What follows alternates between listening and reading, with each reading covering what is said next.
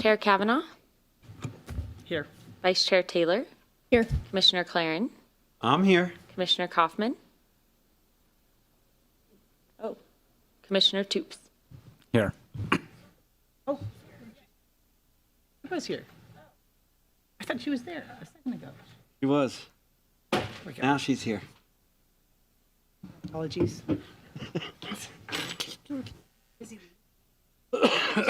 We will all now my do fault. the It's all my fault. Pledge of Allegiance.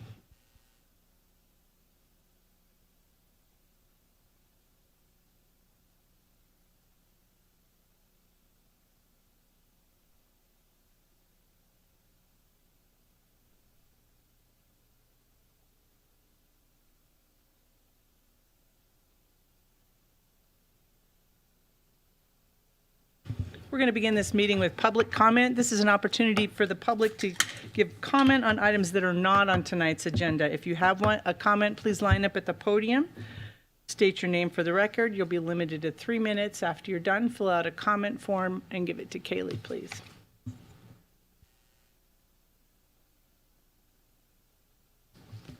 Okay, we're going to move on to item 5, approval of the minutes from our November 18th Planning Commission meeting. Does anyone have any edits? Actually, I do. So I actually voted no for Van Gorder because I was under the impression that we'd already discussed the scale and mass. So I just wanted to put that in for the record. Do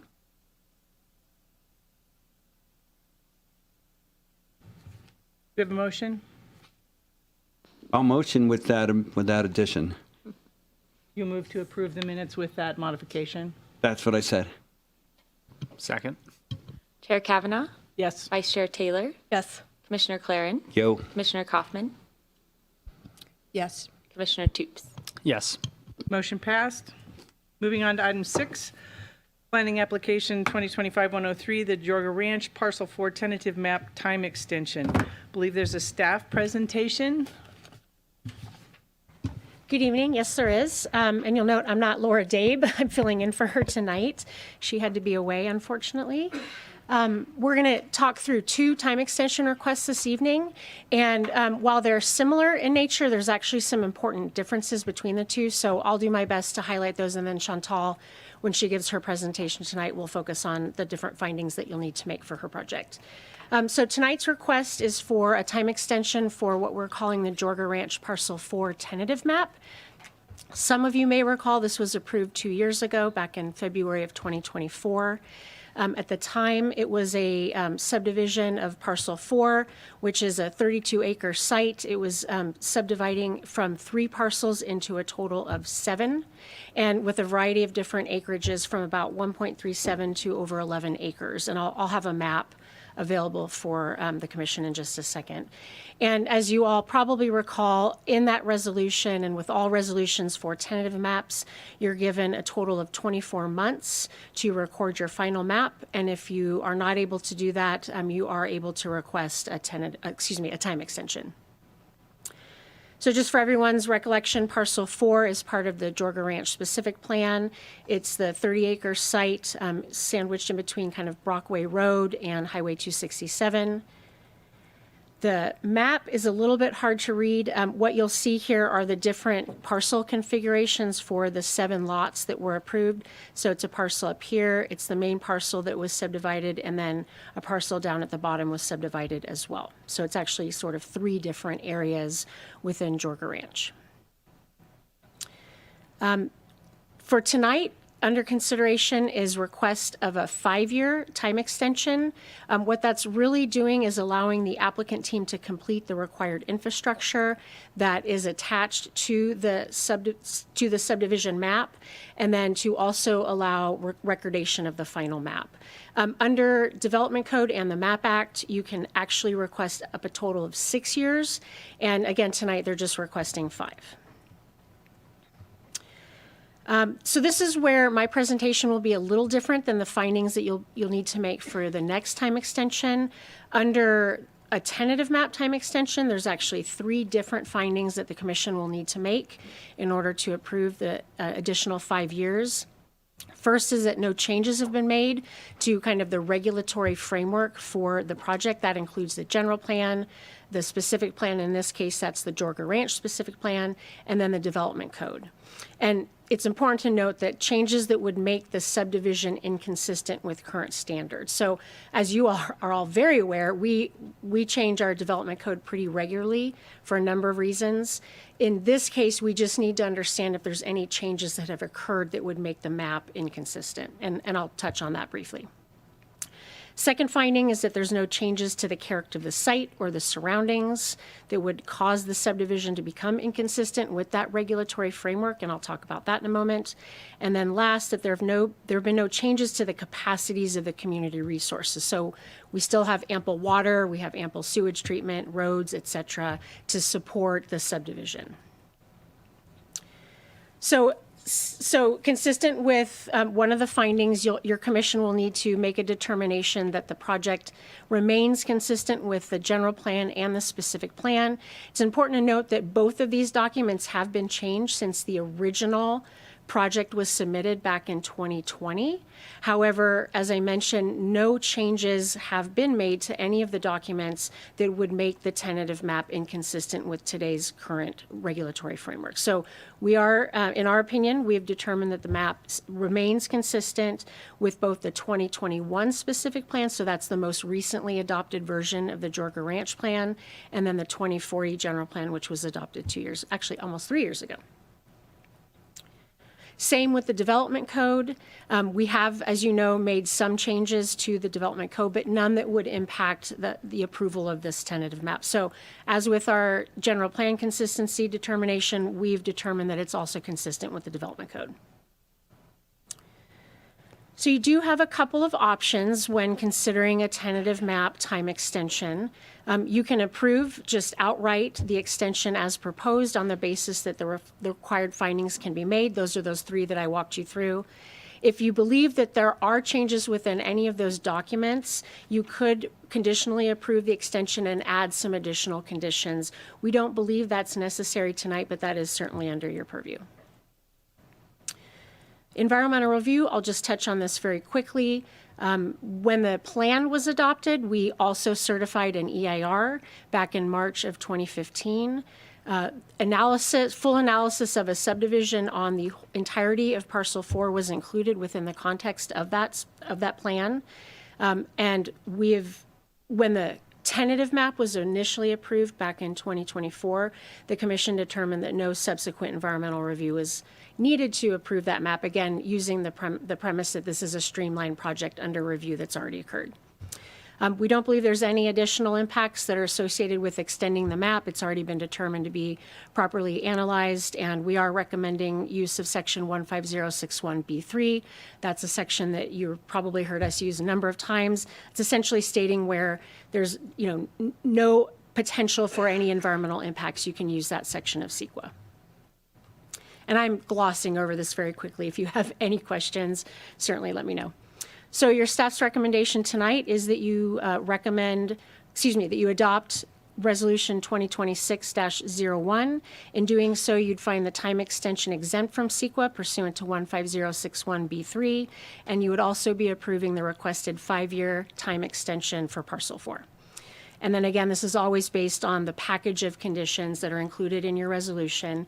Those are the same conditions that your commission approved back in 2024 with some slight amendments for new date for time extension, et cetera. That's all I've got. If you've got any questions, please let me know. I'm not going to run through this. I know you know this slide very well. This is the one we always include. You do have some alternative actions if you need them. You can continue tonight's hearing. If you have questions of us or the applicant team, if you don't believe the exemption that we've used is appropriate, you can direct us to look for a different one or conduct some additional environmental review. In terms of the actual land use permit, you can approve the extension. If you feel the need, as I noted in the slide back here, if there are additional conditions that you think need to be applied, that is an option for you tonight. And then lastly, if you don't believe you can make those 3 findings, you do have the option of denying the extension. And we've got a 10-day appeal period for this item tonight. That'll end on January 30th at 5 p.m. That's all I've got. Thank you, Jenna. Is there an applicant presentation?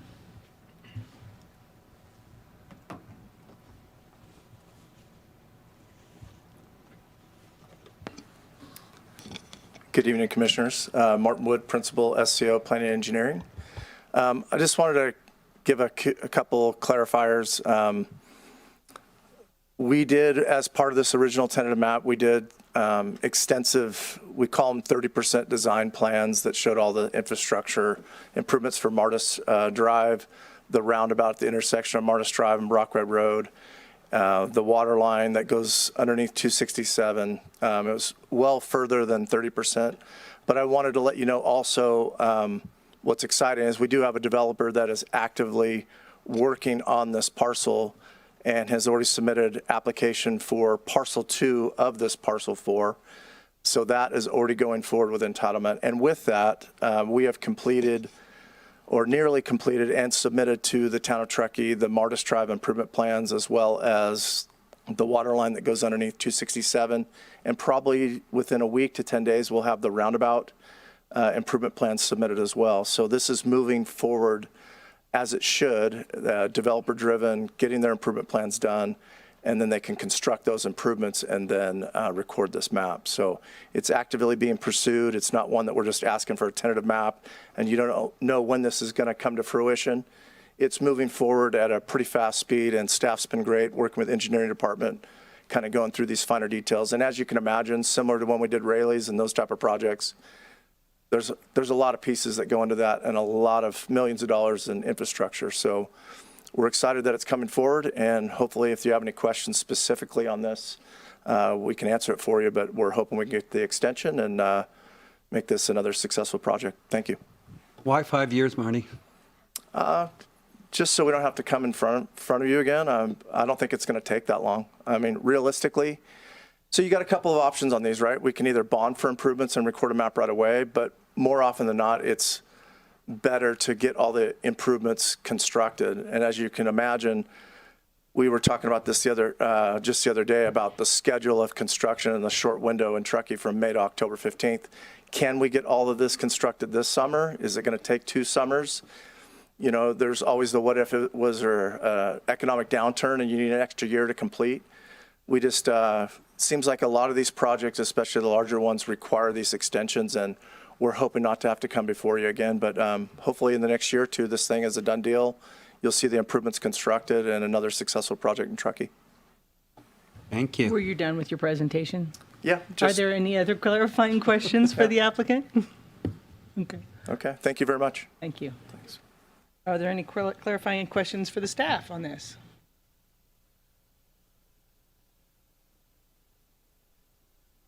So now I'm going to open public comment on this item. If you have a public comment, please come up to the podium here, state your name. You'll have 3 minutes. Seeing none, I'm closing public comment. And that opens it up to us for deliberations. Commissioners, do we have any concerns or questions or things to say about this one? I'm going to motion that we adopt Resolution 2026-01, finding the time extension exempt from CEQA pursuant to Section 15061B3, and approve a 5-year time extension for Parcel 4 tentative map based on the recommended findings and subject to the recommended conditions of approval. Do I have a second? I'll second. Chair Kavanaugh? Yes. Vice Chair Taylor? Yes. Commissioner Claren? Yes. Commissioner Kaufman? Yes. Commissioner Toops? Yes. Motion passes. Moving on to item 6.2, another time extension for planning application 2025-131, Coldstream Commercial Development. We have another staff presentation from Chantal this time.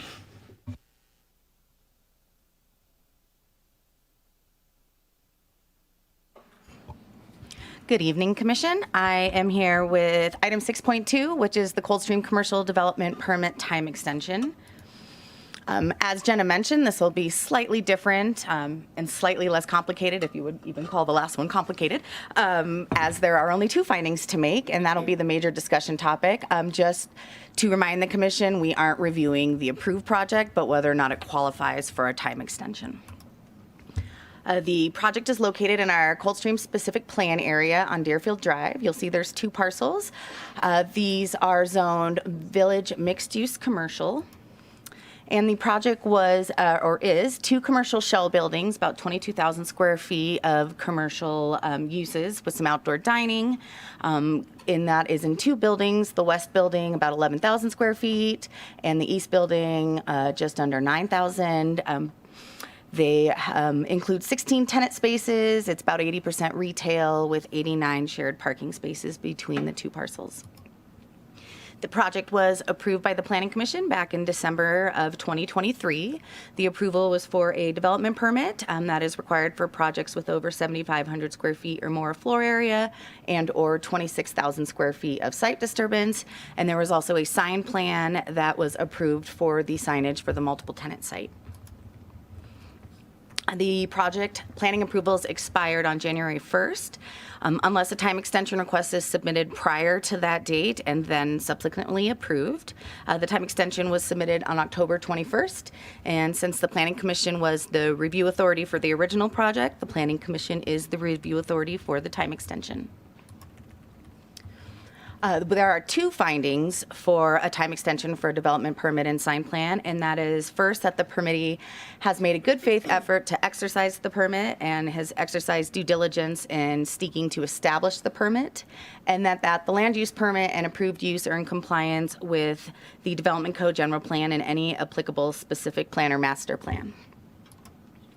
For time extension finding number 1, the applicant has actually satisfied most of the conditions of approval and has submitted the building permits for both buildings. The building permits were approved by all of the town divisions and ending with the applicant not pulling the permit and paying the fees. So almost ready to go. So staff does agree that the applicant has made a good faith effort in moving forward to exercise the permit. And finding number 2, this is a little different of a look. Usually you're looking to see if now that any of the regulatory documents have changed, if the project is still in compliance. But because the Coldstream specific plan has a development agreement, that has locked in the regulatory documents to when that development agreement was signed. So the 2013 development code, the 2025 general plan, and the Coldstream specific plan. We have made no changes to any of those older documents, and there's been no changes to the proposed project, so it remains consistent with those documents. There was no public comment on this project or on this time extension. And seeing that, staff recommends that the commission adopt resolution 2026-02, taking the following actions: determining the project to be exempt using that same CEQA guideline 10561B3, and approving the 2-year time extension to the previously approved development permit and sign plan based on the recommended findings and subject to the recommended conditions of approval. As always, the same alternative actions are available for the commission, which is continuing the public hearing for more information, finding that the exemption is incorrect, or looking to add, modify, or eliminate any conditions of approval for the time extension, or deny the time extension because the findings cannot be made. The appeal period also ends on January 30th at 5 p.m. And that is also all I have for you. I believe the applicant is in the audience if there are any questions, but there is not a presentation. There's no applicant presentation. Do we have any questions for you? Questions for the staff? Any public comment on this one? Same rules as before. None. I'm closing public comment. Any discussion? I'm going to move to determine the project to be exempt from the CEQA pursuant to section 15061B3 of the CEQA guidelines and approve a 2-year time extension for the previously approved Coldstream commercial development permit and sign plan based on the recommended findings and subject to the recommended conditions of approval. Second. Chair Kavanaugh? Yes. Vice Chair Taylor? Yes. Commissioner Claren? Yep. Commissioner Kaufman? Yes. Commissioner Toops? Yes. Efficiency, I love it. Moving on to item 7.1, Planning Application 2024-86, the Truckee Rail Yard Hotel. We have a staff presentation on this from Yumi.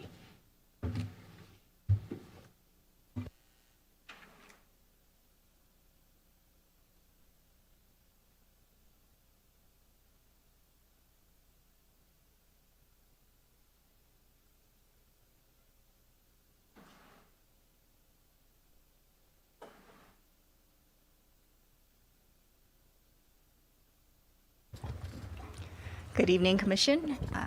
I'm here to present the Truckee Rail Yard Hotel. We do have our applicant in the audience, and he'll be providing you with a presentation after this presentation. Just to give you a little context for where this project is located, it's located in the Rail Yard Master Plan at the east end of our historic downtown.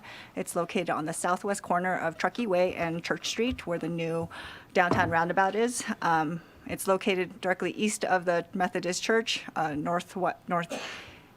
southeast of the Community Arts Center, and then Artist Lofts is located to the east of this project. The project is located within the Rail Yard Master Plan, which is originally adopted in 2009 and amended in 2016. And then it is part of the Downtown Extension District of the Rail Yard Master Plan, which is the easterly extension, which is intended to be the easterly extension of the downtown that complements the historic character of the downtown at a higher density. It's intended to have a mix of uses, commercial, retail, and residential. And then, as you can see, there are three main districts within the rail yard. There's the downtown extension, which is located fully to the west on the west side, including within the balloon track. And then there's two other districts, the Truckee District and the Industrial Heritage District, which is wholly located east of the balloon track. The applicants are proposing approximately 80,000 square foot building at this location. They're proposing 60 hotel units, 15 for sale individual ownership multifamily residential units with transient rental as an allowed use. 5,000 square feet of food and beverage space is proposed, 2,500 square feet of fitness and wellness space, dedicated meeting and event space is proposed, 2,300 square feet of fitness and wellness space is also proposed. And within all those three areas, they're proposing some amount of public access to these amenities. There's also a proposed rooftop pool, spa and terrace, and a potential for event space up on the rooftop. On site at the ground level, there's proposed to be 17 on-site covered parking spaces, along with an outdoor event and plaza space on the southwest and interior of the project as well. Here you can see the project site plan. This is the ground floor, where you can see that all the amenities are located on the southern part of the building. You can see that there's a restaurant on the western side with outdoor dining, a meeting space in the center of the building, and then a fitness wellness space on the southeastern corner of the building. The back of house is located to the northeast, directly adjacent to the roundabout, and then they're proposed to have two encroachments that access the parking on site for the 17 parking spaces. The access off of Truckee Way is a one-way in, and then the driveway on Church Street is both ways. So that would function off of Church Street as like a normal parking lot would elsewhere in town. And you can see that there's some solid waste storage that's proposed along Church Street as well. The parking spaces are proposed to be covered, and then the drive aisle would be open, and snow removal would be addressed through hydronic heating. This is the second floor of the proposed project. They're proposing hotel units to be primarily on fully on the southern portion of the building, and then the eastern wing would be residential units. And the eastern wing would be primarily accessed from the third floor, but there are two units on this floor that would be accessed off of the second floor. And you can see here, this is the third floor, where they have the shared corridor for the residential units that are private to the residential units, and where access from most of the residential units are located. And then on the fourth floor, there's one residential unit that's proposed, but as you know, as I noted in the staff report, most of these units are 2 stories, except for, I believe, this residential unit on the fourth floor. And as you can tell here, there's a bar that's accessible to the public, and then an event space and a rooftop pool.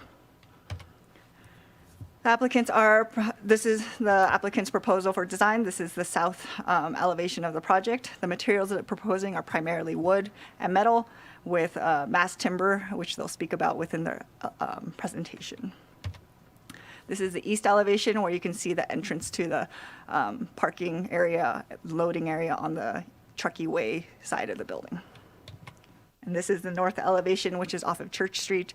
You can see the mechanical yard on the eastern side, and then the large rock that's located on the property is shown on the eastern side, or on the western side of the property. And then you can see that there's a trellis that's intended to be, I think, partly covered parking.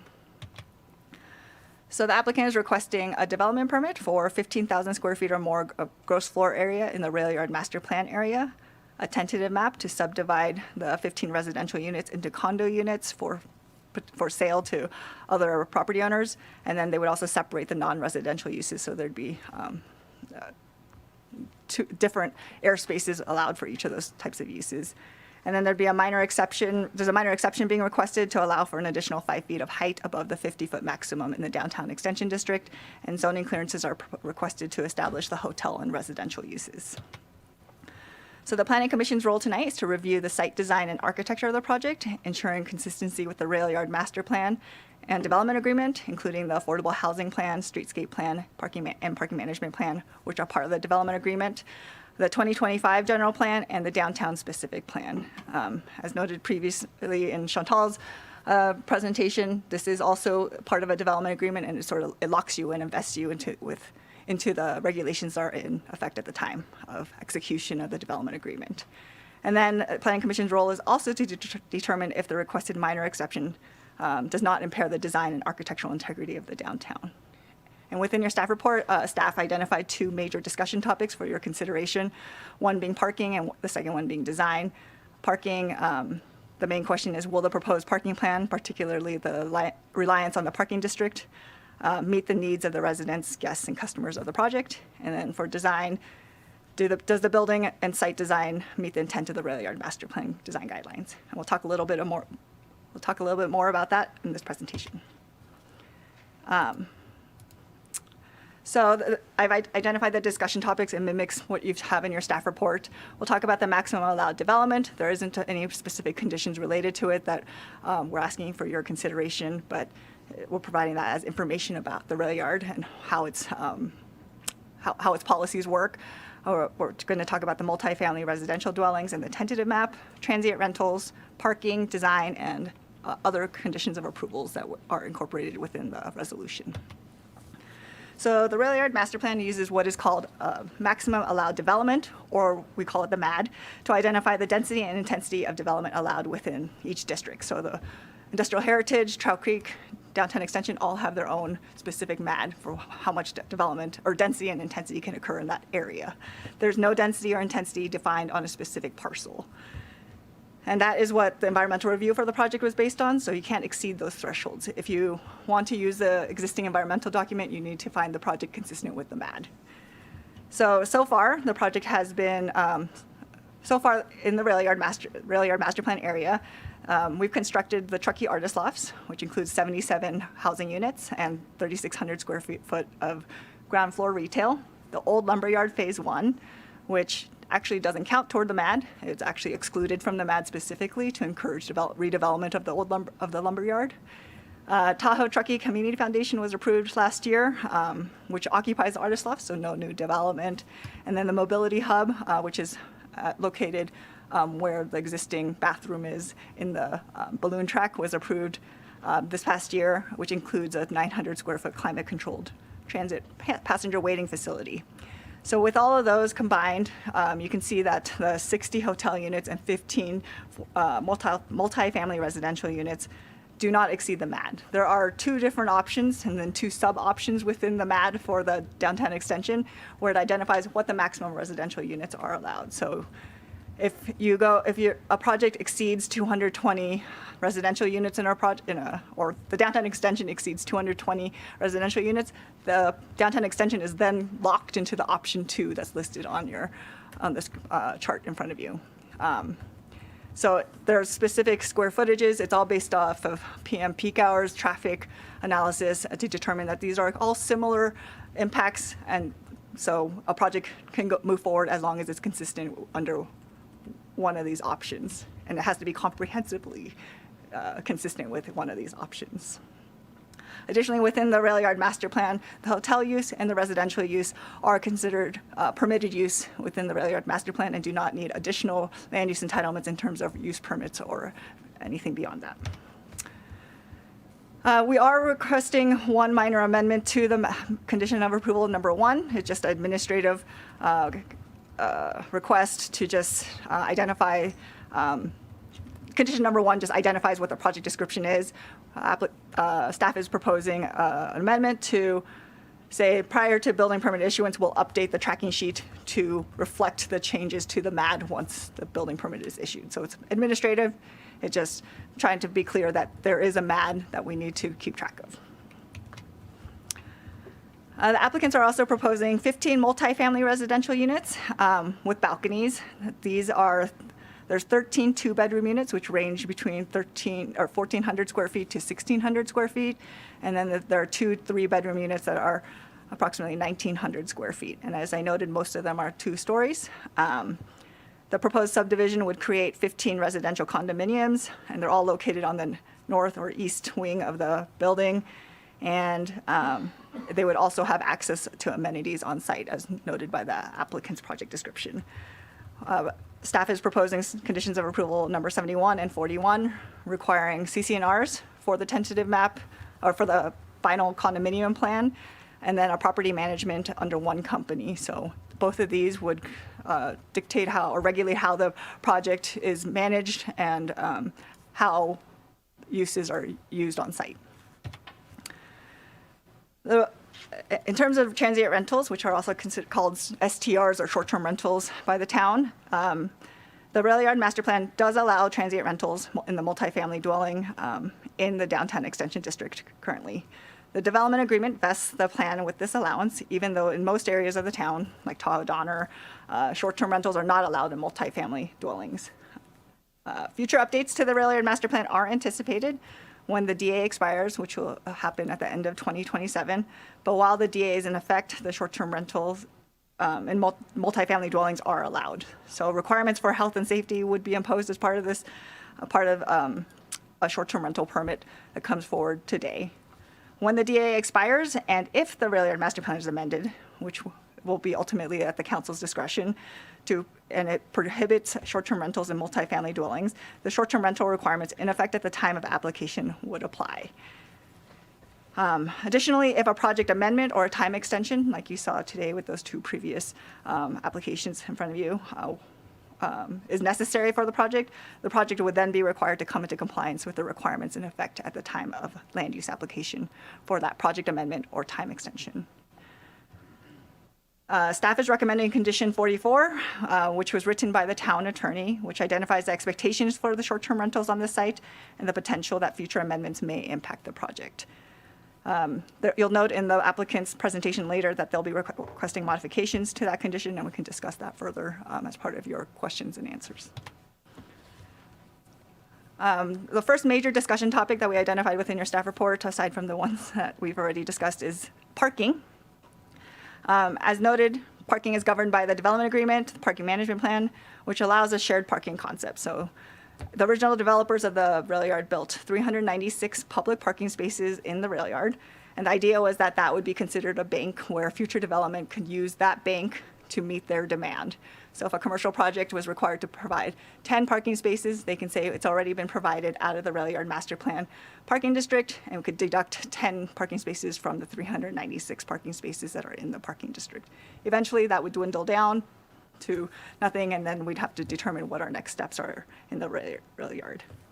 The applicant is proposing 17 on-site parking spaces. 15 of them would be for residential uses, and 2 would be for other uses. And then there would be 99 parking spaces that the applicant's proposing to use from the parking district.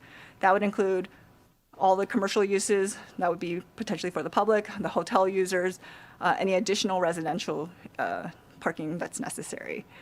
And the applicants are proposing the valet service, a valet service for all uses on site, including the hotel. They're not, users aren't required to use the valet service, but it is an option for the users of the site. Just to give you a quick overview of what our parking district looks like today, we have 3 overnight parking areas in the rail yard just south of the artist lofts. You can see in yellow or orangish here that there are 82 overnight parking spaces. On Brickletown, there are 28 parallel parking spaces that are considered overnight parking spaces. And then at the Jack slot, there are 20 overnight parking spaces. From November 1st to April 30th, there's no parking allowed on the street between 10 p.m. and 5 a.m., except in the paid overnight parking spaces.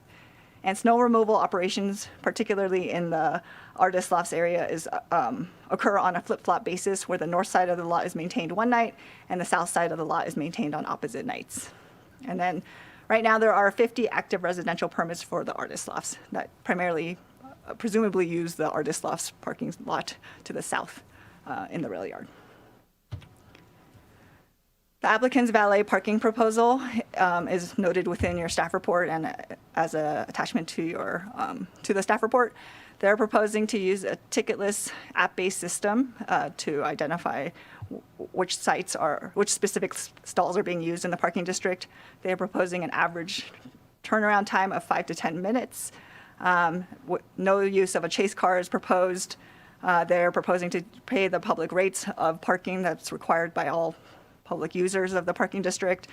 They're expecting to coordinate with the parking district authorities to respect the overnight restrictions. And then if they're still working on what it would look like during special events, such as Truckee Thursdays, but they're proposing that potentially the valet could operate on a reservation-only basis. They're also considering ways to incentivize use of public transit for employees and hotel guests and other users of the site. These are just conceptual ideas. They haven't put anything, there isn't a detailed identification of what exactly is being proposed as part of the valet parking proposal, but this is what they're considering right now. At this point, there are some staff concerns with the parking proposal, particularly with the use of the hotel, the use of the parking district for the hotel specifically. We found that with 50 residential permits already allocated through the artist lofts, only 80 spaces remain throughout the parking district, not just in the rail yard. During storm events, there are half the available parking spaces on those storm event nights. Other users also use the overnight parking. We do have Truckee Hotel that's located near the downtown that use other overnight parking areas. And then there are some residents within our community, within the downtown, that also use overnight parking within our district. There are time limits on parking, which could make it more challenging to manage. And right now, the rail yard is not built out. We have one building that's there. There could potentially be up to 280 residential units in the downtown extension only. And there's still the Trout Creek and the industrial heritage sites that would need to be built, that could be built out. So there is potential that there would not be impacts to future parking needs. Additionally, the use of the overflow parking agreements that the applicants have suggested they could use would not be permitted unless a project amendment is requested. And we look at the impacts of that use of the overflow parking on the existing land use that they're using it from, and then add that to the actual valet parking plan proposal for the project. And then we'd also want to know how vehicle owners, who would be responsible for the towing and ticketing of vehicles. The vehicle owner would obviously be the one that's ultimately responsible to deal with that, but how would the hotel then take on that onus? So as part of the discussion of the project, we've drafted condition of approval number 26, which has a number of questions. We understand that the applicants are still working on what this valet parking plan looks like, but we want to make sure that it's a very detailed parking plan, that there's some fail-safes just in case something fails. We want to make sure it's going to work and function and not impact our community negatively. So condition 26 requires a detailed valet parking plan. We reiterated that the overflow parking requires a project amendment. And then we're asking whether or not the Planning Commission wants to review the parking plan before the final review by the town engineer. Right now it's drafted to be all staff level, but if there's some concern that the planning commission would like to have some involvement on the review, then there's potential to amend the condition to reflect that. And then are there other concerns aside from the number of questions that staff has asked as part of the condition that should be considered? And then we are requesting that whatever direction we decide to go with this condition, we are proposing that we add a revision to defer final approval to the town engineer and require an annual review with the developer for the valet service plan, just in case things change in our requirements and parking management of the parking district is modified. I'm sorry for all the text, but there's a lot of conditions that we want to make sure we're looking at closely. We're also proposing a revision to condition number 42, which is a parking disclosure condition, which requires that prior to occupancy, disclosure is recorded with Nevada County, notifying any future property owner or tenant that there is a downtown parking district which restricts overnight parking and does not guarantee long-term residential or hotel parking. And then we're proposing a revision to this condition, as you can see in the underlining, that shows that states that the property owner is required to provide notification to all guests and residents on a regular basis regarding these parking restrictions, including snow removal activities, events, closures, and other restrictions that may be implemented by the town. Related to parking is loading spaces, which are typically for commercial uses where you need to load goods or unload goods. There's also the added factor within this project of valet parking, which would all be required to happen on site. The development code, which is the governing document per the development agreement that for loading spaces, requires at least 2 loading spaces for the project. It also provides the Planning Commission with some discretion to determine if more loading spaces are necessary, depending on the use and the operations of the project. We've identified condition number 38 to ensure that the width and vertical clearance of the loading spaces are in compliance with the development code. And then tonight you may wish to consider if more loading spaces are necessary to accommodate this specific project, particularly with the valet service use. The second major discussion topic within your staff report is the building design. Here you'll see an image of the original design that was submitted as part of the initial application. You can see that there's curved corners, light colored materials, glass railings, and horizontal forms. As part of that initial discussion, staff provided direction to look at the design guidelines within the rail yard master plan, look at ways to incorporate the design guidelines, including looking at the town's railroad industrial history, and then find ways to create a modern interpretation of our downtown, look at patterns and forms that reflect the buildings that are in our downtown, and then look at ways to simplify building forms, look at vertical building forms, looking at ways to incorporate material changes that to break up the facade. So the applicants did work on the design and changed the project aesthetically. And this is their current proposal that's before you. That's within your resolution. You can see the south elevation, east elevation, and north elevation. And as noted prior, the materials are primarily wood, mass timber, and steel or metal.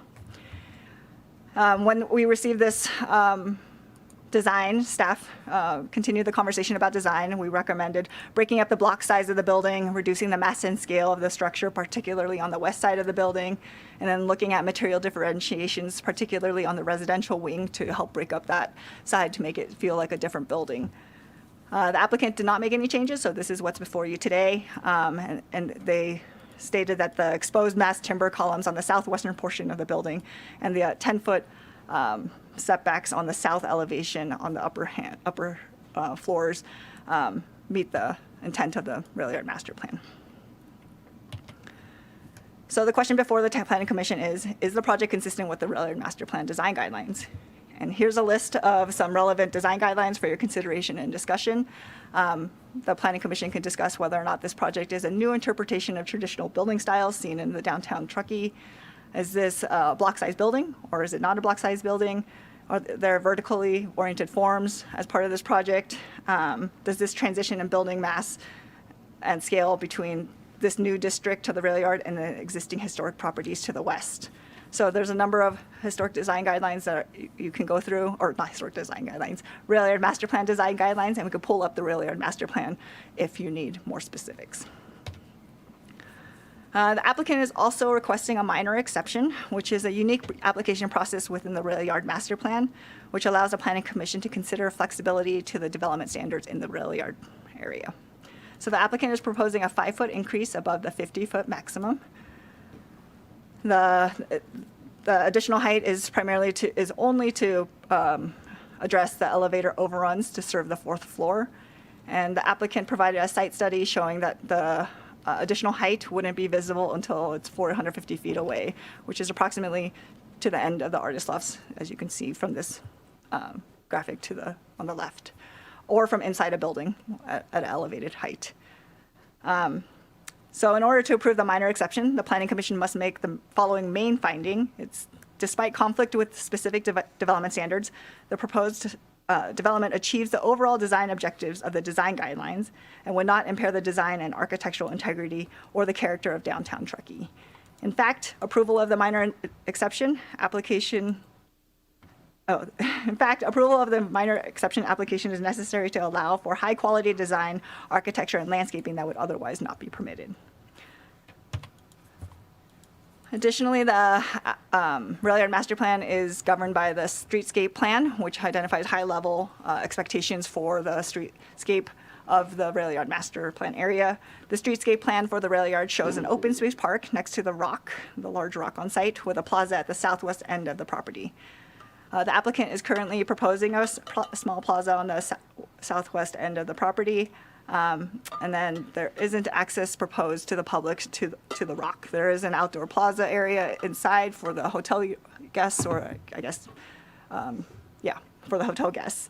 So the Planning Commission may wish to consider if access to the rock should be provided to the public either through the restaurant or hotel lobby, or if allowing access from Church Street would be appropriate. But it should be noted that it's not shown here, but there are solid waste enclosures located on the Church Street side of the property, right in front of the rock. You can consider so that's where we are on. So for the Planning Commission's consideration, should additional access be required? Is consistent with the streetscape master plan, or is the plaza sufficient to meet the needs of the streetscape plan? Other conditions of approval that are within the resolution for your for recommendation are to include future uses as a future land use entitlement, including the restaurant, bar, fitness, wellness, meeting and event space.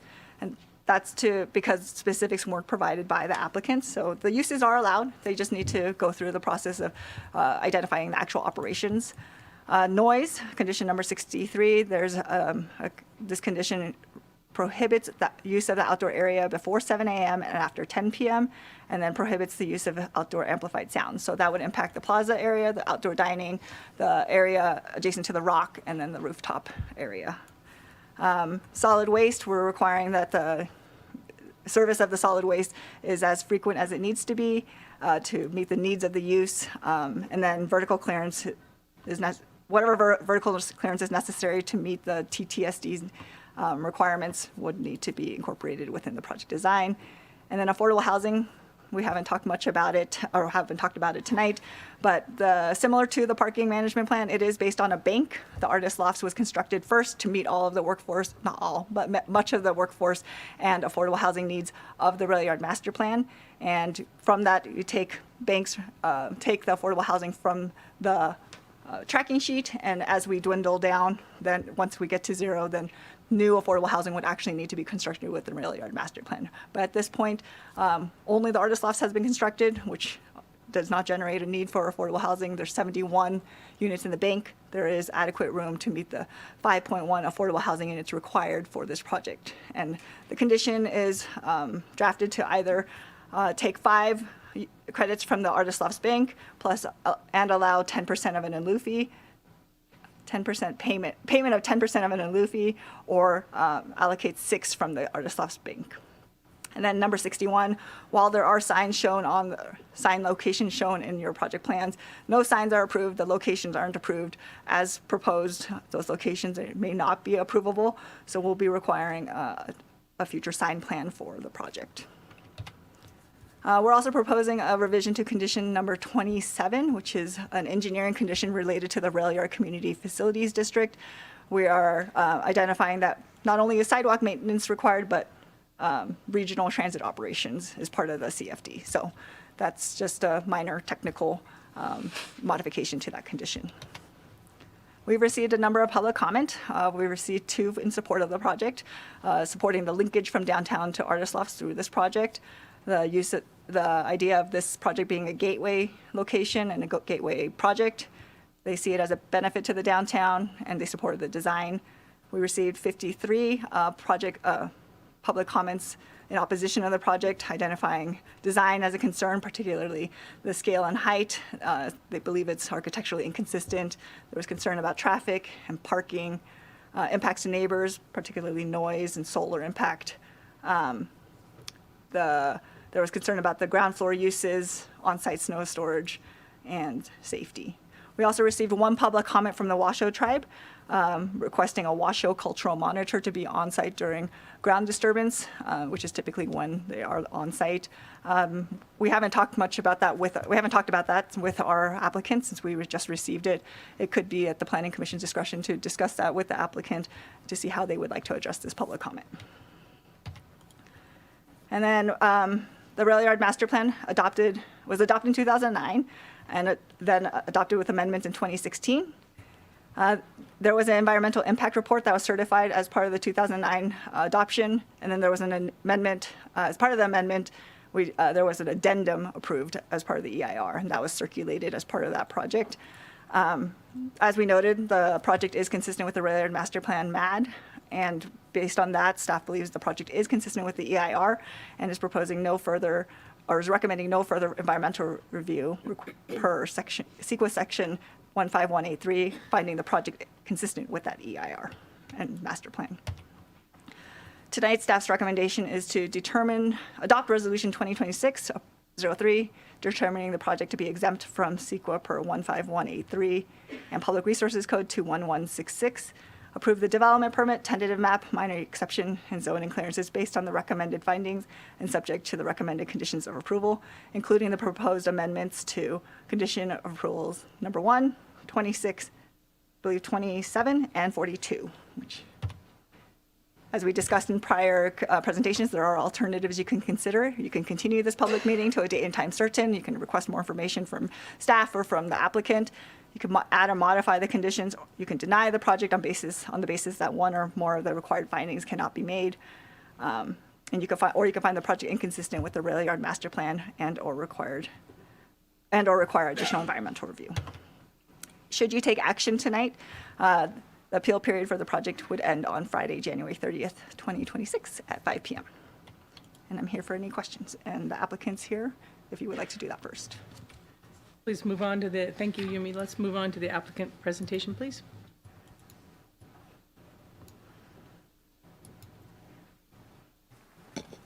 Good evening. Thank you, staff. Yumi, I have the presentation on my computer as well. I'm just going to flip through. I can ask you to flip slides when you're ready. My name is Rakesh Patel. I'm the owner of the project applicant. Super excited to be here today. It's been a long time coming. I do want to say before I start that I noted the comment on the Washoe County tribe. We're absolutely open to that and would love to have that discussion when appropriate. We can start with a quick agenda. You know, I prepared, given the amount of public comment, given the amount of time we spent on this project, I prepared over 30 slides. I don't think I need to go through every single one of them. I will touch on some of the highlights, but if we can get to the agenda. So we'll start a bit with the planning history, spend a few minutes on that, talk about our design philosophy. I do want to talk about our commitment to sustainability, It's an important feature of this project, including mass timber. I have a few renderings. Of course, want to talk about parking, transient rentals, and have some final thoughts at the end. We can go to the next slide. So believe it or not, we have been in planning for 3.5 years. We started the project in June of 2022 with the pre-application. And before I go through this slide, I do want to personally thank Yumi for sticking with us. I think her attention to detail actually improved the process quite a bit. A lot of times in planning applications in hospitality projects specifically, they're rushed through the process. And I think in this case, the process actually worked. Our project today is in a much better shape. I think the design is much better than we originally envisioned. So I appreciate the process. So we started our process in June of 2022 with a 99-key hotel. And just for context, the rule of thumb for hospitality is to create 120 keys minimum for feasibility. That not only deals with construction costs, rising labor costs, the interest rate environment. So typically 120 keys is the starting point. So we suggested exploring the opportunity of building a 99-key hotel. In April of 2023, we scratched that project, noting that it would be difficult to get that approved as a zoning amendment. And we spent from April 2023 to 2024, June 2024 specifically, re-envisioning the entire project and thinking through as many different ways that we can design this site for the intensity of uses that it deserves. So our first formal application was in June 2024, as I mentioned. 60 hotel keys and 30 multifamily units. One of the slides that Yumi put up was our original design. After discussions and commentary from staff, which we appreciated and were good comments, the intensity of uses, the design, the ground floor orientation just didn't work. And so we spent from June of 2024 to August of 2025 scratching the project and starting over again, the second time since 2022. And we arrived at a 60-key hotel and 15 multifamily units. So along the process, we reduced density each step of the way, and we started from scratch multiple times. We also, just as a note, revised the site plan in and around October to address comments from TTSD regarding trash facilities on site. And so the current plan, as you have in front of you today, has that revision. So this is just a sample of all of the different versions of plans that we've had over the last 3.5 years, all the way from the top left, which was our first iteration, all the way to the bottom right, which is our current iteration. And I think the most important thing to note here, development is hard. It's a hard business, but I can't imagine anyone else having to hire 3 different architectural firms to get it right. That's what we did. We hired 3 different architectural firms from beginning to end, and we've looked at over 25 different site plans to where we've arrived today. Next slide. I want to talk a bit about our design philosophy. I think some of the public comments that you've received, and perhaps some today, will talk about rushing through the process, a design that doesn't fit with downtown, perhaps.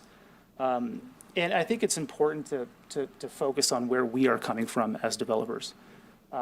The unfortunate reality of hospitality development today is that a single paradigm exists for construction, which is how do we maximize ROI with the cheapest possible construction?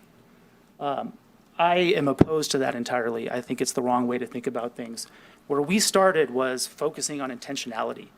How can we make the best possible product for the site, not how much can the site produce in revenue. So we asked ourselves 2 critical questions that we continue to ask ourselves today, which is how do we create a project that maximizes connectivity downtown? We understand and believe, and I think others understand and believe, that this site is a critical component to not only historic downtown, but also the rail yard. The success of this site is dependent on the success of downtown and vice versa. So we asked that question when we start. And number 2, kind of more philosophically and perhaps morally, we asked ourselves, how can we be as innovative as possible around sustainability? I don't think that question is asked enough, frankly. And I don't think that question comes up after initial designs are approved. Costs are too high, short-term requirements are too high. But we made a conscious and intentional decision to make that a core part of our ethos. And to give a flavor of how hard it is to develop or design this site, just want to highlight a few things. This is a very difficult site to make work for any project. let alone a hospitality mixed-use residential project. It's less than an acre. There's a large rock that sits in the middle of the site, right in the middle, as you can see. The parcel, at least the bottom half of the parcel, is a triangle. And so there really is only about a third of the site that you can build enclosed structures on, which is what we ended up doing after multiple different attempts. And on top of that, the development code has two really, really critical requirements that limit what we can do and what we can design. There's a 50-foot height limit, which essentially limits us to 4 stories. And there's extensive street wall articulation requirements, which we'll talk about in a second, which really impact how we create density for the site, where the rooms are situated, how the architecture fits in with the overall form. And as staff had mentioned, this is the current ground floor plan. For reference and just for context, the previous plan actually had flipped the ground floor where food and beverage was on the east side. And so the last time we scratched the project and designed it, we actually brought the food and beverage over to the west side, which was in response to commentary from both staff as well as members in the community. Like I mentioned, this site needs to attract pedestrians and interest from the west to the east. That's what it should do. And so we flipped the restaurant, put it on the west side with some open area dining and an open plaza. And from west to east, we tried to activate every single location that one would see as they're walking along Donner Pass Road. The meeting space, it's important to note that meeting space is an essential requirement for any hospitality project. Not having meeting space is a decision to fail at the end of the day. And for this particular project, at the scale, the quality that we're trying to create, we in fact believe the meeting space is probably too small. But we understood the importance of making sure we don't use too much space on the ground floor for meeting space. And the best location we can find for it was right in the center where the hotel entrance is. And it should be noted that the meeting space is not just for hotel use. It's intended for public use for any event that could be thought of, whether it's a wedding, a birthday party, a corporate event. It's not meant to just be a hotel amenity. And then all the way to the east is what we call our fitness and wellness center. It's not just a space full of treadmills or weight machines.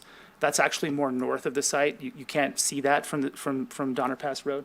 The wellness center is really intended to be a communal gathering space for wellness-related activities. So if you go to the next slide, these are some concept ideas. And these are very early on. We'll spend a lot of time designing this and figuring this out. But open communal spaces where we can have wellness activations, educational experiences, personal lectures, meditation events, etc. And so this is meant to be open to the public. This is not meant to be just a hotel amenity. And we've designed it in a way where there's open access and entry from Donner Pass. And so theoretically, if I'm a pedestrian coming west to east, I don't even need to enter the hotel to either enjoy the food and beverage or the wellness facilities. And that was the intention of creating that ground floor activation. And just a bit about building articulation. I know there's a lot of commentary about the building being too big or too block size. I just described how hard it is to develop anything on this site. And when you add the articulation requirements, it really creates difficulties in achieving your density. And in hospitality specifically, where you have a guest that's spending a night on a nightly basis, that single experience in the hotel room is going to make or break that experience, right? So all of the rooms on the floors facing Donner Pass had to be re-envisioned and redesigned to achieve the articulation requirements of the code. And so what we've done is we've actually stepped back the building in 3 places. All the way to the west, on the southwest corner, where you see the balconies and the exposed mass timber. And then the 2 entryways for the food and beverage space and the hotel entrance. Actually, these are 4 places. And then all the way to the east where we have additional balcony space. So we've really taken our pen to paper and figured out every location where we can step back the building. And as staff mentioned, this design that you see right now is actually consistent with the code in terms of articulation. So a few notes on sustainability. folks can come up here and talk about sustainability, you know, I'm sure others have. We really mean it when we say that we've been thinking about sustainability since day one. It was the single biggest reason why we fell in love with this site. And we made a conscious decision when we first sat down and reviewed what was possible on this site to use mass timber. Unfortunately, given the way the hospitality industry works, mass timber is almost unheard of in hospitality. There are only a handful of hotels in the country that have mass timber in its structure from a ground up perspective. This will be the first ground up mass timber hotel in the Tahoe region and will be one of the few in the western part of the United States.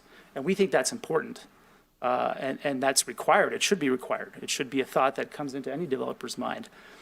And not only are we thinking about materials, we're thinking about the experience around sustainability and climate awareness. How can we educate guests and create awareness around their impact on when they travel? And what can we leave with them when they take home to continue thinking about this very important issue? And last but not least, you know, one of the things I love about Truckee is its forward-thinking views and actions around climate impact. I read all the codes, I read all the activities that happened historically on the history around climate policy, and what better place in all of the region to build a sustainable forward mass timber hotel than in downtown Truckee. It fits squarely within Truckee's climate policy. And just quickly, we're at the beginning of design. You know, we're at early concept phase. Hopefully we're able to get into design development with approvals.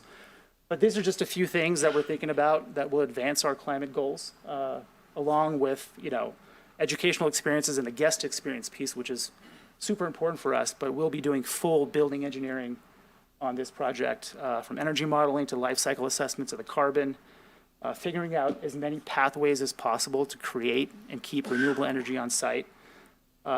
Resilience and adaptation. We're obviously in a very climate sensitive and fire sensitive region. How do we create a project that enhances the project's ability and maybe even broader downtown's ability to withstand fire? And then ongoing reporting. We feel it's important to communicate both our failures and our successes around sustainability, and we have intention of doing that. This is just an example of mass timber. You know, I'm almost incredulous why mass timber hasn't been used in hospitality, simply because it's a beautiful material, and you can expose it on the exterior as we have on the columns. But even more interestingly, you can expose it in the interior, in guest and tenant spaces. And this is just an example. These aren't the hotel renderings, but this is an example of where mass timber has been exposed before. And we think there's a really cool opportunity to create a special experience around mass timber inside this particular project once we get through design.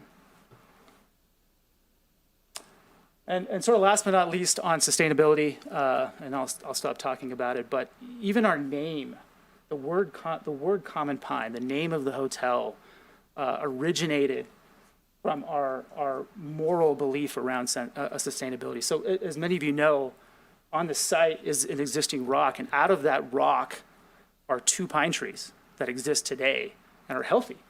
And I don't know how long they've been there. I'm sure they've been there for many years. But that is the origin of the title Common Pine for the hotel. And the belief is, you know, as we think about developing this hotel, and this may sound too hippie for some, I hope it isn't, but we should be thinking about the wellness of these 2 trees as much as we're thinking about the wellness of ourselves as human beings disturbing this site. So just a few renderings. The reason I included these, and I know the staff presentation had these in their packet as well, but it's really hard to see the attention to detail in a elevation in a planning set. And so our architectural firm was kind enough to create some elevations for us. And these are still very rudimentary in terms of the detail that we want to create. But this view is from Donner Pass looking at the hotel, looking north. The next slide is a view on Truckee Way looking west. And this is an interior rendering. We plan on having a communal space right next to the food and beverage entrance on the interior side, and we may or may not have an open fire pit. I know there's some development code restrictions around that, but this is just a view of someone standing at the entrance in the interior. Okay, touch a bit on parking. I know parking is a major concern, as it should be. We believe parking should be something we always think about and try to optimize.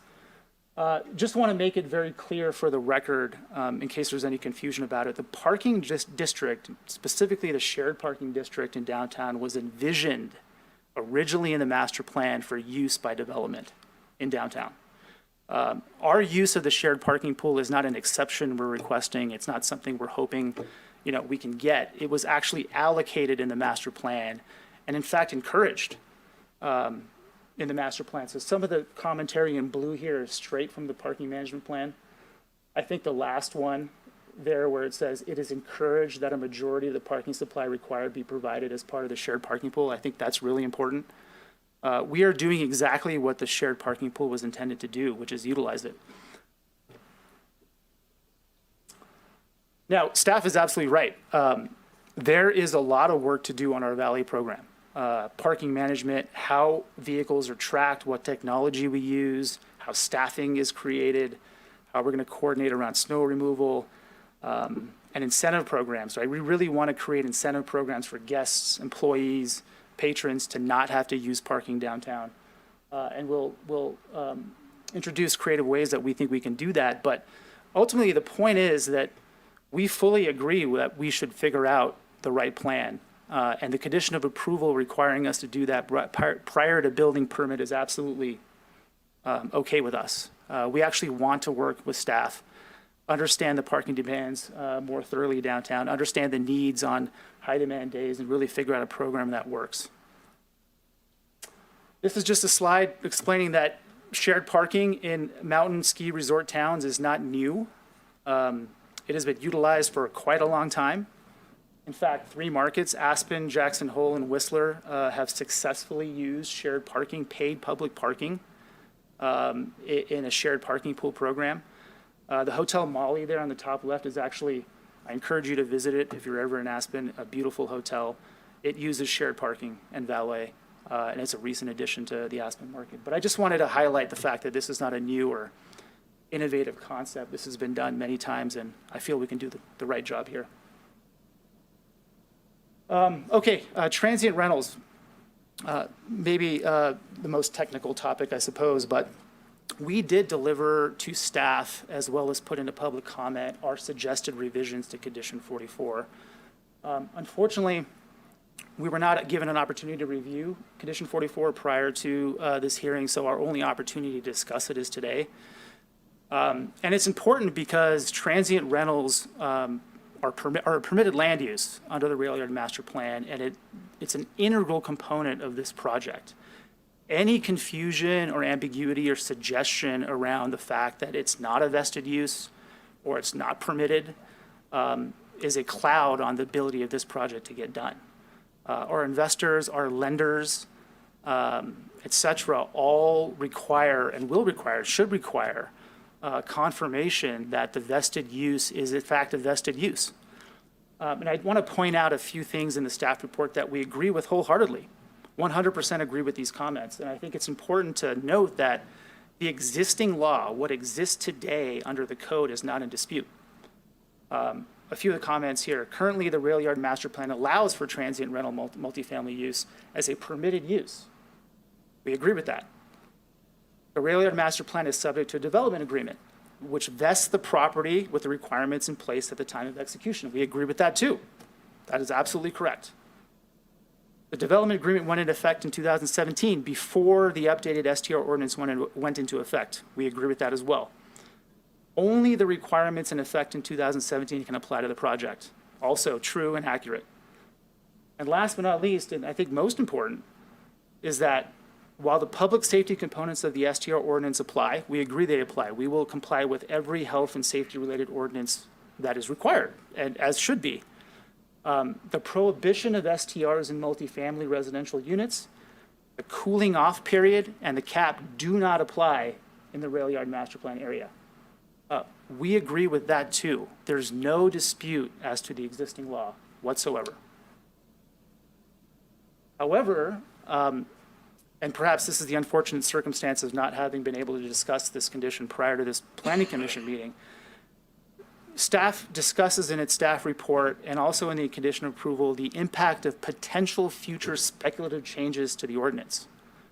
The good news is that this commission is not required to decide or opine on potential future uses or changes.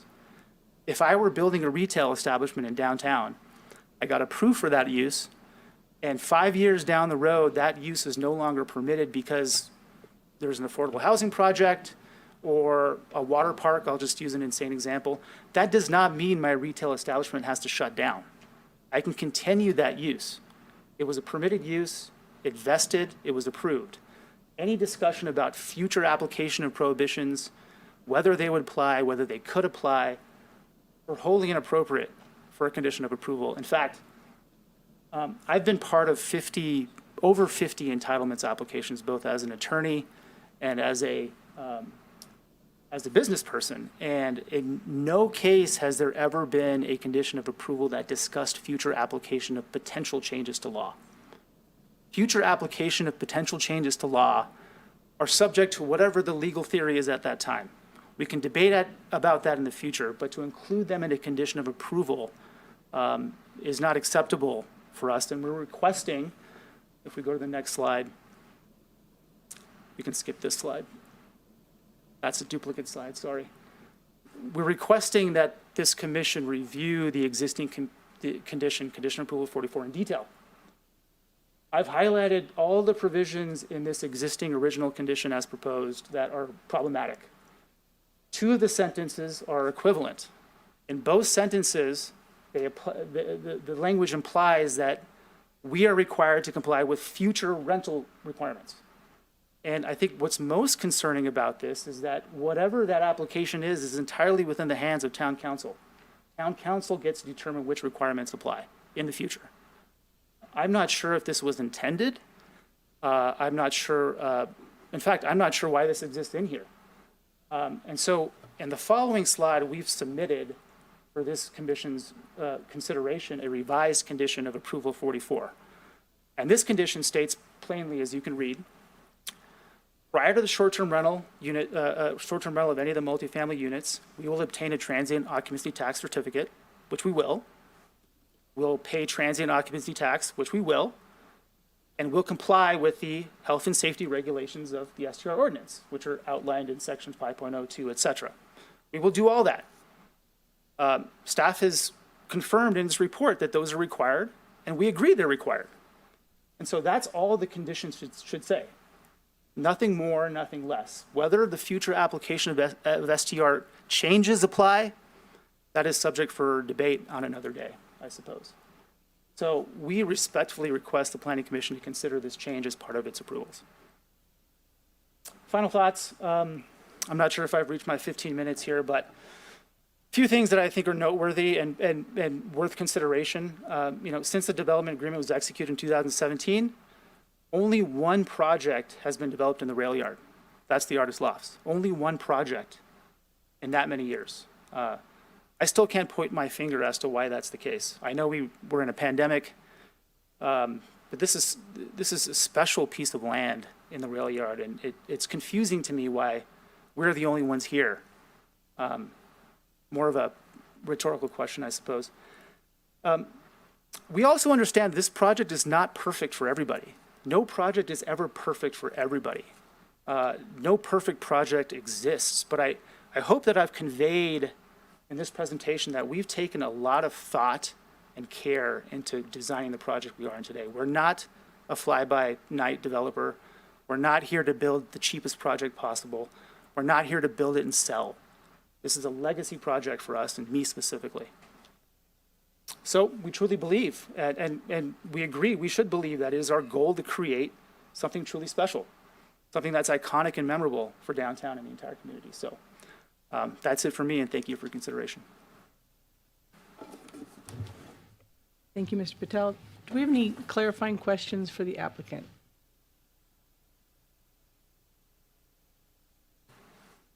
I'll start with one while you get warmed up. Do you have, could you tell us a little bit more about the plaza that's envisioned for the southwest corner? Sure. So the plaza is triangular.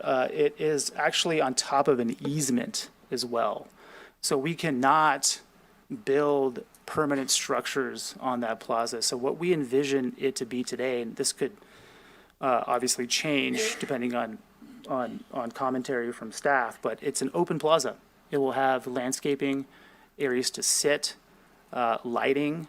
It could serve as a private event space if people want to book it out. But it's an open area and not intended to be built with any structures on it.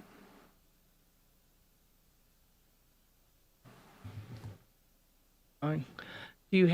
Have you explored or thought about the possibility of an off-site valet parking lot? We did. In fact, we were in discussions with the original owner of the rail yard, and we're in contract for a lot that was within the balloon track. We felt that it was unnecessary to have a dedicated lot anywhere in downtown for parking. Dedicated parking and private parking lots should be discouraged as a matter of policy, in my view.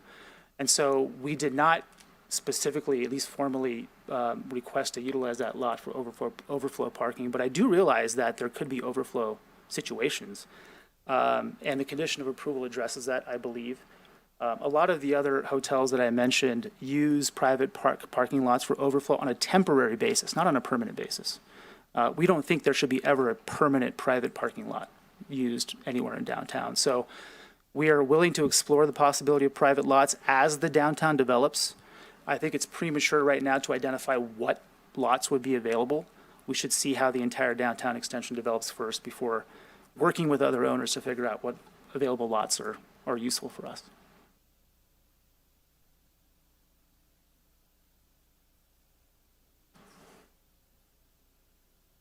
Hi, thank you for the presentation. Can you, this outdoor dining in the southwest corner, is that covered up fully? Could you show us the rendering again? It was a hard time spotting it. Yeah.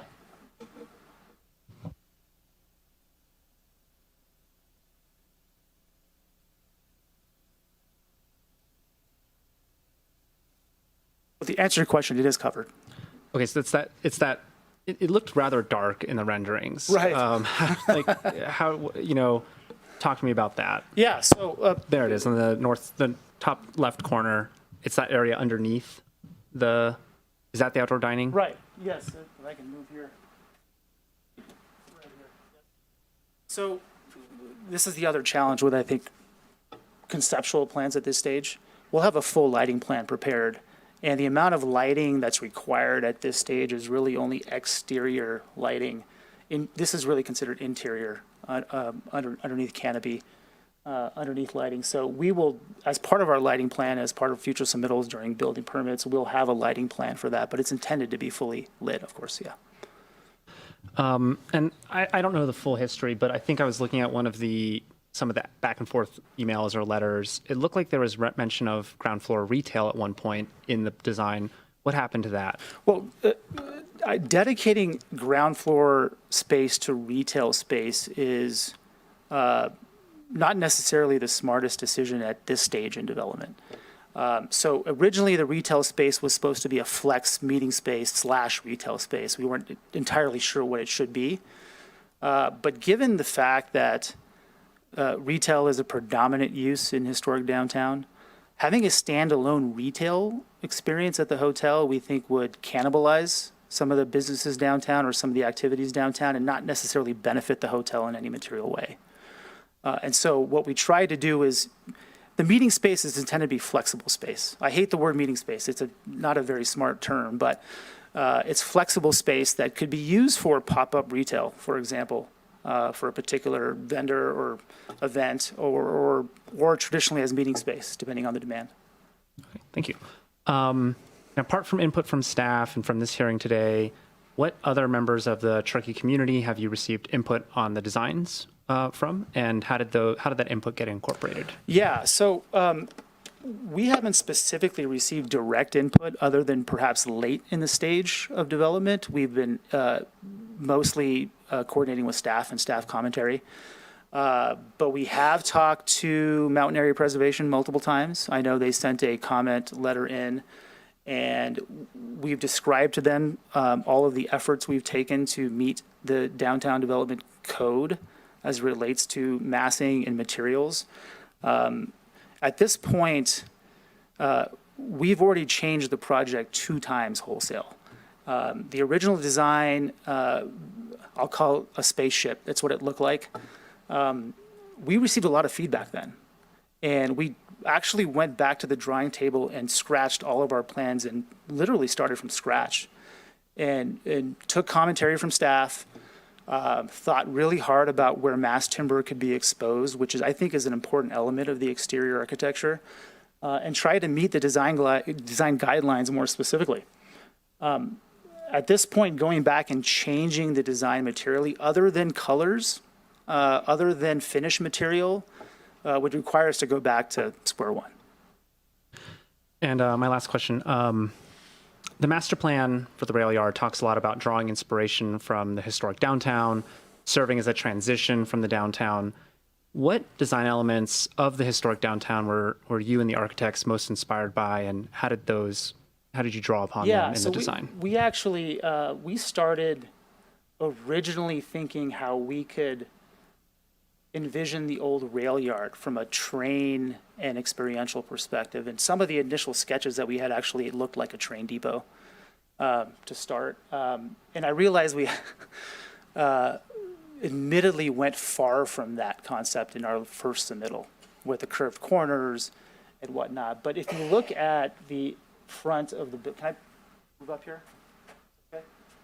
So we tried to create steel trellis structures. Sorry, Rakesh, Oh, I can point at it. Okay. So we try to incorporate steel in an artful way at the entrances right there to have a sort of heritage industrial feel. Originally, we didn't have those steel structures at both the entrances right there. And also the facade material is slatted. So we felt that slatting of the facade materials had a much more direct feeling of transition from an older neighborhood to something that could be more modern. Thank you.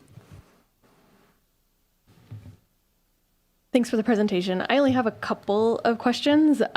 First, is the meeting space, flexible space, and the wellness space, will that be programmed? And then, I don't think I read this in the staff report, but has an operator been identified for the space? When you say program, do you mean leased out? So I mean programming, and that there will be, you mentioned lectures, are you planning to program the space and have it be? Right. So we haven't aligned on what the final program will be. We're still actually doing some interior design on how we're going to break those spaces out a bit.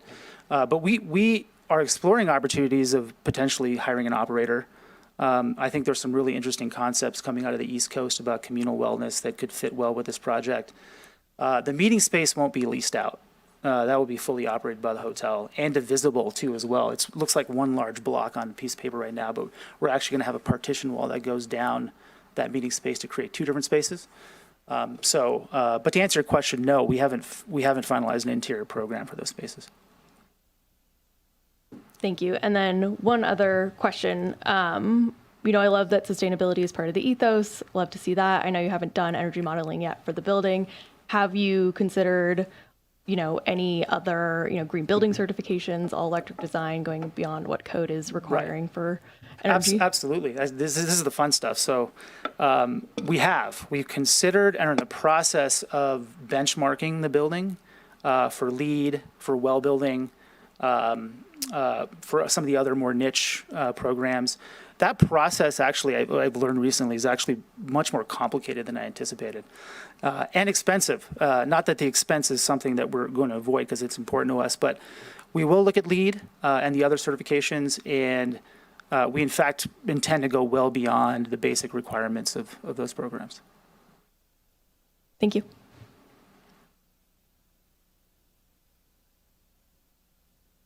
Amy? Some, go ahead. Okay. Are you using non-reflective glass? Yes. through the whole process? The I whole believe project? non-reflective glass is a requirement in the code, correct? Yeah. Okay, so you have a pool on the roof, Right. right? Okay, so the pool, you jump into the pool, is that correct? Well, I don't think diving will be allowed, but yes. So you're- 5, 6 feet deep, Right. 8 feet deep? No, I don't think it's going to be 8 feet deep. I think the max is going to be 3 to 5 feet. 3 to 5, 3 Yeah. feet deep The- only? Yeah, pools these days are getting smaller. I only ask because on the plans, you have hotel keys underneath Right. that pool. Right. So I was kind of curious how you were going to fit a pool on the roof with a room underneath Yeah, it. right. So that's a long conversation we had with our architect. Unfortunately, I am not an architect, so I can't answer that technically, but we did study that. It's a stainless steel prefabricated, pool that is constructed off-site, installed in-site. This rooftop pools are hopefully known, they're not uncommon. And the engineering underneath the pool and how the pool fits into the ceiling as well will be fully architecturally engineered. But it is possible, yes. So you won't lose any rooms when No. you actually put that pool in? No. That was a important question for us, right? So you'll be like We doing can dog consider, paddling. we can consider making the pool deeper. I'm absolutely willing to do that. That's up to you, sir. All right, so could you explain how you feel this design is historic? Because I'm not seeing it. Well, I don't think the intent is for it to be fully historic. We aren't, at least the intent for us was not to create a building that looked like it was constructed many, many years ago. But we feel the building form and the articulation and the finish selection on the exterior, it is a step between historic and fully modern. It has elements of historic architecture, like the wood slatting, the actual cedar finish, the use of steel beams, and the rooftop. But it was never our intention to create a fully historic-looking structure. I don't think that this site nor the rail yard anticipated a structure that was fully historic or matched exactly what the history of the architecture is in downtown. It's meant to be a transition for us, and we feel that's the best way to execute on the site. And you obviously you feel that this is a transitional from old Truckee to new Truckee. Well, we feel it is, yes. Whether there are improvements that can be made, I'm not sure. Some of the things I saw in the guidelines were, well, how does this design mitigate the full use of the block? How are you mitigating that? So throughout the guidelines, it says to not have a block, and you have 2 blocks, actually. You have both Donner Pass Road and Truckee Way, from corner to corner, pretty much. Well, I think the intent of the development code is to see how you can maximize the intent, the actual design feature. As I mentioned, the site is severely constrained. We have a rock in the middle. We physically cannot construct a rectangular building that goes from Donner Pass Road to Church Street on the site without impacting things like on-site parking, operational flow, where the trash enclosures are. There are a lot of elements of the site that have to fit in together for there to be a project in the first place.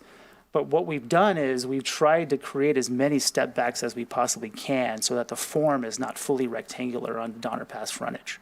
And so when you look at the building, while it is connected, we hope the belief is that we make it as disconnected as possible when one is viewing it, with the inset entrances as well as the balconies on both corners. Did you consider change of materials every 40 feet? Well, we feel a change in materials takes away from the boutique nature of the project. The project is intended to be one project in one envelope. A change in materials, we think, would reduce the experiential nature of a guest that's driving up to the building.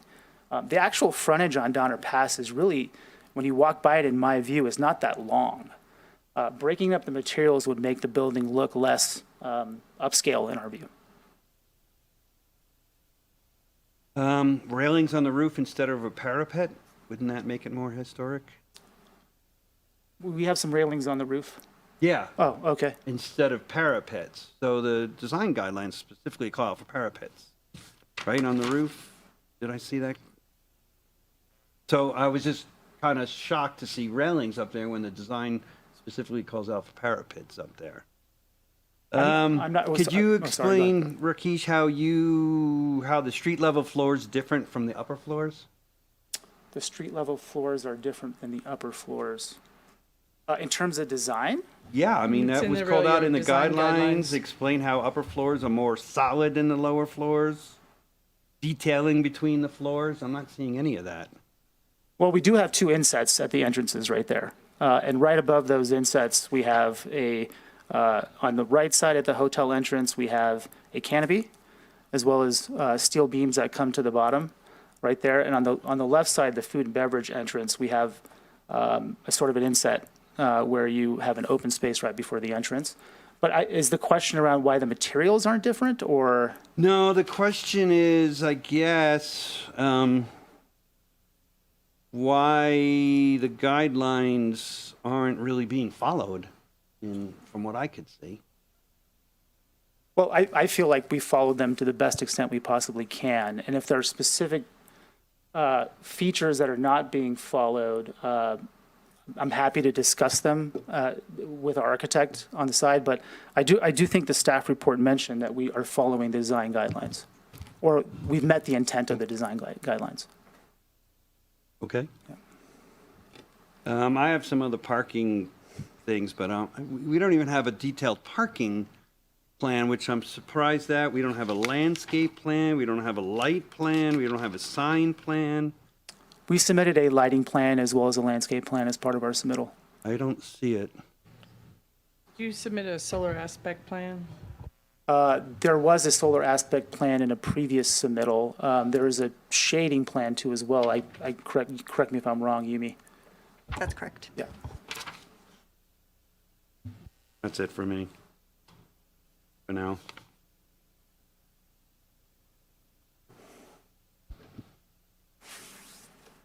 Hi, thank you. Thank you for being here this evening.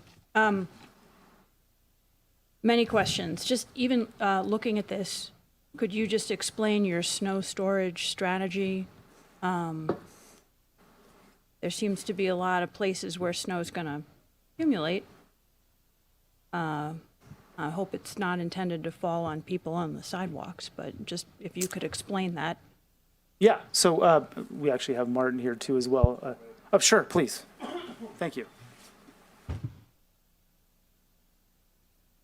Good evening again, Commissioners. Martin Wood. Yeah, for this particular project, being very compact, if you will, and trying to make the best use of the space for our parking and those type of things, there's a lot of covered elements where we won't have snow.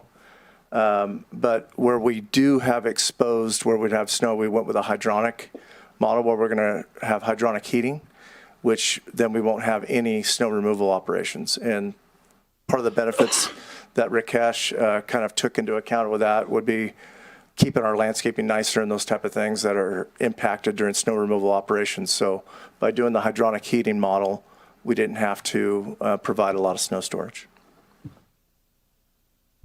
And could you just explain, for the record, what you mean by hydronic heating, just so it's clear, please? Basically, heated water is pumped through a polyethylene tubing that goes through the top level and it keeps it up at an ambient temperature that allows it to melt off above freezing. So we won't have accumulation. It ends up being a very safe, where you have a lot of patrons for a hotel and a lot of public. Works very, very well. And it's common in Truckee in a lot of the buildings.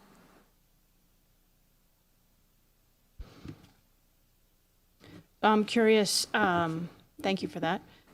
Noise mitigation. I know we're in the downtown area, but Church Street is called that for a reason. There is a church behind you. It would seem in one of the pictures like you have a giant dumpster adjacent to their property.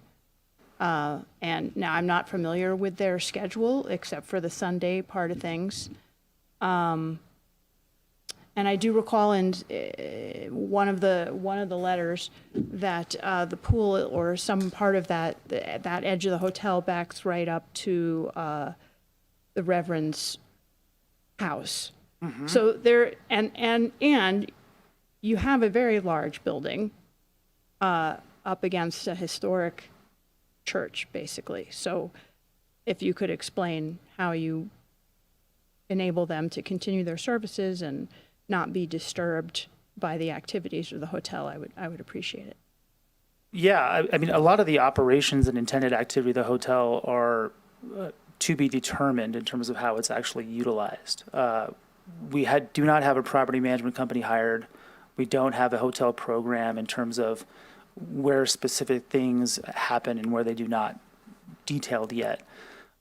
We will have full acoustic analysis done on the entirety of the hotel, how much noise the hotel is emitting from inside and the outdoor areas, as well as how much noise is being emitted inside. That's part of the study that is planned for during design development. But I will say that the trash facilities for this project, the only location for them is in that corner. And we've studied this, and happy for Martin to opine on this too as well. The trash requirements in the development code are extensive. And we've already addressed comments by adding additional trash enclosure on the property and modifying some of the on-site parking. But overall, our goal is to work with our neighbors to ensure that noise is not impacting their operations, and we're willing to have that discussion. But as far as a plan, I think it's too early at this stage in this entitlements process to have identified a plan for that. Yeah, sure. Just a couple notes. That's a great question. We extensively looked at the trash operationally and how we could fit that in. A couple of things that you probably know from other projects, we have to have 80 feet of front kind of approach to those. So as Rakesh kind of said early on, that was really the only spot physically, rather than putting it front and center at the front door where everybody was coming into the hotel, that would have been really the only other option. We played with different dimensions. We ended up with multiple arrangement here. We worked with staff and TTSA on what was appropriate as far as a front end. But to your point, I think probably the best thing that we could offer is we are going to have different times of pickup. And I think that schedule will probably be paramount to not interfere with services and those type of things with the church. So that's a great point, but I think that can be accommodated.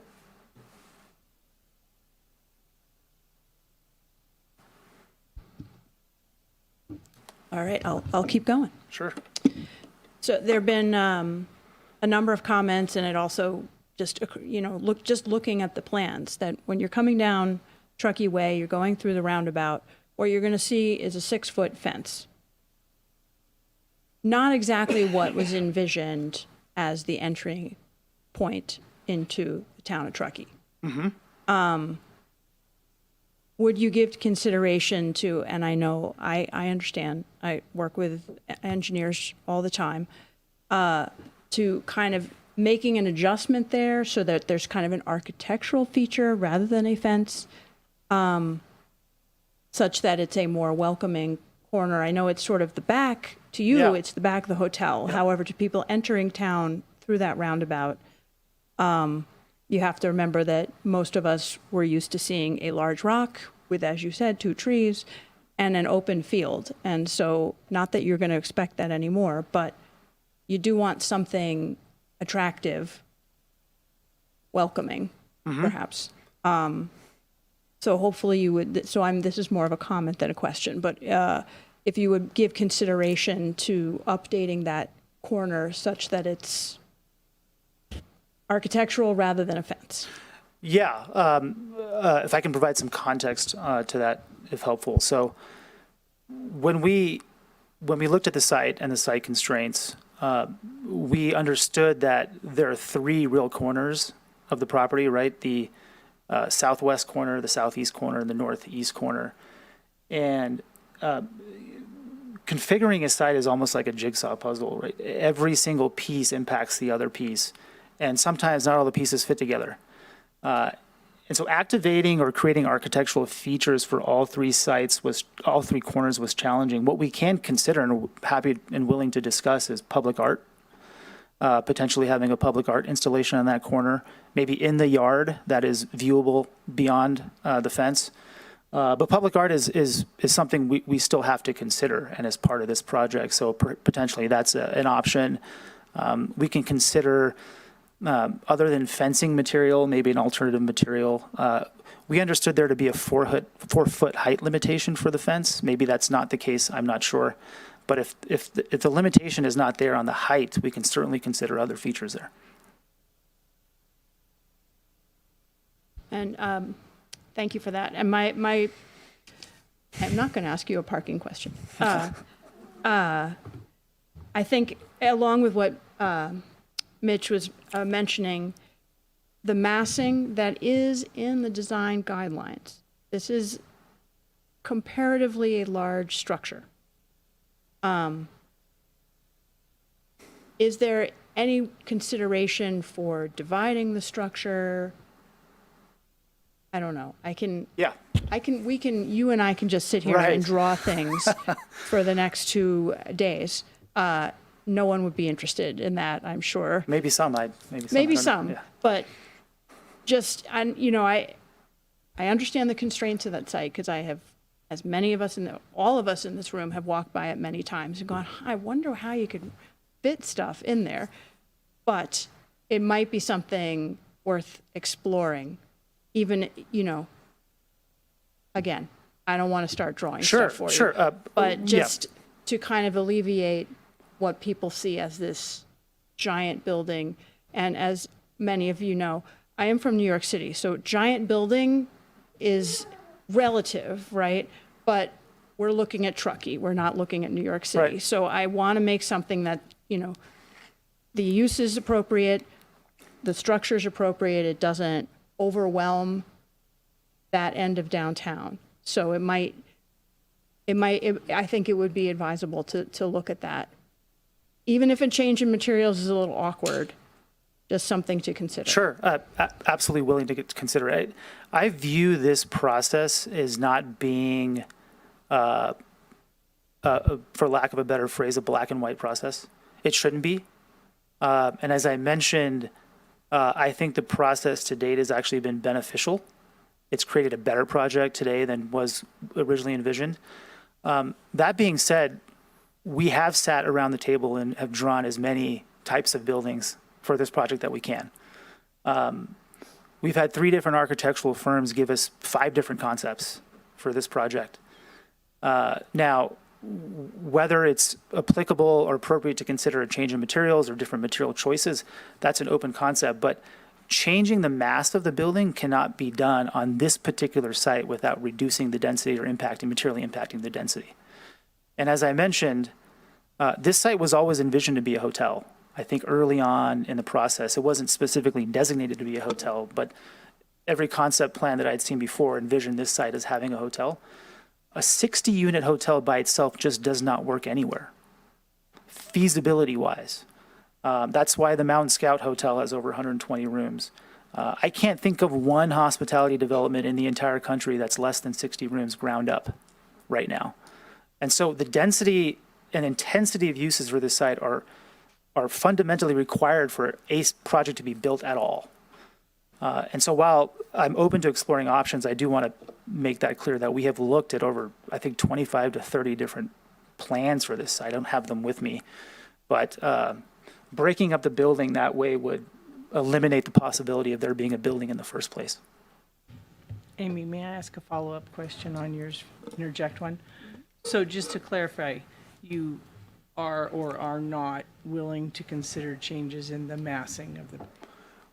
We're willing to consider changes to the material selection. I think the comment from Commissioner Claren was a good one. How can we think of material changes potentially? I just do not see the ability to change the massing anymore. And so to say that I'm willing to change the massing would mean that I'm willing to change the project fully. And I just cannot do that at this point.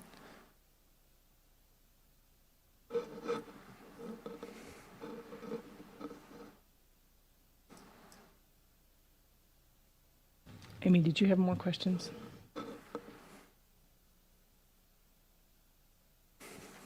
Any other clarifying questions for the applicant? Oh, I guess I have one. We have this up here. Could you explain, just because I had a hard time visualizing this, what it would look like if there were one or maybe two delivery trucks in that zone? Sure. And where the drop-off would occur and how traffic would go Yeah. through in that case? Absolutely. So I think there may be a bit of maybe not necessarily a misunderstanding, but just a miscommunication about loading. So the drop-off area nearest to what you see as the laundry facility on the south side, that is intended to mostly be guest drop-off and valet activities. We could program that particular area for certain times, for delivery certain times of the day. But we intended to describe at least a flexible delivery zone. So the north side of the site where you see the trash enclosures and the drive aisle, that is not going to be utilized by TTSD 24 hours a day. There is a large portion, and it's actually intended for that area to be temporary loading for whenever we have deliveries or et cetera. And we actually programmed the walkway along the site along the rock right there, so that if there's a delivery drop-off at the north, assuming there are no trash trucks there, that delivery individual can actually walk down all the way to the food and beverage facilities, our gear room, and our laundry facilities directly without having to go through the parking lot. So that north end was intended to serve as our delivery flex zone, so to say, for lack of a better word. But again, I think loading's important. We certainly don't want to build a project that has issues with loading, but I think we can figure out a solution both with the drop-off area down below as well as that north side to have enough loading space. But just in terms of vehicular flow, a car would enter on Truckee Way. It's a one-way street, come through, either drop off or move along through and move north through the drive aisle and exit on Church Street. Thank you. Any other questions from the commission? Thank you so much for your presentation, for being here tonight.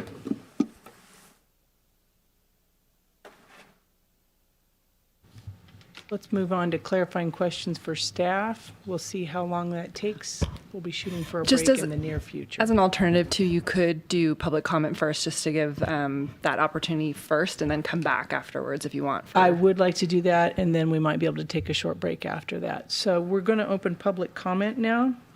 And so I'm assuming that we're going to have quite a few people. You're going to come up to the podium. You're going to line up here, please. You'll have 3 minutes. You're going to state your name. And after you're done, you're going to fill out a comment card and give it to Kaylee. Now, assuming we have quite a few of you, I'd like to encourage you that if you agree with something someone previously has said, maybe just briefly say you agree rather than repeating the point, so that we can be expeditious about this. We look forward to hearing your comments. Thank you for coming. Hi, Karen Lafarge Unrein, and I have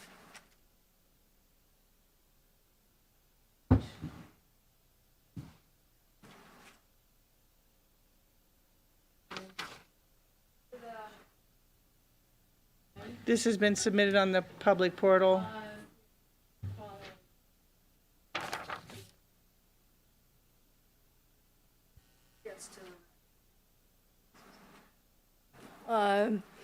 First of all, I've been here 48 years, and I'm going to talk about some long-term benefits of green rather than doing some kind of generic development. But this is my proposal for community open space and native plant park at this site, which is 10108 Truckee Way. And I just did some additional research that this area is not within the historical district. So the architectural style of this does not have to be considered, I mean, which is a total surprise to me. But, you know, to me, this is another high-end VRBO, a hotel for guests. Sounds like it's going to be private and semi-private use. and a pool on top of this building. Who's going to enforce parties not happening after 10 o'clock? And does this obscure the Church of the Mountains? Are they going to be blocked out and looking behind this monstrosity? So as a concerned full-time citizen, I would like to express my strong opposition of this project in the historical area of Church Street. Would it not be preferable to consider a community open space and native plant park at this site rather than a massive hotel development? I understand how the economics of a hotel takes precedence over environment, but I believe green space offers far greater long-term benefits to enhance the town's character and residents' quality of life. Native plant supports pollinators, are drought tolerant, and require less maintenance over traditional landscaping. It creates a beautiful landscape contrasting generic development, fostering a sense of community for residents and visitors that a park provides enhances the town's appeal of smart growth approach and sustainability. Thank you. And everybody should look at all these great letters that were submitted basically against this project. Thank you. Your time is up. I'm sorry.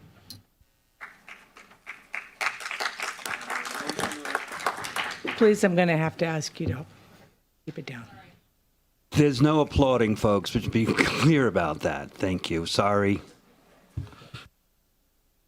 Good evening, commissioners and staff. My name is Jeff Brown, 30-year resident and property owner downtown. I'm hopeful of sharing my experience with the applicant in this process to demonstrate the time and thought that led to tonight's application and debunk the idea that this has been rushed through or wasn't appropriately contemplated with the community in mind. I was approached by Rakesh Patel over 2 years ago and asked to participate in the design process to ensure that they had a local voice to help create a project that would integrate into the character of the town and, per the rail yard development plan, create the transition from the town's historic district to the future. During this period, I participated in dozens of calls, meetings, and presentations that always focused on creating something accretive to the character of downtown.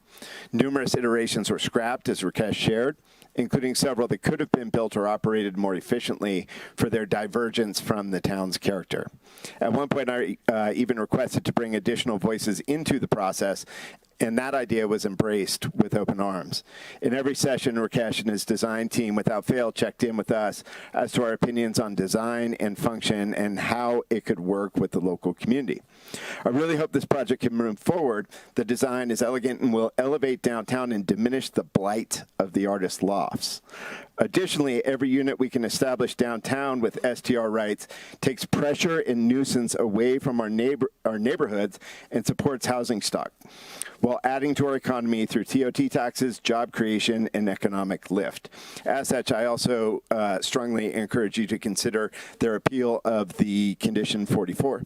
Thank you for your consideration.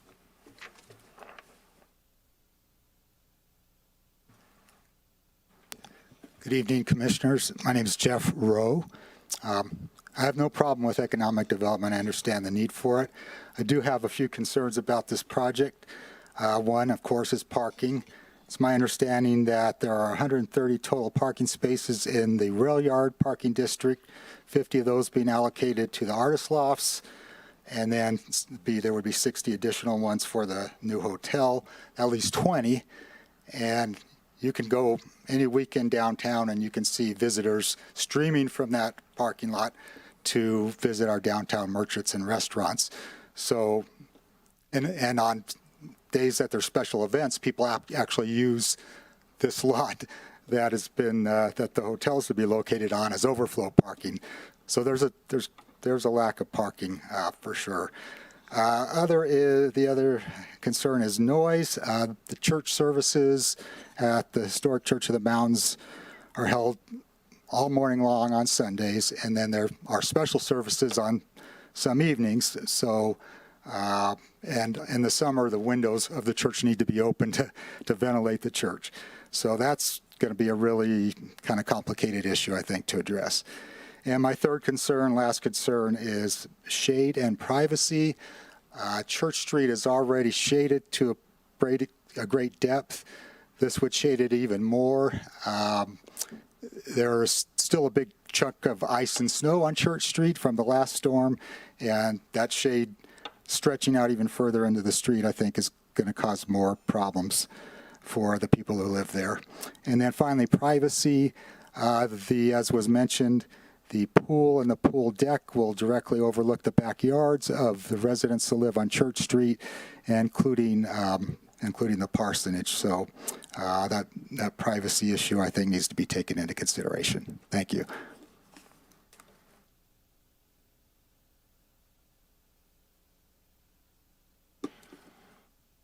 Hello, my name is Kurt Margraf, and I'm a local surveyor here in Truckee, and I am excited about this first real project of the Truckee Rail Yard subdivision. As staff report states, the general plan and downtown specific plan both rely on the goals and policies of the rail yard master plan. Design maximum density is based on this, and the maximal allowable development, which we heard was MAD, it is what the downtown extension district specific requirements.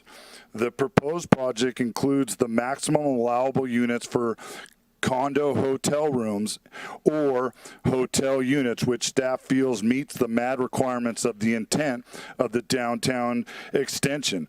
60 total units. The project is also proposing 15 multi-family dwellings, also allowed in MAD, in addition to in the same proposed building at the northeastern portion. However, the applicant is proposing a zoning clearance and a final map to convert these 15 multi-family units into, quote, condo units. These proposed condo units would share amenities such as lobbies, elevators, housekeeping, etc., and would be, quote, comprehensively managed, unquote, with the hotel. Town of Truckee also included condition of approval item number 41 to ensure that both non-residential and residential uses share a property management company under one property management agreement. These proposed new condos having access to on-site amenities that are operated with the hotel and the access to the lobby, front decks, pool, restaurants, etc. This is the very definition of what a condo hotel room is. So simply put, if approved, there will be a total of 75 hotel/condo hotel units, which exceeds the downtown district's allowable density, which is not allowed in the master railroad plan and which guides all proposed developments. Town staff has had concerns with the overall mass and scale of this building, specifically the southwest portion of the building, which abuts historic residential buildings and the Methodist Church, oldest in Truckee. The applicant has not only reduced the size and the mass after the second iteration, but is now requesting a minor exception to increase the height to 55 feet to accommodate the two elevator shafts, now setting a precedence on new height requirements. If this proposed project if they propose and would reduce their density to the mandatory 60 unit threshold, hopefully they can find a design that better meets the intent of the rail yard master plan, ensuring a smooth transition and that integrates with the new downtown development with our historic downtown core. Thank you. I have handouts if you guys would like, I'll provide later. Hi, my name is Cammie Boyer, and I'm a local resident here in Truckee too. I'm definitely in support of this project because I believe it will bring meaningful economic benefits to our town while also transforming a long neglected corner of downtown into something beautiful and thoughtfully designed. I especially appreciate that this is a boutique hotel, something that feels consistent with Truckee's independent spirit rather than a big box development. And I appreciate the developer's attention to the sustainability and thoughtful details. I can attest to that, being in several meetings with Rakesh and knowing that that's important to him. And I do hope the Planning Commission will support this application. Thank you.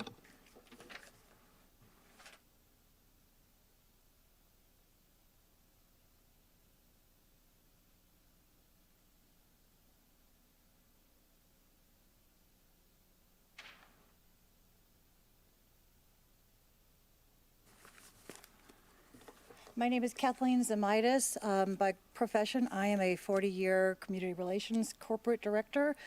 So I've done these types of programs before in my professional career. On my private side, I am a leader at the Church of the Mountains, and if you know me, I'm there almost every single day, so I'm very familiar with this community. We have never been communicated in the 3.5 years from this organization. We literally share a wall. We share dirt. No one's ever connected with us whatsoever. So I'm not sure who he's talking to, but it's not to any of the neighbors, neither to Kurt or to our pastor. Pastor Rebecca's not here today because she did fall on the ice and broke her wrist and toe, and so the ice is a real problem for us. It's not something that you just fume away with things. So this project, I would ask you to deny. It fundamentally changes the historic and community and residential character of the Church Street.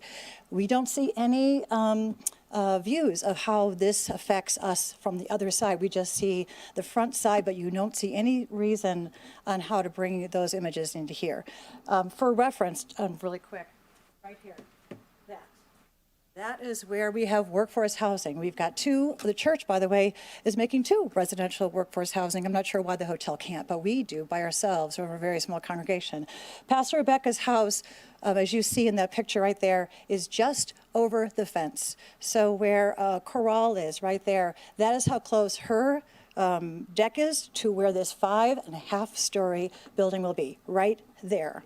That is also where the outdoor event space is going to be. So it's going to be great to have events that she has to now manage as a small family in that community. We also have workforce housing just between her house and the church, and that, of course, will have the full beautiful view of the giant wall that we now have. We're also dumping traffic onto the Church Street, so I'm just trying to give you a feel for what it feels like to be a resident there. All the traffic will be now dumped onto Church Street, and Church Street is a forgotten child of Truckee. No one goes there and gives speed limit signs. There's no school signs. There's no striping. They don't even fix our streets, sidewalks, or anything. So I'm not sure how you're going to manage all this new traffic because we have been on our own on that street for a long, long time.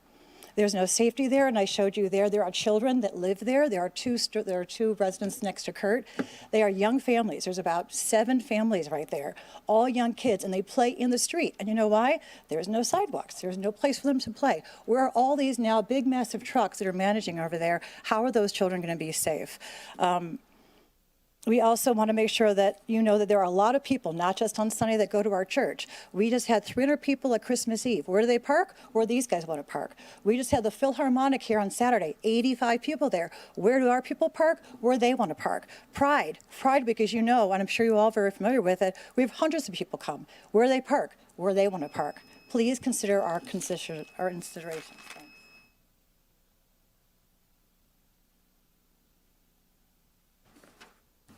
Good evening.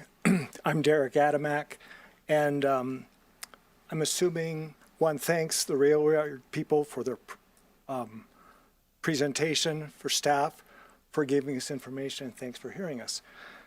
I'm assuming that you've all received the map letter dated yesterday, and so I'll be quick.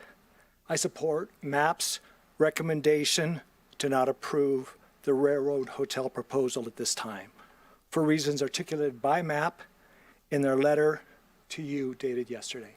Thank you.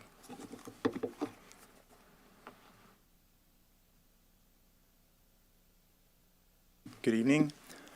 My name is Cleve Langford. I'm a Truckee resident, and I just want to say I support the project because I think it's good for our local economy, and I think it's going to help clean up that spot downtown, and I think it's the thoughtful design. And I appreciate the focus on sustainability from the developer, and so I just encourage the Planning Commission to approve it.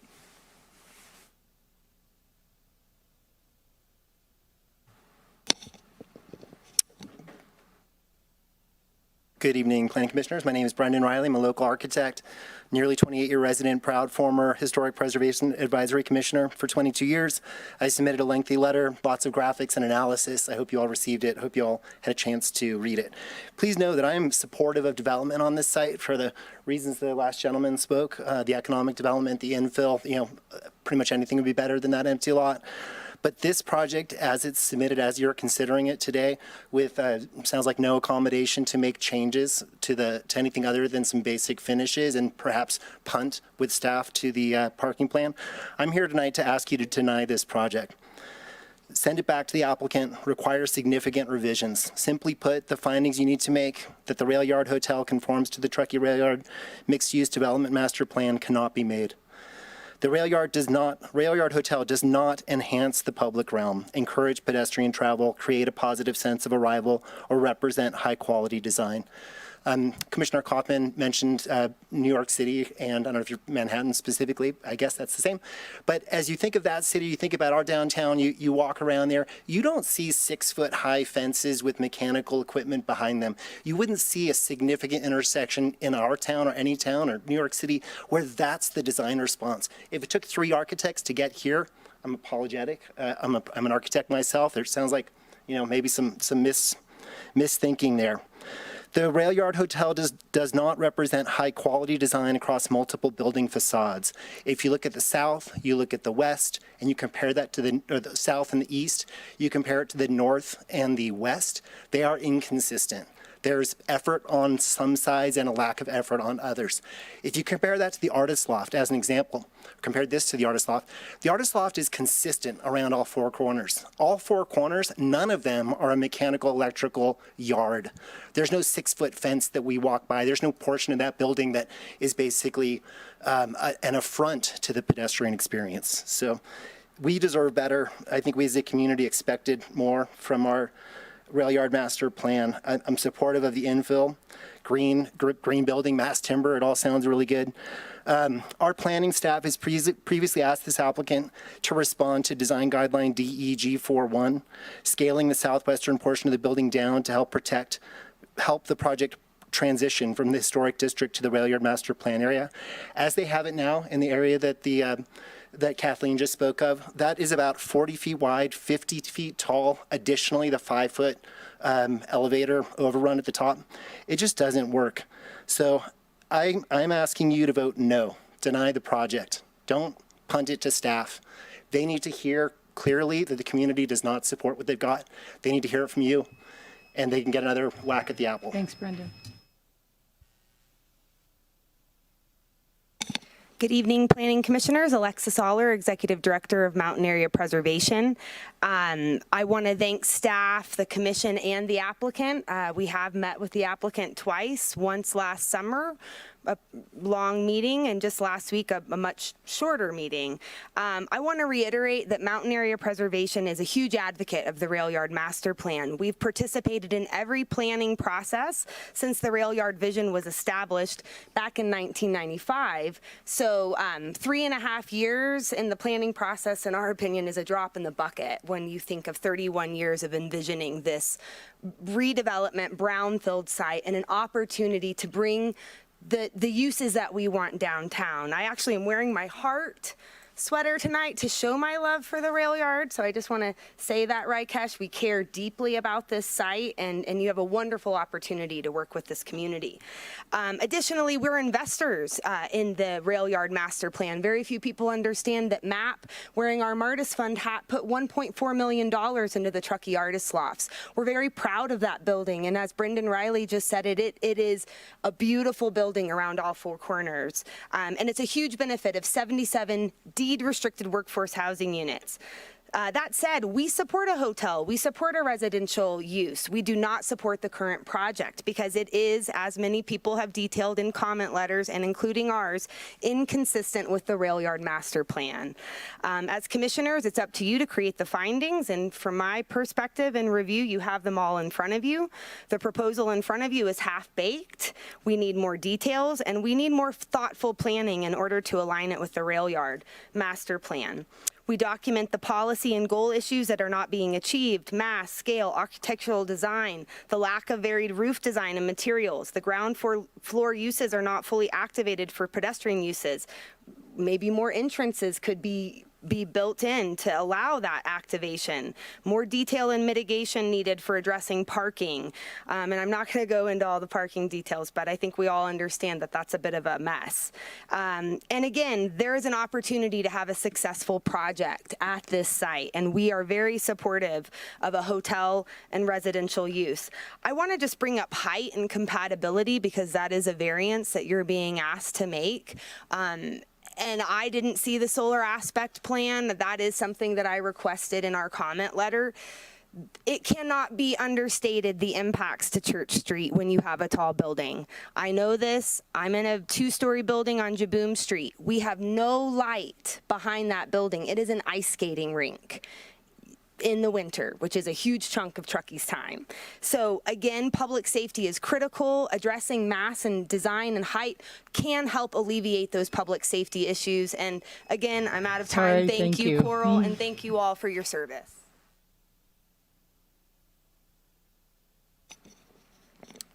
Good evening. My name is John Marks. I'm a full-time resident of Truckee. Important to this conversation, I'm a 30-year veteran of the commercial construction industry, including delivering for hospitality, multifamily residential, and including the last 10 years of delivering mass timber construction. You've received my public comments. I won't bore you with repeating them here. Instead, I will say that you've been asked to consider design factors by staff and as they apply to the master plans. The design considerations is it's tough business. It's hard to do. Having done it for 30 years, I still feel an amateur whenever I review architectural design. And I would ask that you take the time and consideration to do this well. If you have not had the opportunity to talk to the many experts within our community, I urge you to do so. And if you need to continue this conversation to your next meeting, I also urge you to do so. This is a critical juncture between our Old Town Truckee and the rail yards, and it deserves all the time necessary to make this decision correctly. Thank you.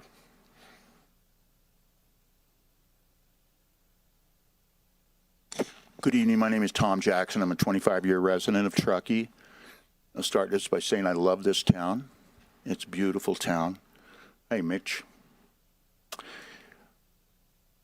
I've been going to the Church of the Mountains for about 18 years. My son, this gentleman's nephew, and a lot of other kids have played on that rock a lot. And I would disagree that it's in the middle of this project. It is in our backyard. It's the backyard of our church. I don't know where the property line is, but I know where the rock is. Development is something that takes so much consideration and so much consideration for the future. Whatever we build today will be here tomorrow. And when you look at Truckee, or when you look at why we're all here, why we all come visit, it's because we love what we see around us. And we look out. Now, I've lived in the mountains for most of my life, and I've lived where mountains tower over communities, and I've visited where mountains tower over communities. Truckee doesn't have that. Truckee has low. We have the Carson Range. We have the Donner Range. It's low. Our town architecture is built low.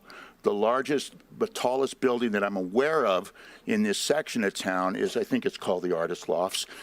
It's an eyesore. And I'm sorry I wasn't at those meetings years ago. It is an eyesore for our town. Our town involves a river, which is lineal, a railroad track, which is lineal, a downtown historic district, which is lineal, a freeway, which is lineal. We are not a vertically oriented town. And I think that this project is does not consider that. You know, I've been listening to Grateful Dead songs all week, and there's one that I knew somebody to laugh. I didn't know it would be the Long Island guy. Don't tell me this town ain't got no heart when I can hear it beat out loud. Church of the Mountains is the heart of this town. The bell in that tower came over 160 years ago. I ring that bell. Other people in this room have rung that bell with me. It is a Church Street. Whoever mentioned that Church Street is named for a reason. You grew up in Manhattan. Frederick Law Olmsted designed Central Park and many other parks in Chicago and other large cities in our country, because we need green space. We need places to recreate. I applaud. I got 9 seconds. That would make a great park. A great park. Thank you.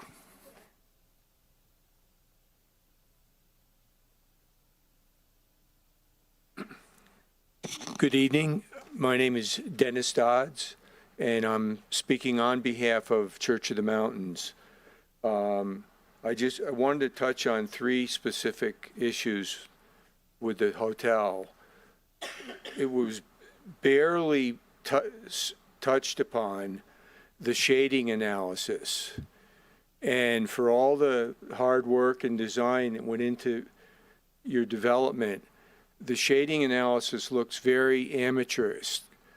And I'm not even sure that the current building is what's shown. It might be one of the previous additions of the building. The building casts a 90-foot long shadow that goes all the way to Church Street. My office does shading analysis, and I think the main purpose of them is to show what effect a project has on the adjacent parcels.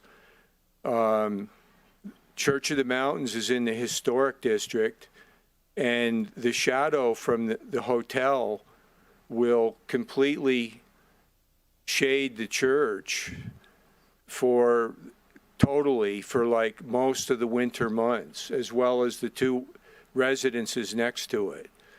And that was not even considered or addressed by staff or the applicant.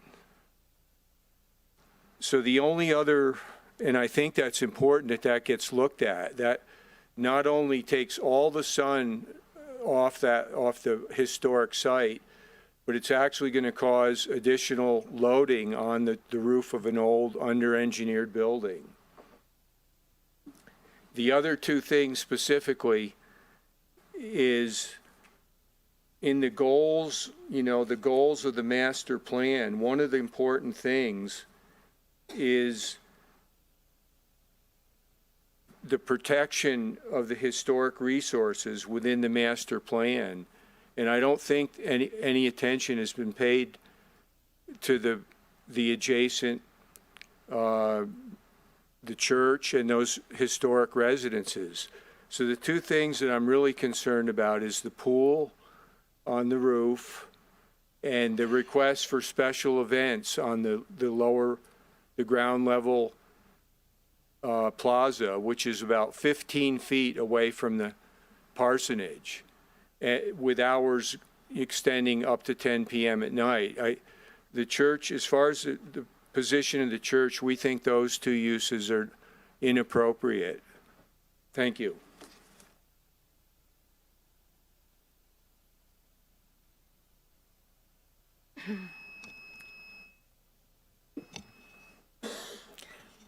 Hello. My name is Vanessa Dodds, and I was born in this town. I grew up here my whole life, and I work here. I drive around this town every day, and I'm nervous, but basically my main concerns are traffic. I know that's not on the agenda tonight, but the property's allowed 1 driveway. The applicant's requesting a variance from the railroad master plan for a second one. The driveways will bracket both sides of that roundabout on Church Street. It's just the reality. And that roundabout itself wasn't even included in the original traffic study. That's dated from 2008. I don't know if you knew that. On page 98 of that study, the table that shows the intersections shows that 2 of them it's written there that for future project, when now we actually have roundabouts at those locations, so they aren't accurate. And some others are shown as unsignalized when there are other roundabouts, because it's a study of the whole town, not just the area right there. So, and I think it should require an update to the traffic study, because it's outdated. And we should consider the increased traffic and gridlock that's been happening, especially since COVID. If you live here, you've noticed, I'm sure. So a project of that magnitude deserves a new study, and approving it without those updated studies on traffic, I would think that's actually pretty negligent.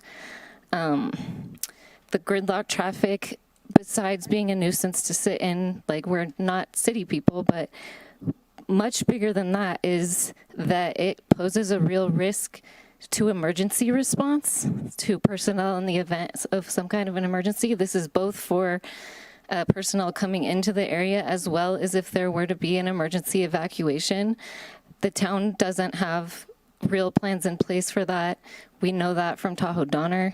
It's been talked about before. And I think that if we're planning in a responsible way, we should be considering the real risk of wildfire and the risks that pose in the changing climate, like not just for our residents, obviously, but for the guests, right? If you come and if you bring guests for tourism, we have to have a plan to take care of them if there's a problem. And I haven't heard anyone talk about that. So I would hope that we can bring that into the discussion. Thank you.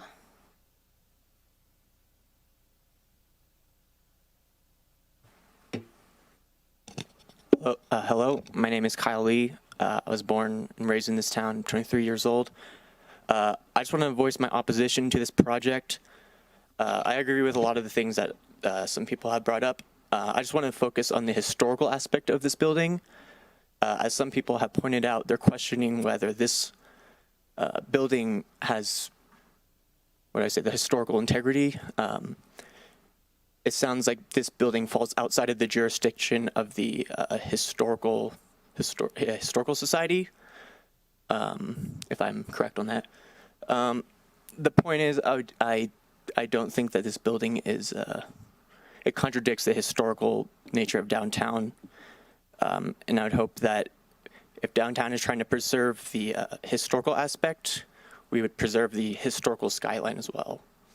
Thank you.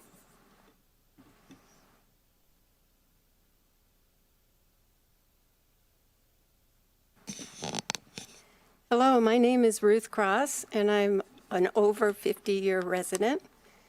The guiding goals and policies in the Truckee Rail Yard Master Plan specifically states that the center integrates with downtown Truckee, reflects the historic character and industrial heritage, and creates a civil presence in the downtown.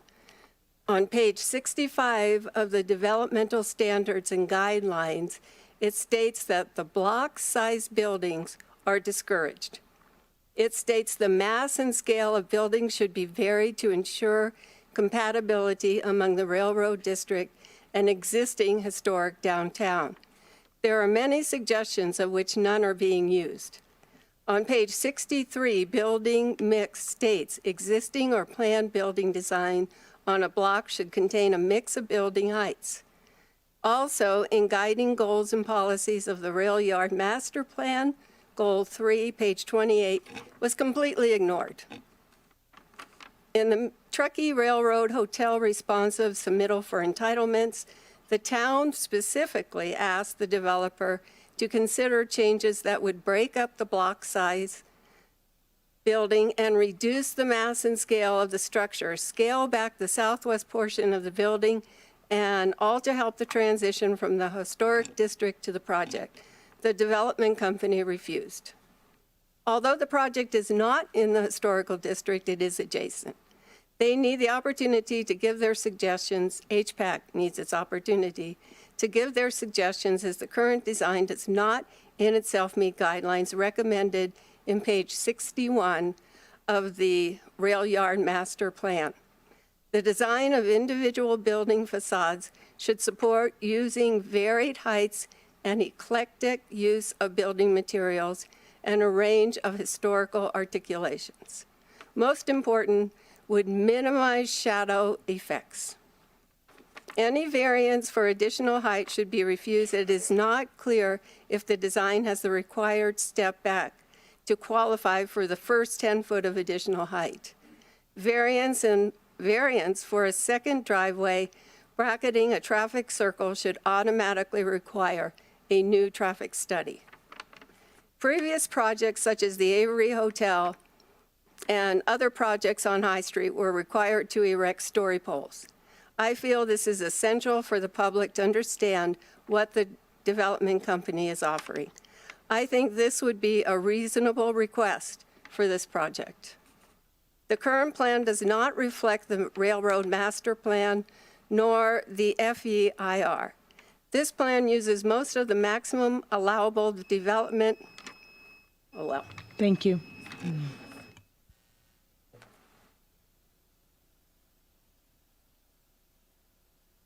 Hello, my name is Colleen Fairchild, and I'm a homeowner on Church Street. I've thought a lot about this project. Our family has lived in our home for over the last 75 years adjacent to this project. We have 4 generations of making memories from those rocks, and the 2 trees on top are very important. I do recognize that change in downtown Truckee is also difficult, especially for those of us who live nearby and experience its impact daily. At the same time, any new building in this area will not meet the current definition of historic for at least the next 50 years. And thoughtful evolution is part of a healthy downtown. I do feel the design does accentuate the true charm of our historic homes on Church Street rather than compete with them. I want to note that compared to the development proposals previously considered for this parcel, the hotel is more thoughtful and compatible of a project for the surrounding neighborhood. I appreciate the effort to preserve the sunlight for our homes on Church Street through the building layout, and the pool and the bar are oriented towards Donner Pass Road, which helps the noise mitigation impacts on our residential street. My neighbors have shared the same sentiment. My main request is related to safety. I respectfully ask the Commission to require a right turn only exit onto Church Street from this project. During snow season, limited visibility, ice, turning movements are especially challenging, and this would improve the traffic flow and safety for the residents, pedestrians, and drivers. Thank you for your consideration.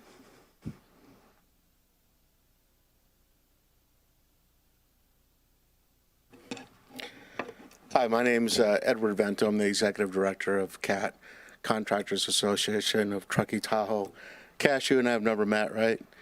I know you, Martin, but we haven't talked about this project. Had a member ask me to come here last minute, so I apologize for my appearance. Wasn't planning on making any public comments. I have a lot of friends here. CAT has a lot of friends here, members here, who are mostly opposed to this project. It's not CAT's policy to, kind of ask you to approve one singular project or disapprove one singular project. I think we've done it a couple of times when it involved housing. I would remind you that, first of all, I know this is tough for y'all. I would remind you that it is tough to build in the town of Truckee. It's tough to build anything. It's tough to even get started sometimes. 3.5 years, you would think is a long time. It is not a long time. Take that for what you will. We do have rules, and we have electeds that kind of pass those rules. And so when a builder, a developer has jumped through all those hoops and has met every standard, it is only fair that the town upkeeps their promise through those rules that they're allowed to develop and build despite emotions, despite everything else. If we have identified a failure in that, then we need to address that and maybe pass a different code or fix that. But as things stand now, it seems to me like the developer, builder has met those rules. And we need to respect that. And if we need to go back and fix some things, then we can do that later. But it seems to me like they've been able to meet everything that's been put in front of them. And so I would like you to consider that, not just for this developer, but for every developer that comes before you. It's easy to get lost in emotion. I'm the first one to do that. But there's rules for a reason, and in this case, it's only fair, and it seems to me like they've met most of them. So thank you very much.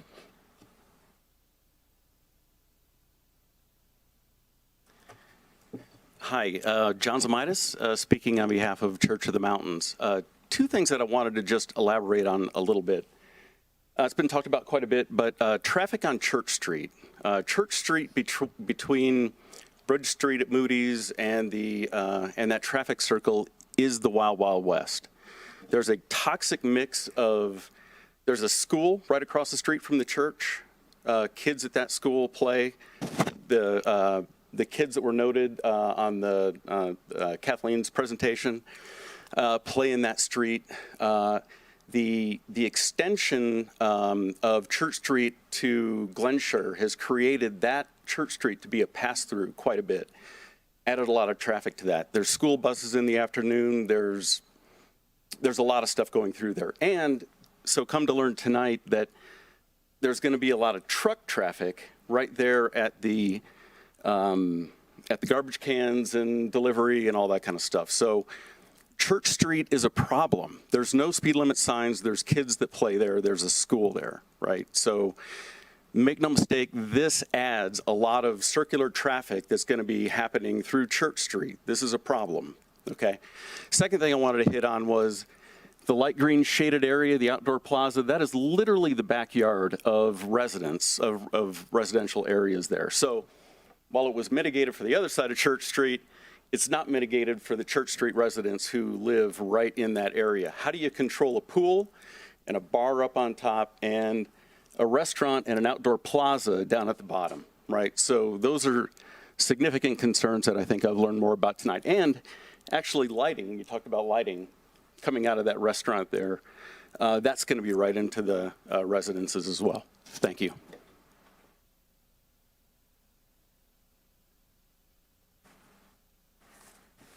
My name is Siobhan Smart.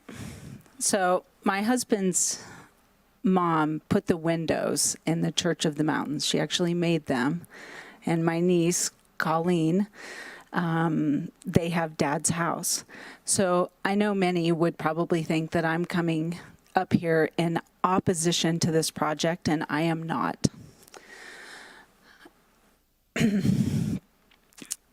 I am more afraid of what could come than of what is being proposed. And the last thing I want is to see another felony flats on the artist lofts on the corner, another artist lofts proposed where a developer has decided that it just isn't worth it to fight this. And they sell to someone where we don't have any control over, like the project that's going on by the California Highway Patrol Station. That is a very real danger for us. So for me, I would love to talk about traffic. I do think whoever said it was the Wild West, that is an honest deal. If there would be a way to move traffic away from Church Street, I'm not sure how feasible that is or how costly. But I would ask you to approve this evening, or at least to bring it back to your following meeting. And even though MAF said they've been waiting for 30 some odd years, you're right. We spent $1 million plus suing the rail yard just for these reasons. But here we are with a hotel plan, and we need to find a way to make this work. We work with noise. I also live in the downtown core, so my business is there, my homes are there, our commercial properties are there. We get ice, we get snow. Parking has been an issue since I have lived here on the Jaboom Street building, and people are constantly parking, so parking is an issue. Whether this hotel is built or not, parking is still an issue. So I would urge you to certainly consider this developer moving forward. Thank you.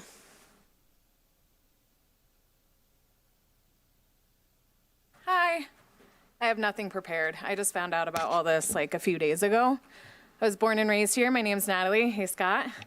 Recognize a lot of people here. Parking is a huge issue. I work downtown. I've lived downtown at the Artist Lofts, which is another issue. Parking, traffic, there are so many concerns when it comes to downtown Truckee, and especially that street. I walk that street every day. I drive my car down it every single day. As I was walking out tonight, I saw the mountains and the sun coming down, and it was, you know, you forget where you live sometimes and how beautiful it is. The last thing we need is another building. I don't even know what it looks like. I just got here. I don't know. I don't think this is a good idea. And I'm just gonna say that. So. Any other public comment? Thank you so much for coming out and contributing to the process.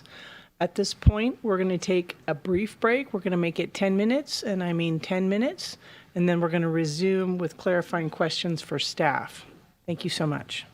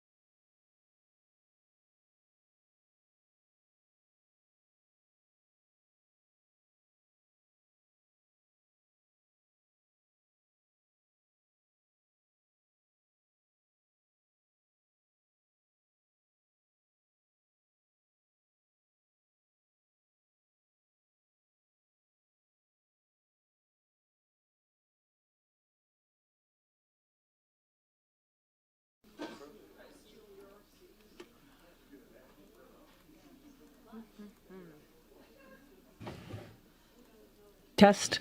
Thank you. That was 10 minutes. Very well done, everybody. We had our little meetings within meetings. There we go. We're going to move on to clarifying questions for staff.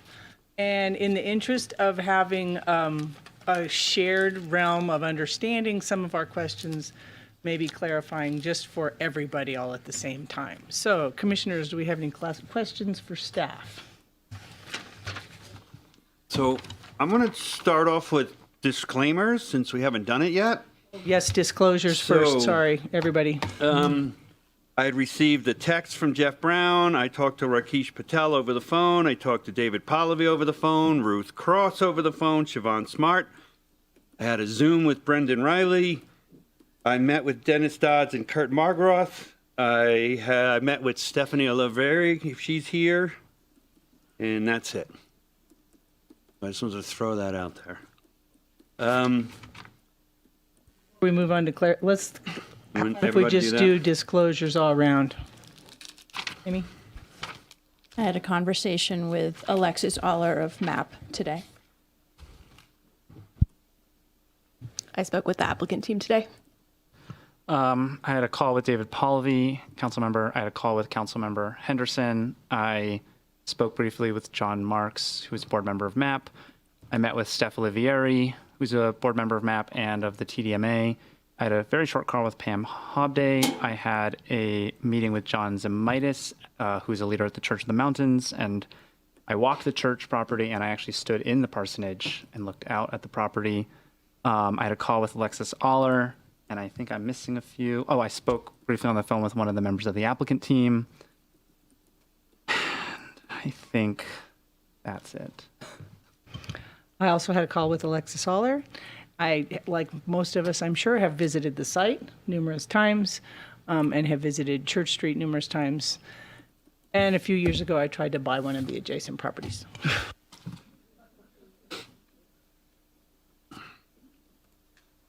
So in the staff report, I'm just going to dive right in, if that's all right. On the table 1, maximum allowed development options, if we can go to that page, because I got a question about the sentence above it, so I was confused on what was trying to be said.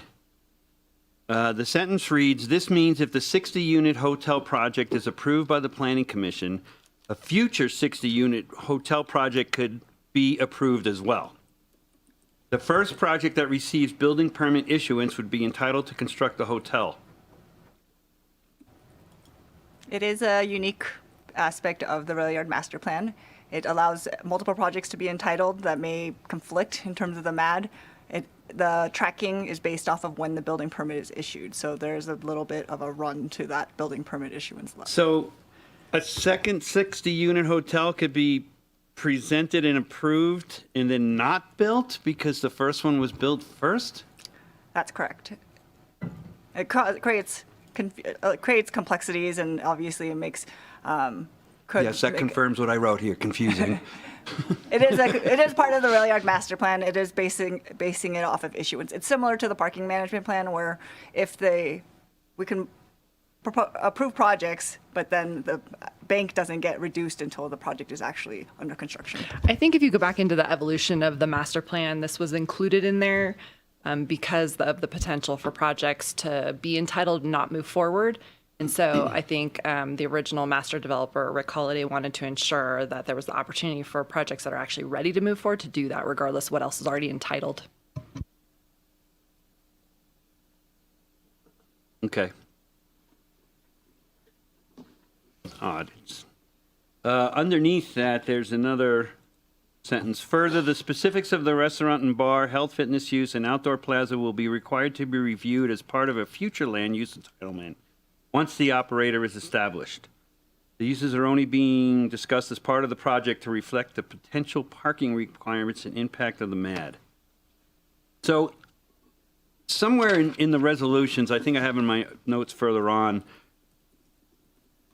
the staff report talks about having tenants being approved, and this is a generalization, it's not just this project, but if a project's zoned for a restaurant and then you build a building and then somebody wants to open up a restaurant, why does it have to get zoning approval again? I'm just super confused on that whole concept. Well, the specifics of we asked the applicant if they could give us more specifics about how many employees or what the hours of operation will be, particularly related to outdoor dining, and he wasn't ready to provide that information, so we wanted to provide that as part of the zoning clearance at a future land use entitlement phase. Okay, that doesn't answer the whole question, but I'm going to pass on that. I noticed employee parking wasn't called out in the parking figure of 116.2 spots. Why is that? The Railroad Master Plan parking management plan has just a number has a generation number based off of retail square footage, commercial square footage, and then units per room of a hotel. It doesn't distinguish between employee, doesn't distinguish between customers. It's just one generation number that encompasses both. Okay, that's what I thought, but I just wanted to confirm that. And the evolution of that was because we were looking at doing blended parking rates. So although we have standards in the development code, the Rail Yard Master Plan parking standards are different because it was looked at comprehensively across the whole master plan area as kind of a mixed use project. Okay.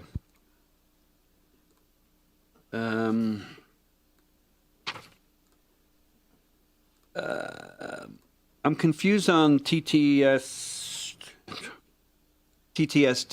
needing 14 feet off of Truckee Way when they could just enter from Church Street. So why is that an issue?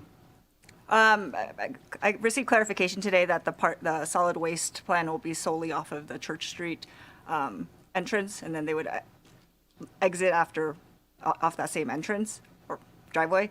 But the loading requirements for the loading parking spaces require the 14 vertical clearance. Did I miss something there? So there's there's the need to service the trash, which is one requirement, Right. and then there's a need to meet the loading and unloading requirements. And they're not the same.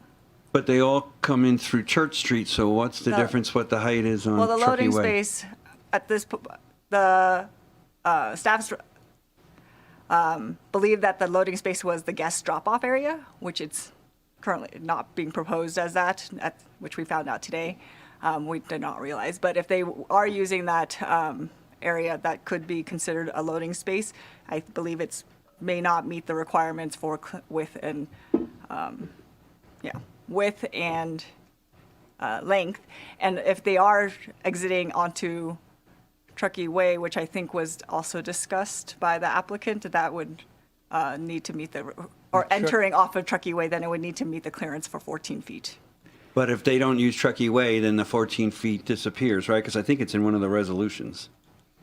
The resolution says, I believe, required clearance for the loading space is 14 feet, which is the standard. So if they come in and out of Church Street, then that satisfies the 14 feet. If you're saying that what they're proposed meets the requirement for the loading space, that one space that's located next to the dumpster, which may or may not meet the standard.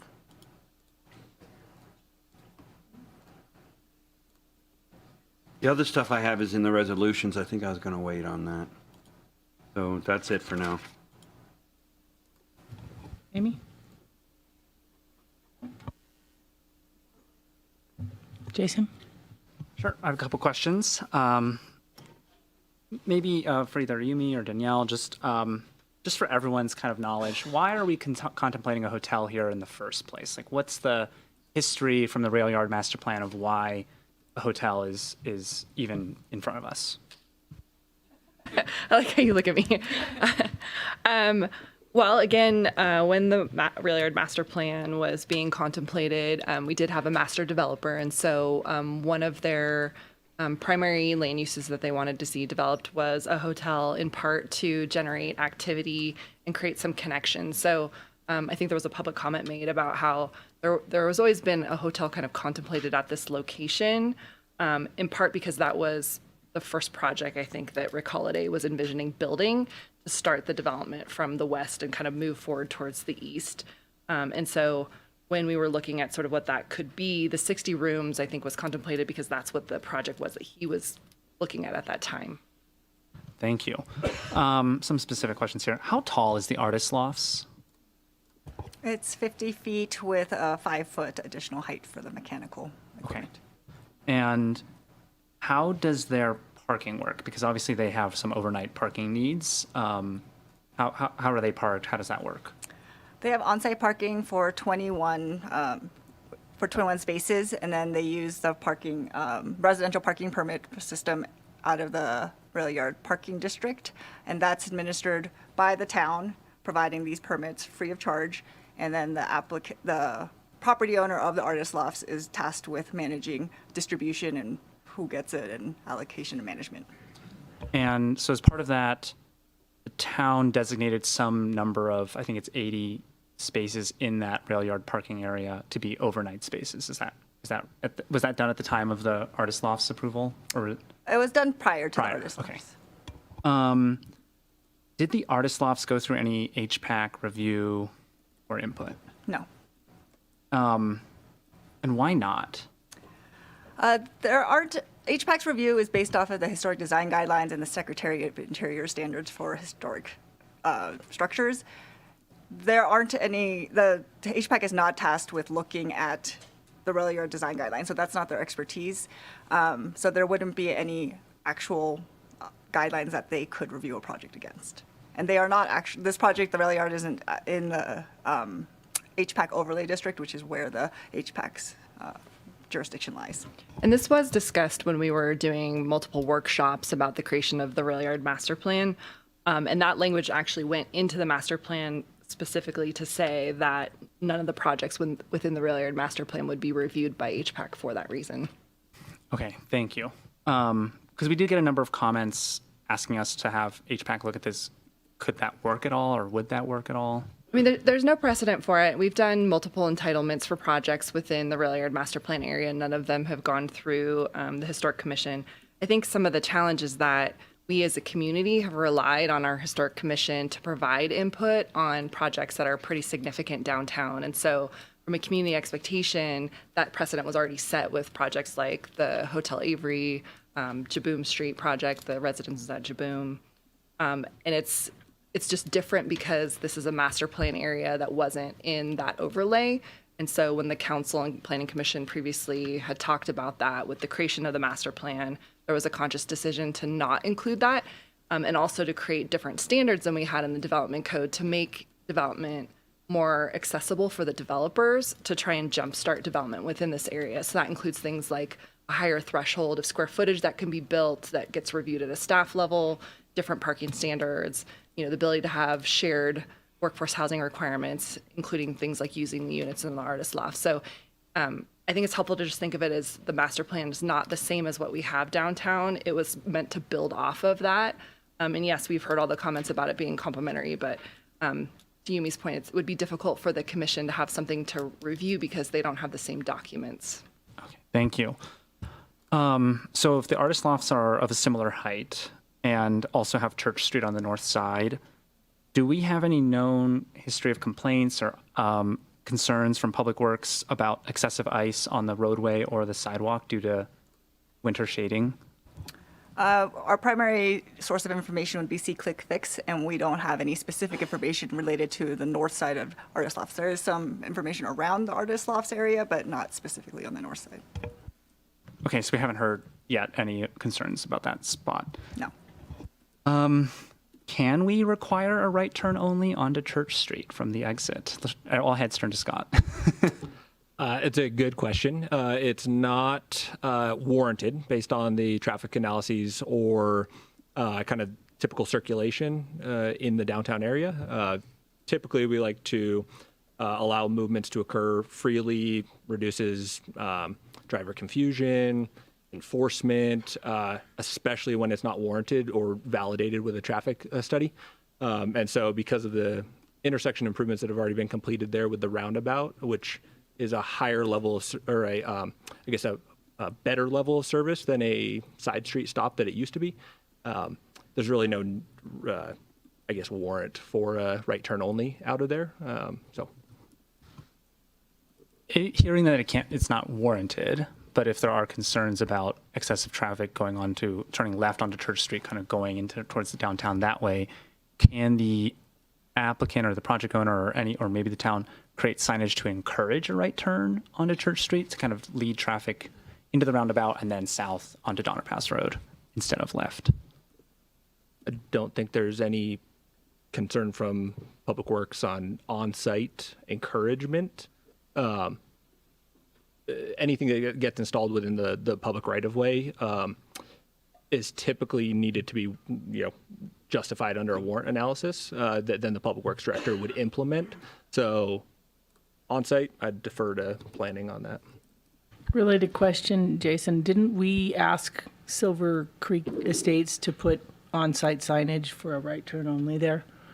I think we did, so. I know the signage plan is coming, so.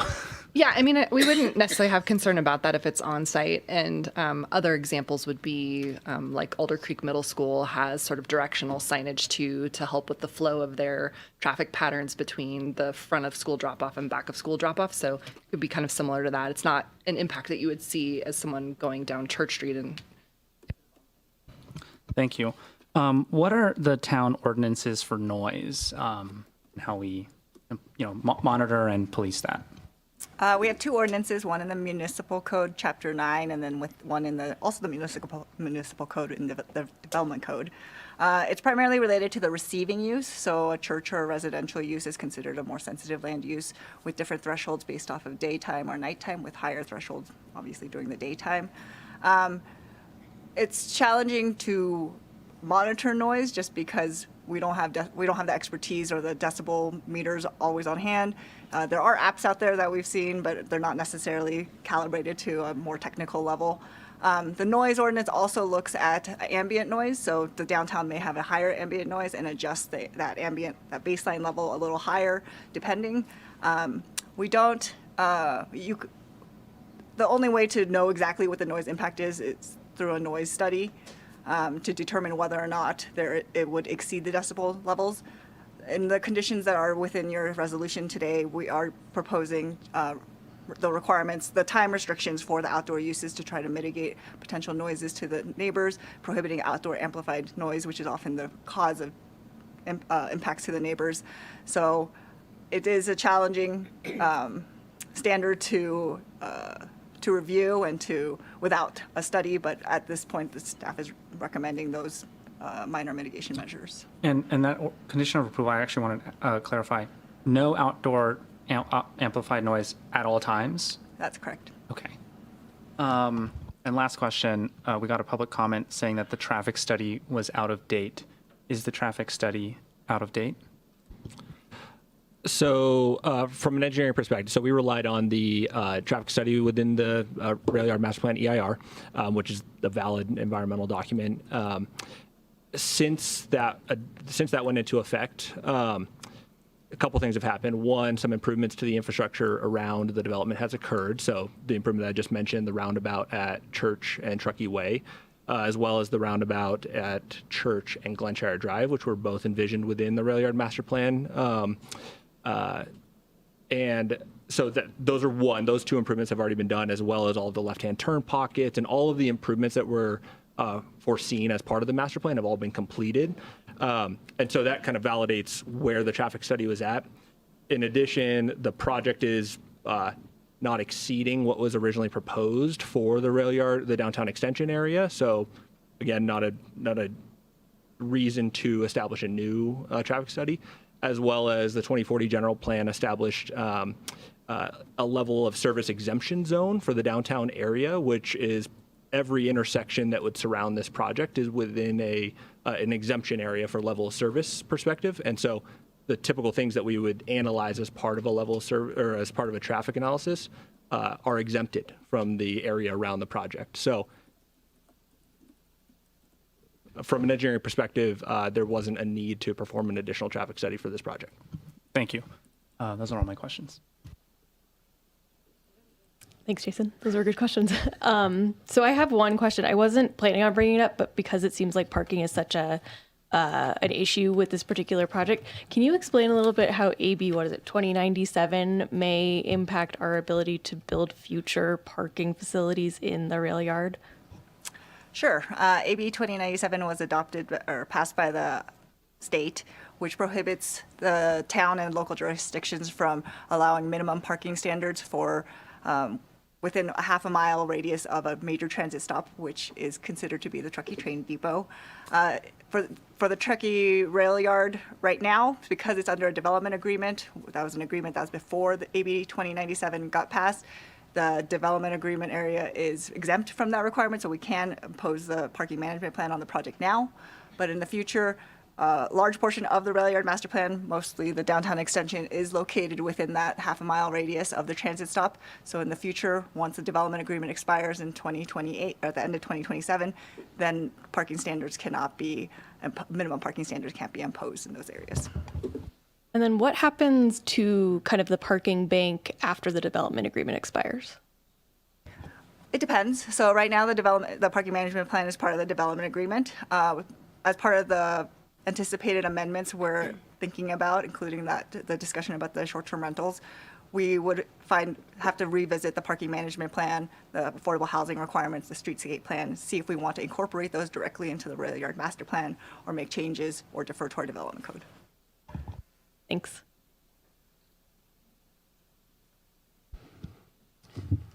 Could you give a history of this site? So it's clear, like, who owns it, what's been happening with it, why now is it coming before us as why the hotel here as opposed to farther into the rail yard? I might need a little help from Danielle on the history, but it was originally a road before the rail yard master plan was adopted. We had that swoosh that went up to where the rec center is now.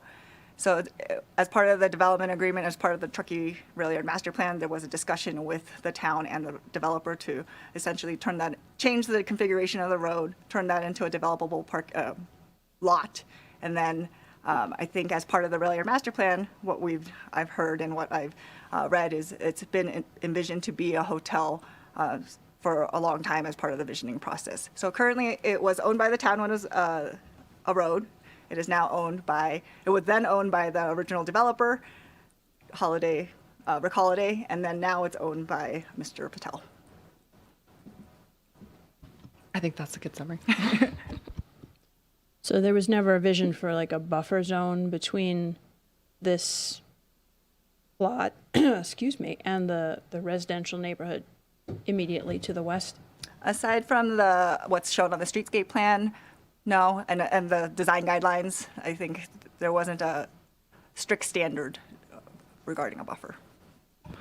No, I mean, we did talk about when we were putting together sort of the streetscape plan and areas for opportunity for connections, having a connection from Donner Pass Road around the Rock to Church Street was an opportunity, in part because we didn't feel like maybe anyone would utilize that space when we were having those discussions at a community level, that since there was sort of a little pocket park at that far western corner because it tapers off, that it would be a natural progression to just kind of walk through that space to Church Street, and would be kind of one of those little hidden treasures that you could find when you're discovering and walking through a downtown area.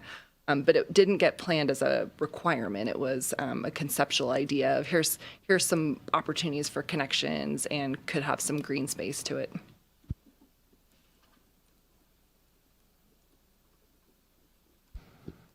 Was there ever a requirement for a lighting impact?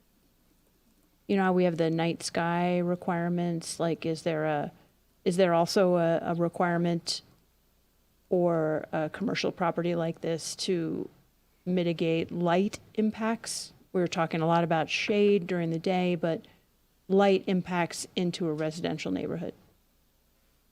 Our requirements of the development code, we'd apply those, which requires that all lights remain on the property and do not trespass, and they'd be required to do a photometric study as part of the building permit to make that evident.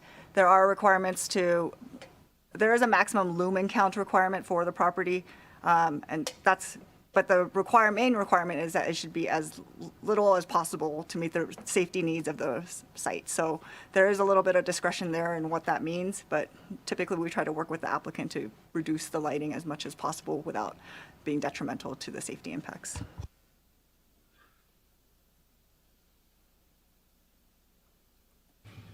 Can I just throw one question out there?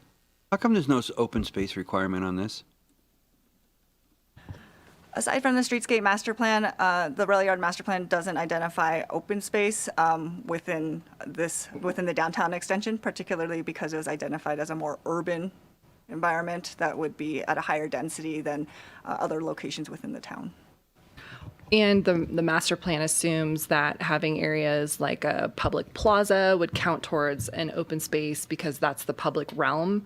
So it really did build off that more urban design, trying to utilize the space in different ways that wasn't necessarily like a true park with grass or something like that. But that was built in and kind of looked at holistically throughout the plan.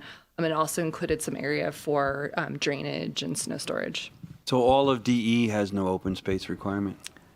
There is a requirement that's comprehensively looked at. It's also tracked through the project tracking sheet to determine how much open space, including the hardscapes of community plazas, the community park area, and the artist lofts. Those are all counted towards the community space, outdoor space. So those are tracked, and there is a maximum requirement. It does kind of similar to the bank for both the parking management plan and the affordable housing. It's kind of kicks the can a little bit down the road for the next developer, but that's something we anticipated through the rail yard master plan process. Thank you. That's another question about that plaza. It was on the slide that showed kind of the high level, the DE zoning map and everything. I think it basically, yeah, right? Maybe not that one, but there was another slide that it basically showed this park plaza. It was kind of in the master plan. Is that basically, I guess, was that communicated to the applicant, like this has to be there? Or, how, is that like set in stone? I'm just curious about that. It's not a standard. When you read the streetscape master plan, it talks a lot about this is what we encourage and this is what we'd like to see. Thank you. And just to go even further back in the history a little bit, because I think it might be helpful, when we were comparing it to the general plan at the time, there still was a requirement that you had to provide 2.5 acres of park for 1,000 population within the master plan area. So we did those calculations, and that's why you see these areas of green on here, is that those were kind of included to address that general plan consistency originally.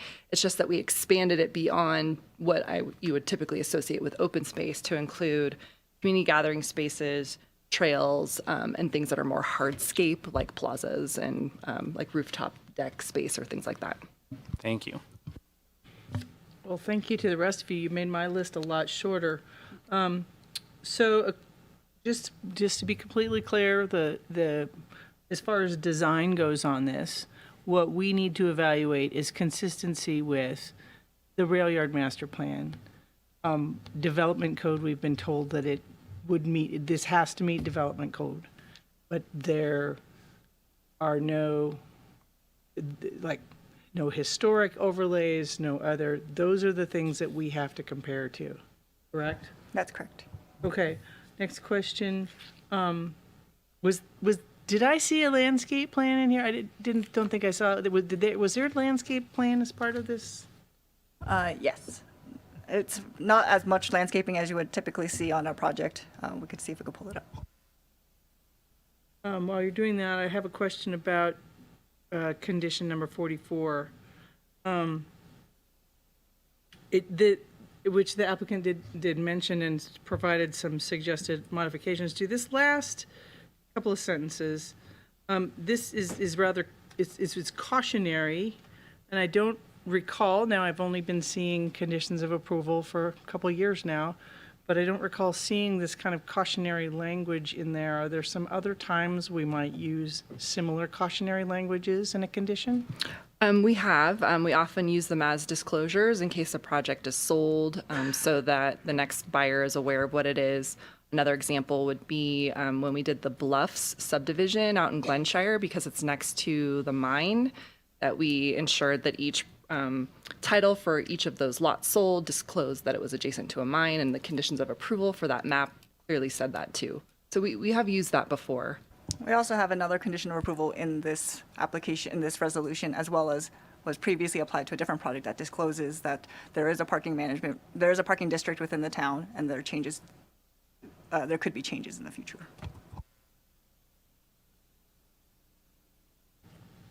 Any other clarifying questions for staff? And I do anticipate that, as usual, during our deliberations, we may have additional clarifying questions for staff, and we do appreciate your help with that. And I appreciate all the effort that you've put in on this. Thank you. Any other questions? Okay. We're going to move on to, we've done open public comment.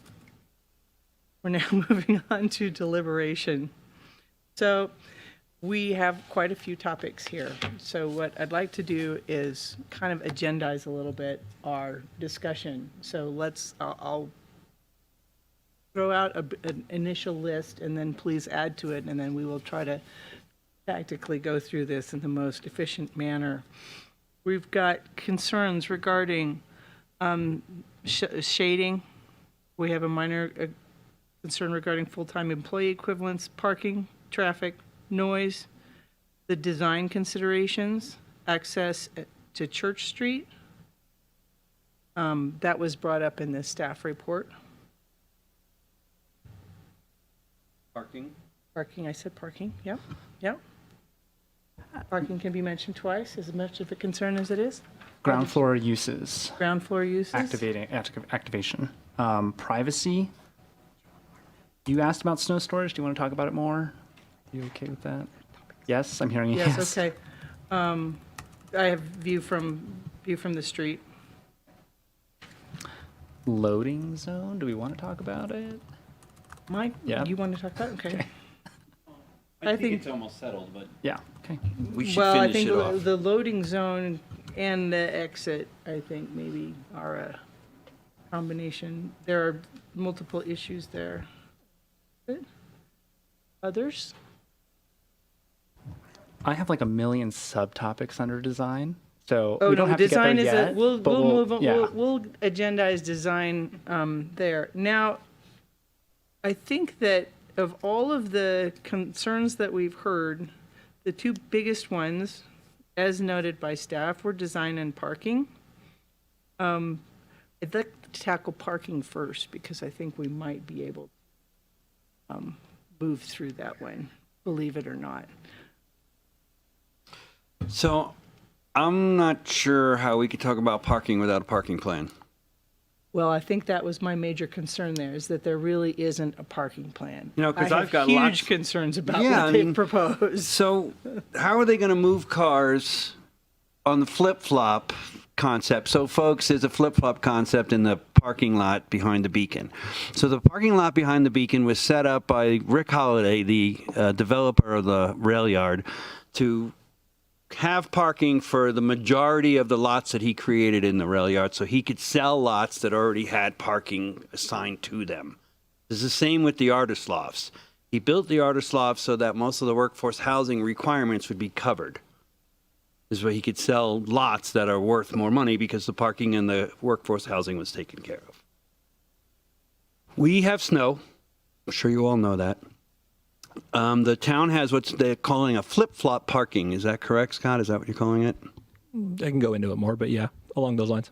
So on one particular night of the week, Monday night, as an example, they do the north side of the parking lot, and you park on the south side of the parking lot. And on Tuesday night, you park on the north side of the parking lot, and they do the south side of the parking lot. That's kind of the flip-flop. So my question would be, how would the hotel, it starts snowing at 6 o'clock at night, the plow shows up at 4 in the morning, how are they going to move a two-wheel vehicle that's a resident of the hotel across the parking lot? It's not going to happen. And then who's responsible for towing and tickets? Who's responsible for paying? I don't understand how we could even talk about parking without any of these little details taken care of. I mean, I've got more, but that's just off the top of my head. Huge number of questions regarding this, especially the app that is proposed to be used. How that could be used without having instrumentation in the parking lot itself is, I don't know. But I guess the primary question is, do we feel that condition of approval number 36 adequately addresses our concerns? If the applicant were to submit all this, a valet service plan has to be required. Do we think that would be sufficient if a valid, workable valet service plan? I think Are we you all looking agree- at resolution number No, 36? I'm looking at condition of approval number 36 on page 85 of the agenda packet. The staff has suggested that we request a valet service plan. If we don't even think a valet service plan would be a feasible thing, I wouldn't make that decision yet until I saw a plan. What's the plan? well, condition of How do we approval say the plan number doesn't work if we don't 36 see a plan? COA number 36 asked for that plan, and we would be leaving it, I guess, to staff then to decide whether the plan was adequate. If we are we comfortable with that? I think we could ask it for us to be able to review that plan. I think we could. But I think, I mean, even more, yeah, How do the rest of you feel about saying that we should be able to review that plan? My notes say that we should review it. Okay, can you start making notes, please? Would you be so kind? That, I think we have consensus here. Yes, Amy? I just want to add one thing Sure. to that, and I think this is outside of our control, but if we just, it might be helpful to sort of lay out what the goals of a successful parking plan are so the applicant knows. And I think just to be, I think it's obvious, but maybe we should list them. So 1, everyone gets a parking spot. 2, there's no health and safety issues. I'm particularly worried about the valet staff, right, if they're running all over town. 3, that any fees incurred, the town is able to, or fines incurred, the town is able to collect on, readily and easily. 4, no adverse impacts on neighbors. And 5, that snow removal operations are not negatively impacted either. I think those are the key outcomes we want to see. Is that right? Am I missing any? No, I mean, they have even more than that in there. Yeah. But then the next thing that kind of comes to mind that seems obvious is why the rail yard parking area doesn't have more overnight spots, because I feel like that would solve a lot of the challenges. That's not really Not in under our the control. scope of this, Yeah. unfortunately. But can we make a, I mean, I'm guessing it would have to be a council thing? This would be a side note to council that we can Yeah. convey. Yeah. Yeah, I mean, I think that's a policy decision for the council in terms of what amount of parking what amount of parking does the council want to address for the rail yard if it's beyond what's already been identified. I'm not necessarily adding more parking. It's just that in the rail yard parking district, only 80 spots are designated overnight. Of that, 50 are being used by the artist loft. Sure. So this clearly is. It's an operational change Yes, that I yeah. think would be a policy decision for the council's I think consideration. perhaps we could ask them to examine it, because I'm not willing to say that there should be more, because that takes away from parking that would be available for special events or daytime or nighttime use. That's not overnight. I don't know that I disagree would. strongly, actually. I The whole don't point think of that this I'm parking- qualified to say that there should be more overnight parking. I think the whole point of the parking in the rail yard is to serve the rail yard uses. It's also to serve downtown. It's the No, it's downtown not. parking district. Maybe I'm mistaken. I thought the rail yard parking was built to serve the rail yard. Maybe I could weigh in just a little bit. So, yes, it would be council's decision on how many overnight spaces are dedicated. Typically, that number of parking spaces and the location of the parking spaces are at the recommendation of the Public Works Director based on operational impacts to that. And so that's why the 80 spaces currently are shown there, is that the recommendation by the Public Works Director is that the other spaces are needed for those operational efficiencies during the wintertime, during snow removal, and to be able to flip-flop, which currently, just to clarify, is happening only in the Southern Balloon parking lot, not necessarily in the one just adjacent to this property. So, yeah, I think that just the broad statement of just add more overnight parking comes with the impacts to operations. that needs to be Fair enough. considered. Yeah. Say that again, Scott. The flip-flops only where? So the flip-flop, so we have a use case right now, right? We have the artist lofts that has 50 residential parking spaces, which has been kind of testing out, you could say, the flip-flop pattern of the parking lot. And so at least this year, we've gone a little bit away from the flip-flop pattern in that parking lot, and restricted more of the overnight parking and pushed more of it into the Southern Balloon parking, which is the one to the east of the Artist Lofts project. And so we've removed signage, and the new signage up there reflects the current operations. But that's the reason why one of the requirements of the valet plan is that it needs to be kind of a recurring thing on an annual basis is what we're anticipating, where if we're finding challenges from an operations perspective each winter, we're kind of learning from that and making modifications as we go to best, obviously, serve the developments while also being able to operate and maintain it efficiently by town staff. That was long-winded, but hopefully that provides what you need. So question for staff, if we were to say, modify this COA to say that the parking plan needs to be reviewed by the Planning Commission, are we thereby requiring denial tonight? Or are we just saying we have to review it before building permit? I think that's in your purview to decide at what level you want to review the parking management plan. Can we review, could we, just in the instance that we were to approve this tonight, and we said we have to review a parking plan, that can be brought back to us between an approval and building permit issuance? Yes. Okay. I will caveat that, though, with the review isn't the challenge, right? We can always have the commission review something. It's a matter of what the expectation is out of that review. So if it's that you want to implement new requirements or make suggestions that would conflict with what our current practice is based on our adopted parking plan that we have, you probably wouldn't have that discretion. Or if there's discomfort in the level of detail or just the management of the parking, there is concern about that could impact the project, and then they've put more effort and time into a project. How do we feel about wanting to review the parking plan? Yes, for sure. Because, and Scott, I hear what you're saying about the traffic study. However, we're not just talking about parking.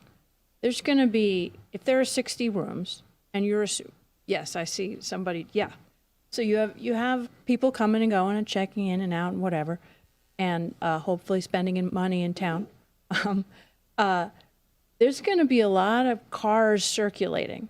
And as much as the expectation is that they will park, the valet folks will park in a certain place, you can imagine them just going to wherever they can find a spot. And so I think that has to be very specific about where hotel guests are, where the expectation is, whether it's the parking immediately adjacent to that site or in the balloon area or whatever it is. And then talk about how that possible continuous circulation of cars in and out of this facility impacts safety on Church Street, which is an odd street that probably needs more study anyway. And this picture is certainly proof that there are some competing interests. And then like generally through the roundabout and through town, like there's a lot of things going on that are not just where a car is parked, also. I'm sorry. Could we possibly separate the issues of traffic and parking? I realize they are related, but they have different potential outcomes for our recommendations. Indeed. I just wanted to make a linkage Point taken, there. though. Yeah. But I do want to echo that I feel like Amy's touching on a really important problem for downtown more broadly, and I know that's not exactly what we're discussing tonight, but when we think about parking, we think about downtown and this parking district, we have to think about the impacts of a specific project, this one, on the entire stock of parking stock. And I think Amy's I think her point is very important, that unless the spaces for which this valet can use are defined in that parking plan, it will create more problems than this valet will solve. So I want to be very clear that that's something that should be an expectation to see in that parking management plan, what spaces they intend to use and can utilize for valet in a way that, mitigates negative impacts across the downtown area. Maybe it'd be worth reviewing the language in condition of approval 36. A lot of the things that you're requesting of being part of that parking management plan, the valet plan, are within the bullet points that staff has already identified. They do not specifically mention the actual locations of the parking spots, which Sammy just mentioned. So it says, well, one of the requirements is how will the locations of the vehicles be tracked? Tracked. Right. It's not how they will be designated, or where will they be designated, or will they be designated. So it just maybe just a little more granularity in a bullet point there. I agree that it could be conceived as being inclusive there, but maybe could we just add a bullet point that mentions? Because I feel like tracking could also imply the vehicles as a valet service are being moved around to accommodate other vehicles, but they're still being parked.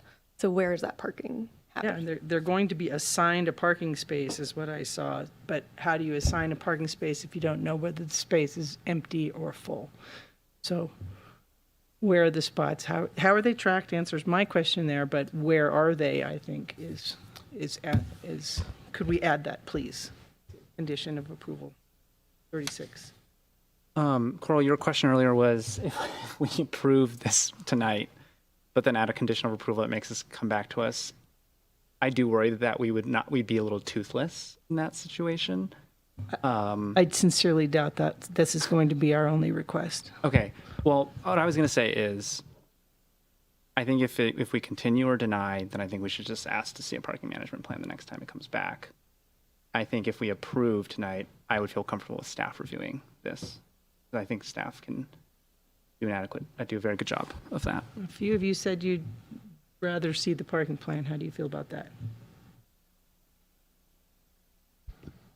I can go either way on whether I review the parking plan, because Let's go with Jason's for now so we can move on to the next issue. How about that? I don't think that's a perfect reason for moving on, but would you be comfortable with staff reviewing the parking plan? Because you've said you'd like to review it.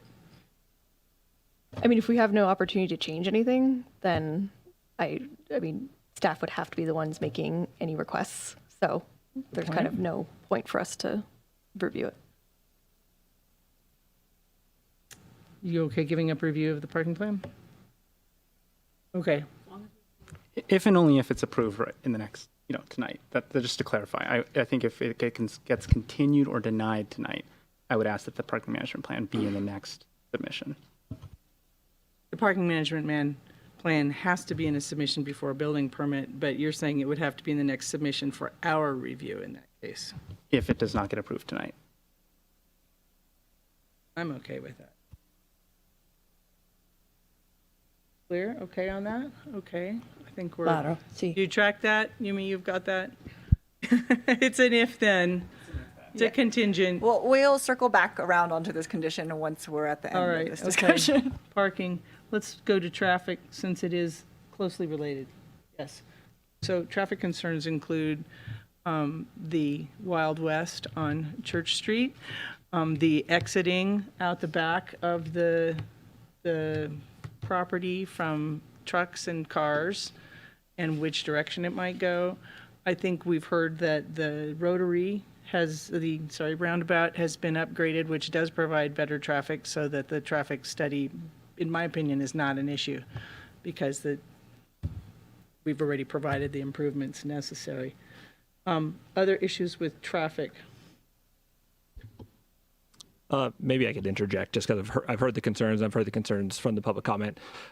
So about the section of Church Street from Bridge to Truckee Way, referred to as the Wild West, is part of the Jaboom Bridge Church capital improvement project that was part of the town council's adopted budget. It's planned to commence in July of next year, so 2027 is when planning and design will start for streetscape improvements along those sections of the roadway, with about $6.5 million over the next 4 years allocated of general fund towards constructing improvements along the section of concern along the backside of the project. So it's in motion, not too far out, 1.5 years out from commencement, and construction about 3 years out. Regardless of this project. Correct. That's regardless of the project.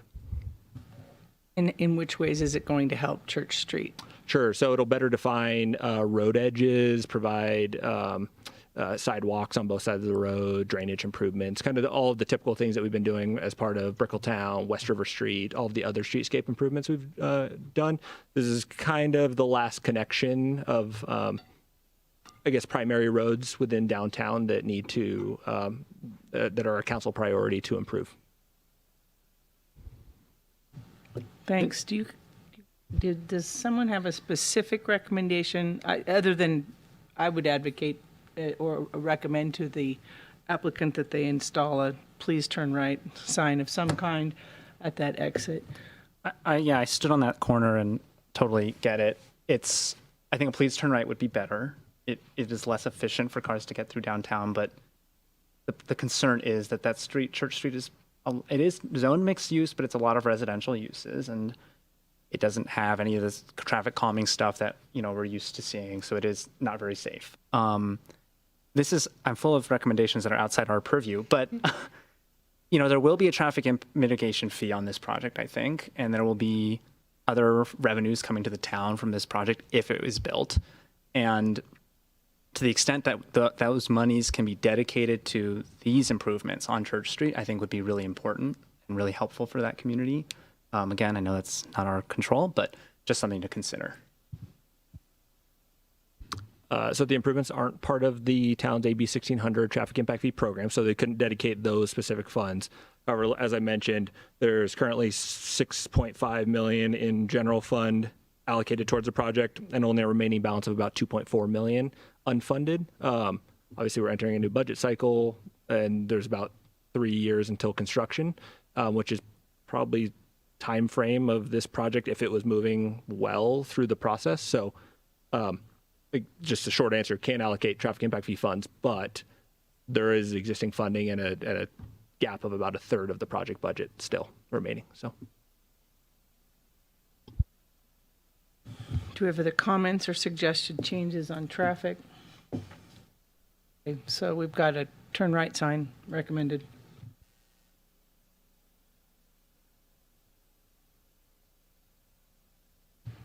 There was a concern regarding access to Church Street. We pull up the site plan for just a moment. I guess I didn't get this question answered in my head as to why we didn't just continue. Maybe it's because it's a truck passing area, why the sidewalk wasn't just continued up to Church Street. The brick material shown on the site plan. Flagstone, whatever it is. I think it's cut off in this site plan. So the intention is to kind of be consistent with the rest of the rail yard streetscape, which is kind of a combination of pavers and concrete. And so in that section, it looks like it's pavers and then a concrete driveway apron. But I'm not concerned with the material, but why wouldn't we just continue the sidewalk north to Church Street? Across the... Are you talking about next to the rock? Could you bring that site plan back up, please? I think you're talking about the pathway. Are you talking about... Yeah, that's because that's not a sidewalk. That is a walkway from the loading zone to the project. If you connected it to Church Street, it could be a sidewalk. I don't think they want people walking on their They don't want people walking through the property. Well, because it's a pathway for their employees. It's not for public. Well, and for people that park there, for people that are walking to the outdoor event area from the hotel, it's a sidewalk. Looks like a sidewalk in the back of the hotel, too. I mean, there's concern about, if you don't want the public to pass through there, then you can cut it off there. But if we were to ask that public access be provided, which was brought up in the staff report as something that was discussed, you could just continue that walkway up to Church Street. I actually did talk to some folks who strongly oppose this project about whether we should connect. Now we're talking about the connection of the Southwest Outdoor Plaza to the path that's outside the kitchen. Yeah? No, because it doesn't come from the Southwest Plaza. It goes to the kitchen and stops. Yes, I'm saying. So again, yeah. it's a walkway for deliveries and employees. It is not for public use. Right. That's why it doesn't connect to any sidewalks. Yes, and the staff report suggested considering whether there should be a full connection as though it were for pedestrians. And I asked some folks in the community if they liked that idea, and actually they mostly disliked it because the purpose of the rail yard extension, this area, is to activate pedestrian uses on the street fronts. If you let people have a shortcut from, what is this, Donner Pass Road to Church Street, they won't be walking past what will hopefully be one day a bunch of fun, cool retail stuff along the streets. Now, I know it's not showing that right now, but you know my hand for the next topic. But yeah. So anyway, Coral, that was a question I had as well, and that was the feedback I got was actually they don't want to see that become a pedestrian shortcut. They keep it the employee service route that it is now. Keep the public on the exterior. Okay, understood. Okay, so my questions about access to Church Street are done.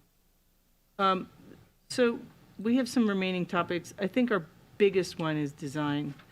And then some of the others are smaller. Would you all rather attack the smaller ones first or the big one first? Get rid of the elephant. All right, let's go on. Let's go to design. So turning to, could you please bring up the rail yard master plan design guidelines of concern for this building, please?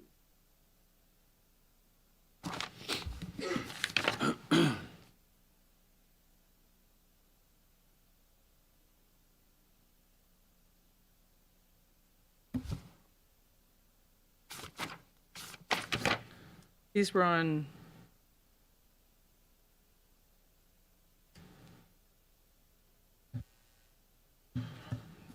these were, I assume, summarized or rolled up into some of the ones of greatest concern. Mitch, you mentioned some of these in your applicant questions. They appear on page 66 of the agenda packet. Yes, and I printed them out. So my third question, fifth question, sixth question, seventh, eighth, second, were all right out of those 3 pages that were in our staff report. Does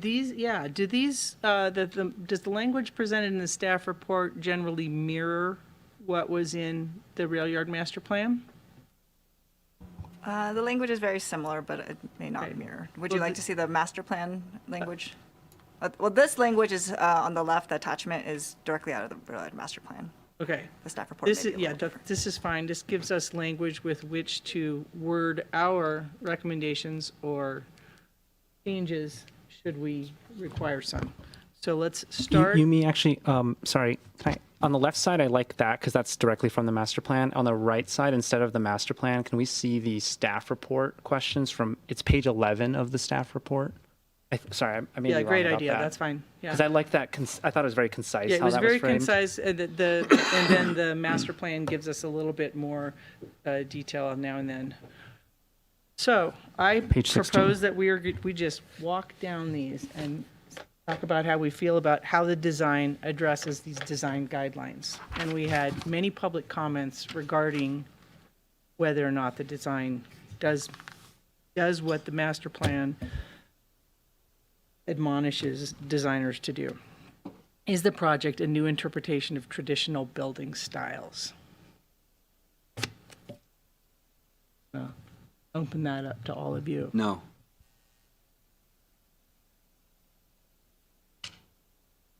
I think there's maybe some confusion in, I think maybe how the applicant's interpreting this. When I've talked to a lot of people now about the rail yard master plan. It's about continuing the downtown and transitioning in that sense, right? Mirroring without being a Disneyland version of the downtown, but rhyming with it, right, in a design sense. And I think often people come here to design and they think, oh, it's a rail yard town, I'm just going to do rail yard stuff. And they maybe miss the continuation of the historic downtown. That's kind of what I think I'm seeing here, but Curious what others think. I feel like there are some aspects of it that hearken to some of our history, and it's not supposed to be a historical building, but it is to provide a transition from historical buildings to newer buildings that also are new interpretations. I don't know that it's that transition, or I don't know that it's a new interpretation of traditional building style. I don't. But I also understand that these are guidelines, so it doesn't have to strictly meet all these, but let's see how many of them we think it meets. So are we getting kind of a no on this one? Okay, so Which one? Where are we the at? first one, new interpretation of a traditional building.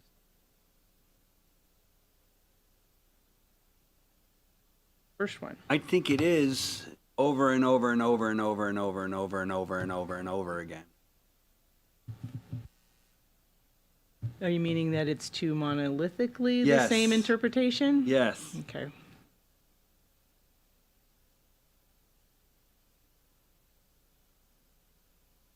Are there patterns of similarly sized elements? I think yes. Where do you see that? The right side, Mitch, the right side of the screen, second bullet. Does the project create patterns should... That should be created? Yes. Does the project create patterns that should be created? There is a typo there. We're still getting it. So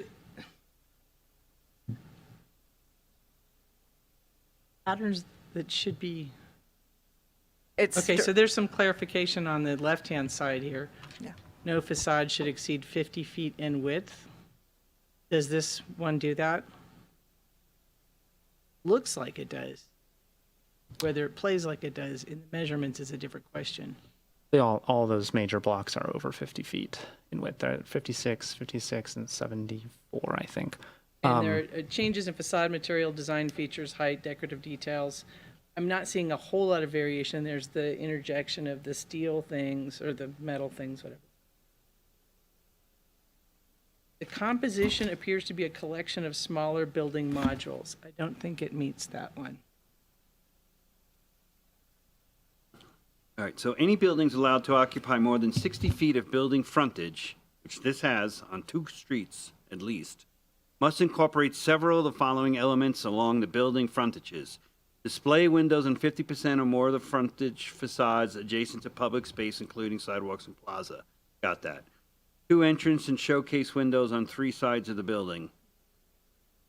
I'm not sure if it has The two entrances on the 3 north sides. side is done by the kitchen, isn't it? I don't think think the the lobby kitchen has a counts as an pass-through. entrance. Creative treatments such as a mural to facades that do not include display windows. There's, Well, there's none the of that, but that might be a mechanical and concept engineering for you guys area. to look at. There's that fence that's around the mechanical and engineering area and the A wall mural up there would enhance that entryway. Some kind of art. Exterior semi-public gathering spaces created by design and placement of planters, low walls, steps, etc. I don't have a landscaping plan, so I'm not really sure what the streetscape looks like. Besides, we're going to have an open area on the southwest corner, but that's it.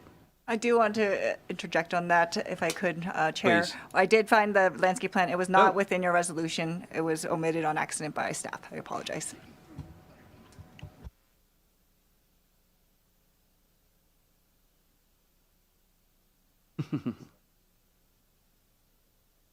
Those shade plants on the north side?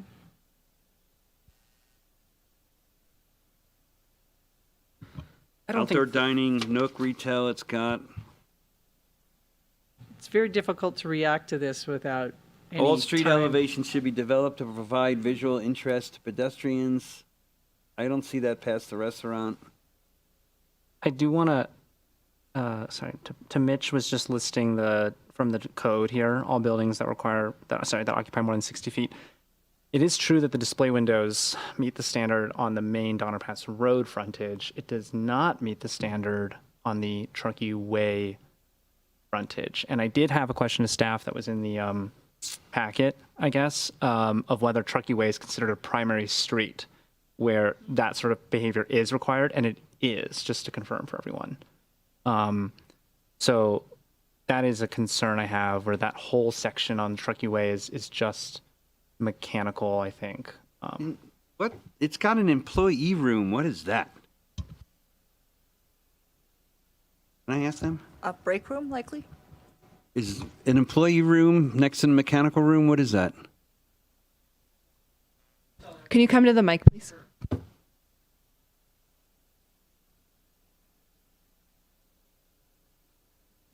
Green.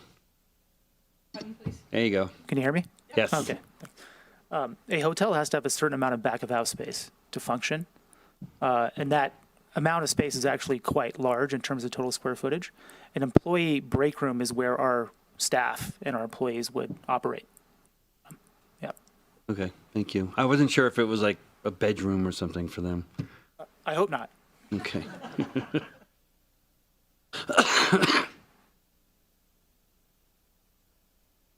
We've been looking at the sub explanations for patterns should be created along the street. I think we've identified several ways in which it does not meet all of these. We've mentioned the fencing, facades that don't include display windows. That would be that fencing on the northeast corner. Exterior semi-public gathering spaces. I didn't see that on the landscape plan, but I haven't studied the landscape. We do have the outdoor dining. I think it has some good outdoor spaces. I will give it credit for that. I think depending on what's going on in the meeting room and the fitness room, those could be interesting to look at as you walk by. I have to say that even though they're not retail or the types of things you might walk into, you wouldn't just walk into a meeting room. Something was going on in there. You probably wouldn't just walk into a wellness center if something was going on in there. But you might look and say, what is that? That's interesting. So while it's not some of the traditional ways we consider activating a floor, it does have some of that aspect. It's not retail, but What, the gym? The gym, the wellness center and the meeting room. I don't know if they're interesting enough at street level, but that's. I don't want to. If I was a tourist in some other town, and I don't think topic. Yeah, sorry. Yeah. Are we talking about the? No, sorry, streetscape? we're not. I went into that because we were talking about something interesting to look at, and that's actually, we should talk about first floor activation separately. Okay. Okay, does this meet the guideline? Let's remember, this isn't the code and it's not a requirement, it's a guideline. Patterns should be created along the street. The repetition of similarly sized building elements, overly repetitious design elements are strongly discouraged. And there was a number of subtopics there. Is there something on the next page we need to know about under that one? Okay, no. There's a new one. Do we feel it meets this one? Patterns of similarly sized elements. I don't think it's for us to design their project. No, I don't want to design their I think project. we need to just let them know that we don't think that, in my opinion, I don't think the majority of these guidelines have been met. I don't think. And I think it's up to them to decide which ones they want to incorporate. I don't think we're trying to design it. I think I'm just asking the question. I'm going down this list one by one. Does it meet this guideline, or is it consistent with this guideline? And given the subtopics under this guideline, some of them are yes and some of them are no. How do you feel about this? I think it has patterns. I think the problem is that it's overly repetitive, right? It's meeting the first sentence of the clause and not the second. Patterns should be created. It has a rhythm to it that is at times beautiful. It is also at times overly repetitive. So I think that's the problem. I personally would say this partially meets this guideline, partially is consistent with this guideline. Which guideline are you on? The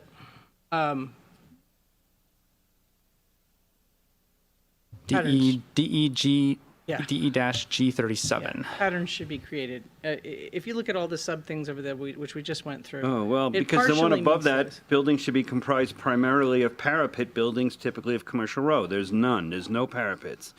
The one above that, contemporary interpretation of traditional building shapes, especially simple rectangular masonry building forms with functional canopies and building elements that appear as shed additions are encouraged. There's none of that. No facade should exceed 50 feet in length. There's tons.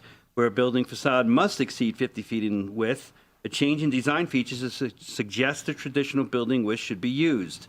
Changes in facade material, window design, facade height, decorative details, or the addition of patio restaurants are examples of technique that may be considered. There's none of that. These variations should be expressed through the structure such that the composition appears to be a collection of smaller building modules. It looks like one long building.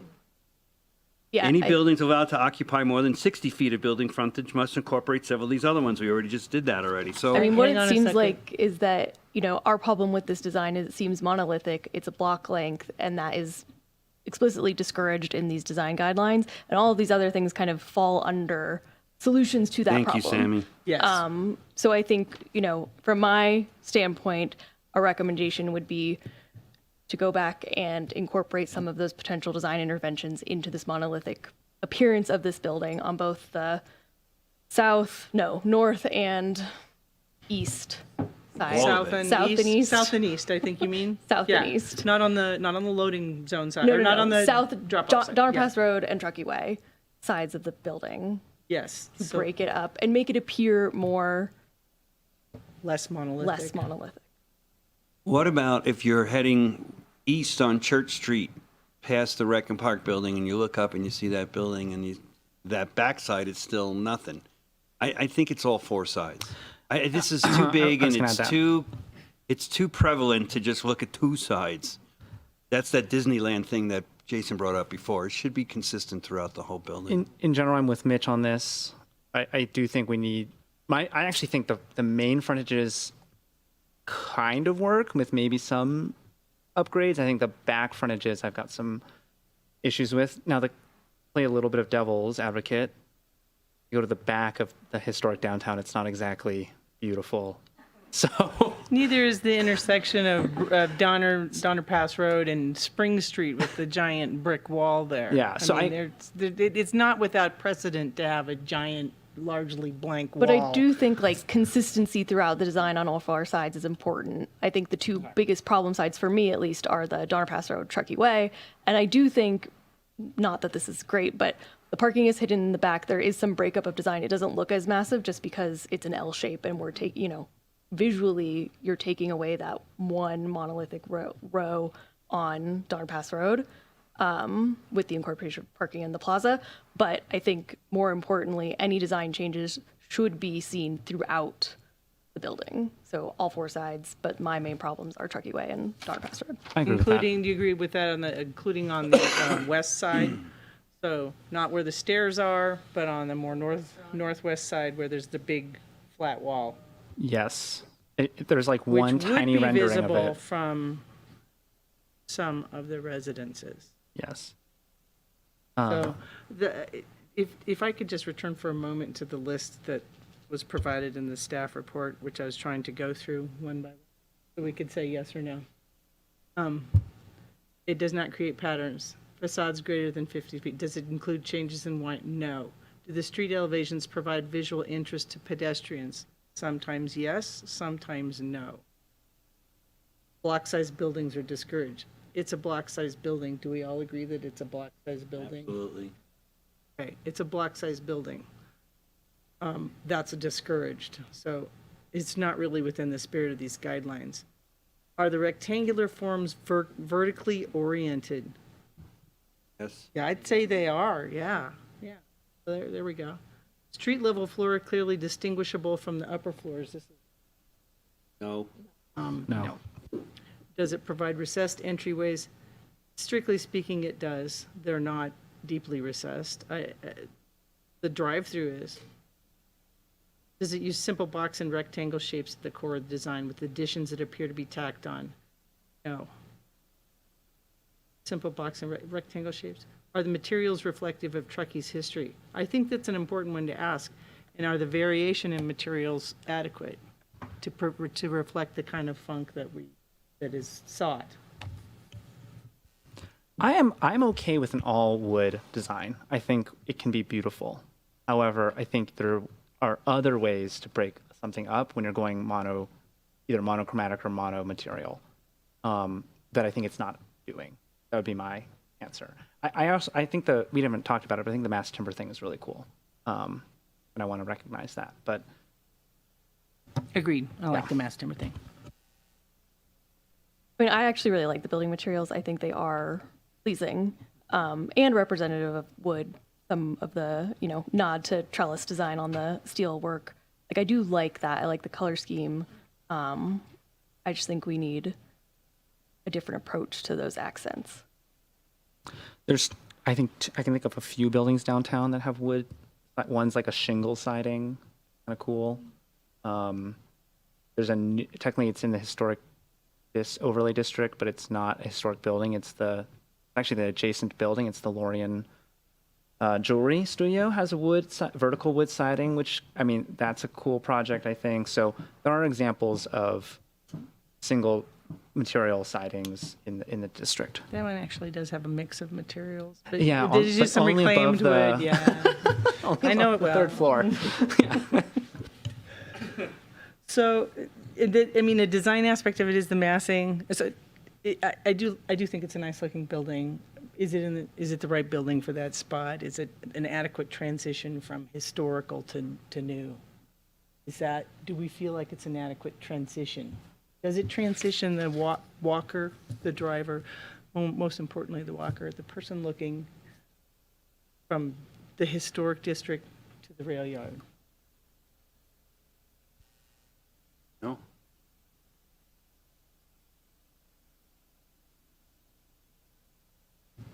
Transition came up over and over again in the comments, in the report, in the guidelines. Is it a good transition?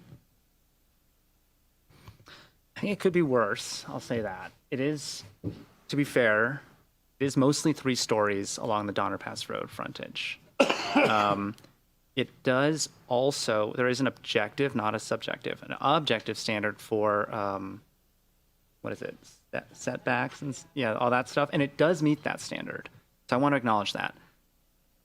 Is it effective as a transition? I think the challenge I have with it is, one, it's drawing a little too much from the rail yard history, not enough from the downtown history. And 2, when I test a building in my mind, I ask myself, if I looked at this design and I didn't know where it was, would I know that that was Truckee, California? Like, would I be like, that has to be going in Truckee, California? That's, I think, the test I would apply to the kind of perfect transitional design. I don't think this design passes that test. So in that sense, I'd have to say no. Again, I think it's good that we're not trying to dictate what the solutions are. We're just trying to say what the outcome should be.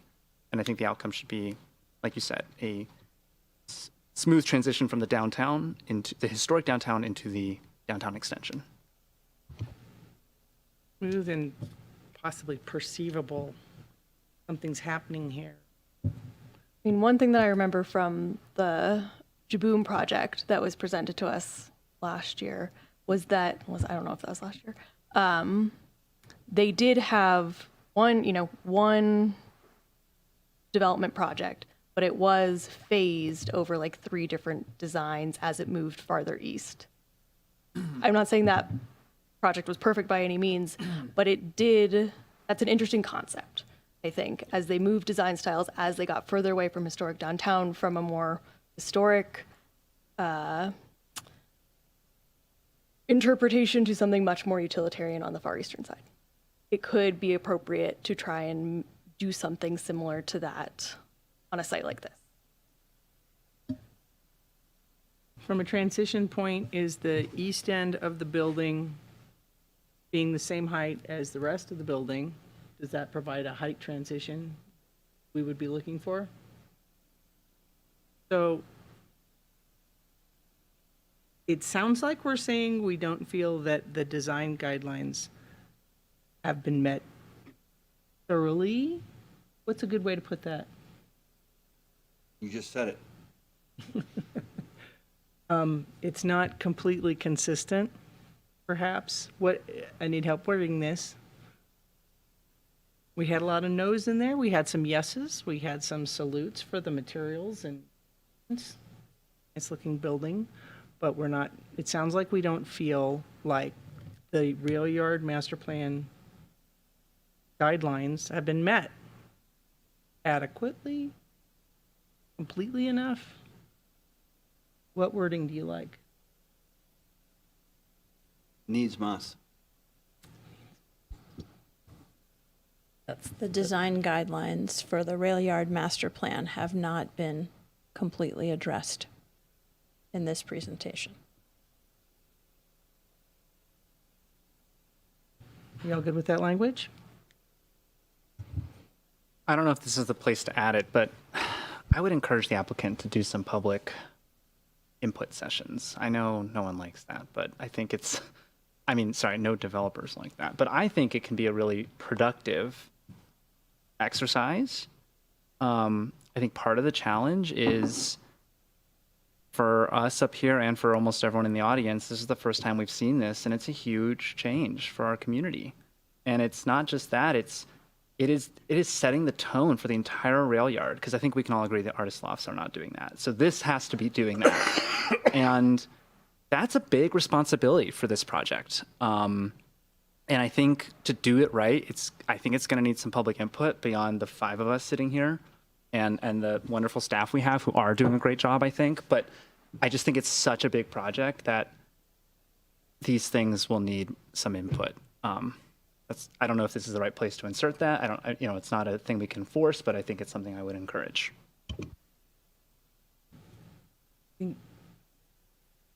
Partially agree with that. It's a huge, huge undertaking to do public input properly, as I'm sure you all know. This does have a huge responsibility, and we're all dying to see the rail yard get developed. We want it to be done right. We just want it to be done right. So I think we've decided on our language on that one. Let's just try to tick off some of these other topics. I'm not going to call them smaller. I'm just going to call them other topics. The solar shading issue, we did receive a plan for this, and what did it look like? We heard a comment that it was going to shade 90 feet, but, and I'm not sure the artist lofts work as a comparison, because this project isn't right up against doesn't have the same northern setback, but it's similar in height and area. So this is for their very original project, which had, I believe, 30 multifamily residential units, so a slightly bigger project. And it's looking at specific dates and times, and then using that to identify where the shadows would lie. Obviously, it's cut off in locations and doesn't provide the full picture on the impact on the neighboring properties, but. Okay, so if I just want to make sure I'm understanding this correctly, on the day with the least daylight, we see Truckee Way completely shaded almost to the other side of the road, and Church Street partially shaded. So that's the worst case right there. We're not worried really about the summer solstice.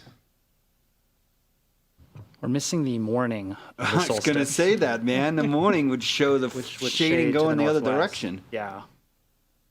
Because we have, I'm very confused by this. We have the afternoon and the sunset time. Okay, got it. Of the winter solstice. And the summer solstice. And the summer solstice, yeah. Okay. But not the morning on either. Which is when the shadow would be cast to the northwest. The other way. Okay, I haven't seen a lot of these. One of our commenters called this inadequate at the nicest, probably. Well, it is Do inadequate. we need more? We need more information. I feel like we need, given the concerns about. Now I'm concerned about Truckee Way too. But given the concerns about icing up on these, I feel like I'd like to ask for a better report here.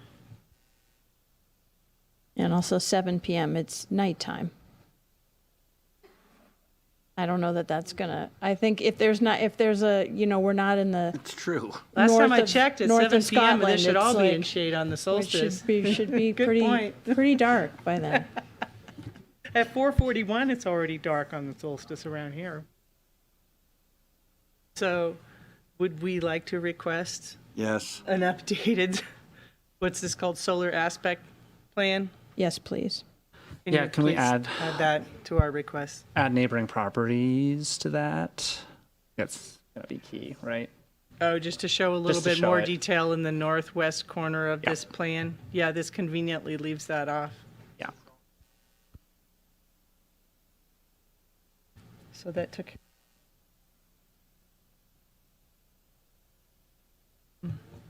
Noise. So a lot of concern. So you asked about the noise ordinance. Do you have specific concerns? There's the church there, there's the residences there. What would we like to say about noise? Can we see there's two sources. There's the ground floor plaza in the southwest, and then there's the rooftop. And the rock And the rock. area. I'm less worried about the rock because it is pretty screened. It is rock. But yeah, I think but sure, let's list it. There's three. Okay, so there's the southwest corner with the outdoor dining and the plaza. There's the fourth floor rooftop situation, and then there's the interior plaza with the rock. So the rock, I'm not too worried about because of the screening from the rock itself, which is quite large. The southwest, I am concerned about because I stood in the parsonage a few hours ago, and the ground floor of that building, and that's, sorry, for those that don't know, it's the house that is in the just off screen in the left corner there. The ground floor of that building is maybe 5 or 6 feet off the ground. So just standing there on the ground floor, you can actually see over the fence line into that entire plaza area. So it has both noise and privacy concerns for me. I think it's solvable with a higher privacy wall. But, and I have, the issue is, of course, that the plaza is kind of, baked into the plan. So I'm always cautious about overturning, thousands of hours of community input from this dais. So I think we have to find ways to mitigate that plaza. Yeah, I don't know that we should be in the business of changing the city noise ordinance because it is in place, and if this can meet the city noise ordinance, then that was created for a reason. We do have a sensitive receptor in a church, and typically in an environmental study, a church would be a sensitive receptor. As would, the residences, I'm sure, but in particular, that's governed by time of day to some extent. What can we request other than that they adhere to the noise ordinance? Additional sound walls, they're going to create large walls that we're discouraging. At the minimum, you could request a noise study to make that determination whether this is even is exceeding the noise ordinance requirements. Is it possible to do, you can do a noise study on a building that's not there and generating noise yet? Okay. I just don't know how technically that works. Many years ago at Blue Sky, so yes, you can do it. Yeah, just seeing how noisy we you also were. did one for the artist lofts because of the proximity to the train tracks. So, the building wasn't constructed, obviously, but they had to figure out what sort of construction techniques they could use to mitigate the train noise. Right, that's what I had to do. That's exactly what I had to do. Would we like to request a noise study? Is that too onerous? Or do we? I think we can. I think the greater point here is that there are buildings of historic character immediately adjacent to this site, which have to be respected, and not just noise, because there's the train, there's traffic. People who live there understand that and manage it as they see fit. But it's, you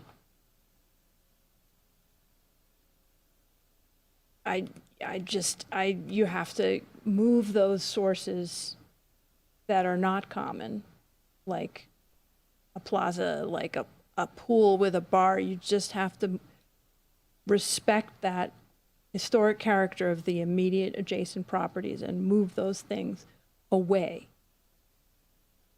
right? Just Do we move all of the bars in town away from other historic properties just to there play are the no devil's bars advocate here? immediately adjacent to the parsonage here. There are other places in town that have historic properties next to them. True. Where bars and bands play True. and events happen, and it's downtown. Mm-hmm. So I don't know if that's inconsistent to me. I agree, we should try to respect the neighbors here, and we'd have a specific sensitive receptor. Can we But see the other than fourth doing floor a study, I don't know plan? what we can request. I mean, I think a study is a start. I also don't think, I mean, a pool, a bar, plaza, outdoor space, these are all amenities that a hotel needs. And I don't think, I mean, they're key to the success of this type of development. So removing those would really, I think, I didn't say detract remove. I from- just said move them a little bit away from the sensitive properties. I think just listening to this conversation with the commission, it seems like you're leaning towards the noise study, in part because you don't feel like you have sufficient information. I mean, even the question of whether something could be moved or not, you would probably want to understand what those noise thresholds are in the configuration that they've proposed. And I think that's the information you don't have that you're looking for.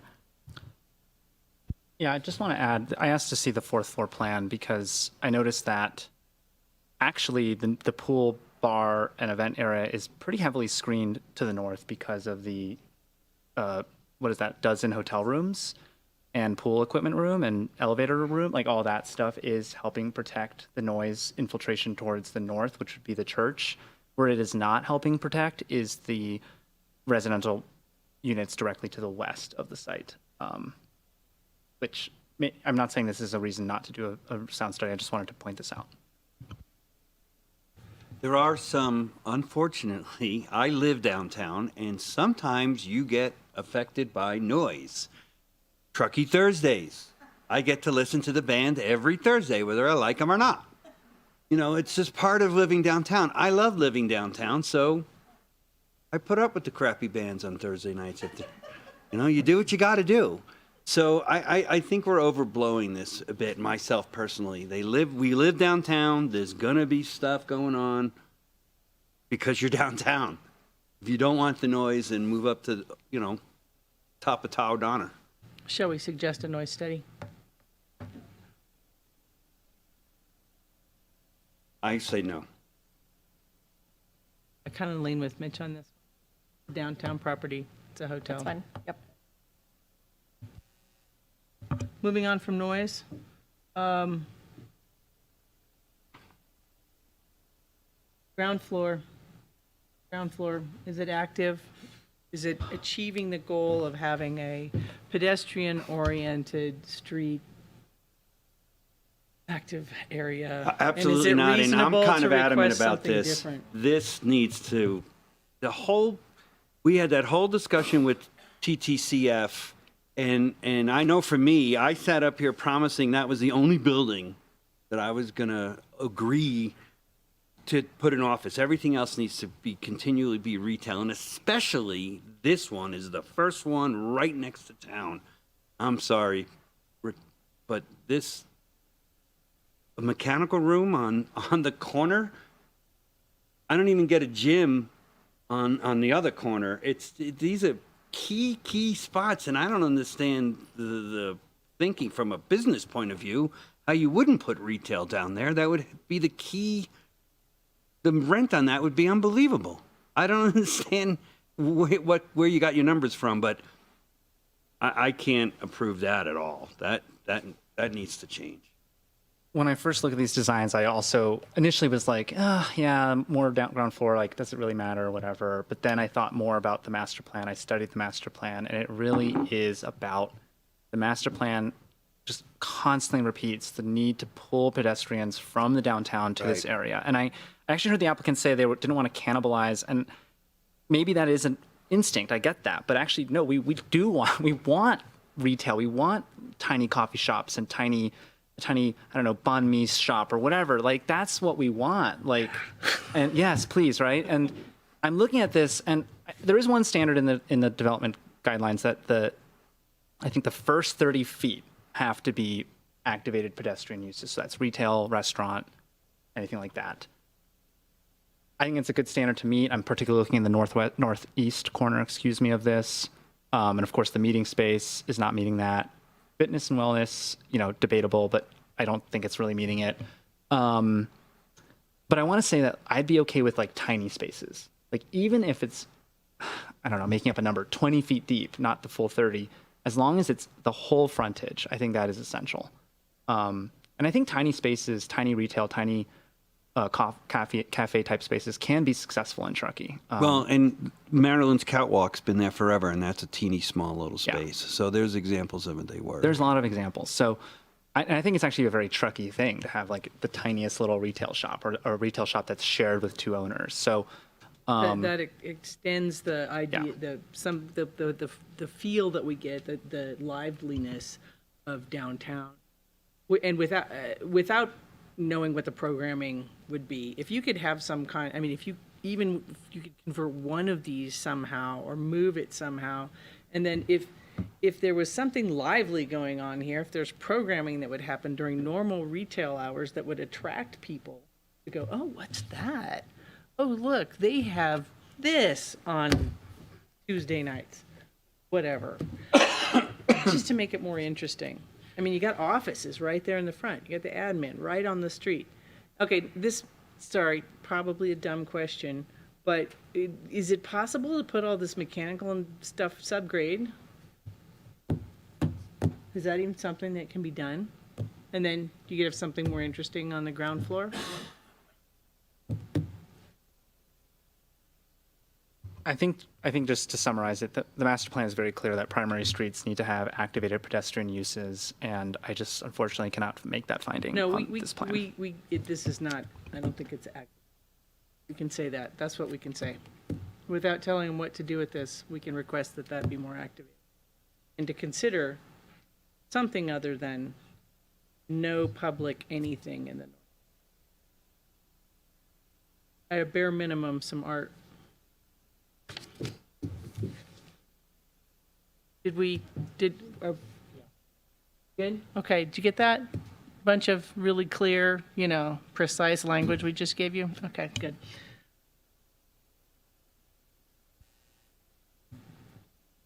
Okay, privacy. I already covered it with my concern about the parsonage. No. Thank you. Sorry, didn't mean to cut you off. Snow. So is a hydronic parking lot sustainable? Doesn't seem really great from a climate standpoint. That's a loaded question, Mitch. How much diesel do you use versus how much electricity, and where's it generated, and have we done a study? I don't know. So we do have that with the artist lofts. So we have a real world example, and it's been functioning. Do we have, data on how much energy that uses versus, equivalent BTUs in diesel fuel or whatever it would be? Well, I think it's a really complicated question to answer with a whole bunch of different levels. But I think in this case, it would since it's a small area, it probably, in terms of air pollutants, would be better to do this solution than truck out snow, because there's nowhere to store it on site, so you'd have to truck it out. But I think they need to have a plan, because what happens when the power goes out?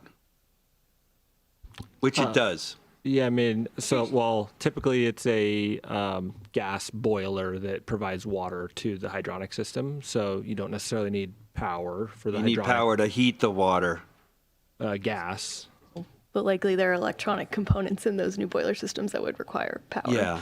Electricity. Sure, and a generator. I mean, I think that there's workarounds, but I think it's a creative solution to constrained sites that we've seen applied 2 blocks over at the artist lofts. And it's working there? Is functioning well. I don't have the data behind, GHG emissions versus, trucking it. But it is functioning. The artist loft has a parking lot? Correct. A fully. And they hydronically heat it? And correct. What's their backup system? I think they have a generator for theirs. They didn't have to provide a backup plan in case the power went out or any of that? You just went with it and that's it? Yeah, I mean, the hydronics was a suggestion of the town engineer to do that because of the complexity of having to remove the snow, and the coordination with the tenants in that space, because the parking lot's not a huge parking lot. It's only the 21 spots. Do we believe that the trellis on top of so it's hydronic heat just on the pathway in between the spots, right? And then the spots themselves are covered? Correct. And even on sideways wind blowing days, the snow is going to stay out of there? That just doesn't seem sufficient to me. I mean, I think it behooves the on-site manager throughout the project to maintain it in whatever manner above and beyond just the hydronics and the overhangs that will support, use of the site. I don't think it is beneficial to the long-term property manager to allow it to be encumbered by snow, drive aisles, parking spaces, those types of things, because then it renders their project not usable in different manners. So from our perspective, I think that between the hydronics, the covered parking, and just the desire to keep the site usable, it should manage itself. I mean, it's working for the artist lofts right now. Haven't heard anything. The only thing I've heard on the artist lofts since they implemented that is that the curb and gutter along Church Street does not have hydronics because that's in the public right of way, and that's the only location where there is snow. That's the only complaint I've heard on that project.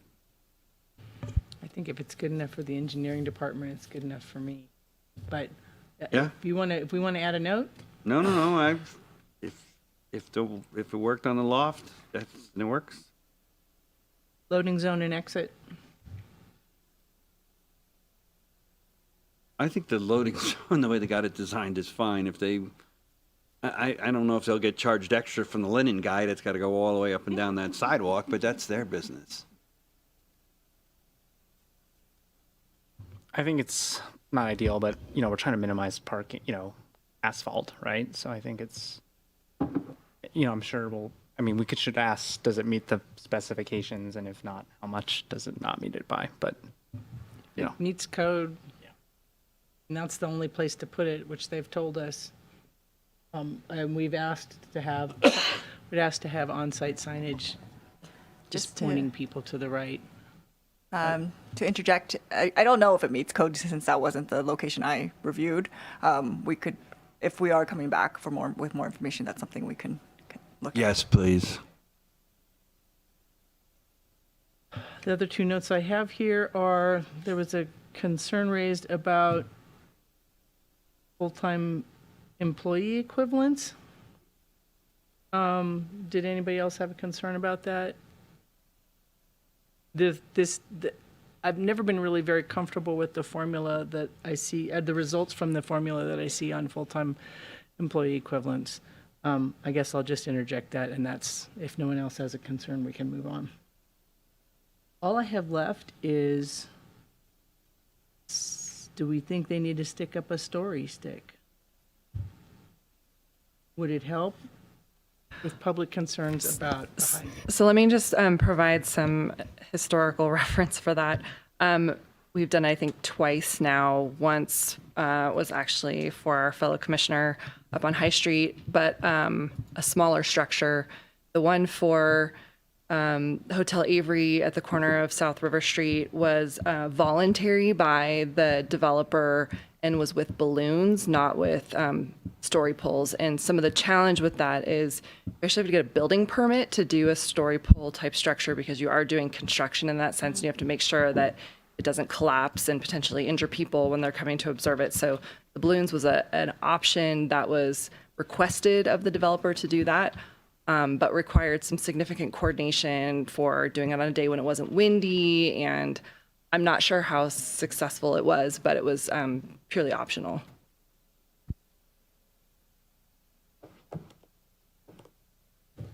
I don't have a need to.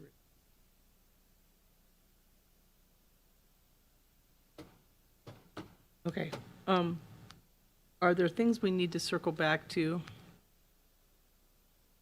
Yumi, you had mentioned that we might need to circle back to make sure we clarified something.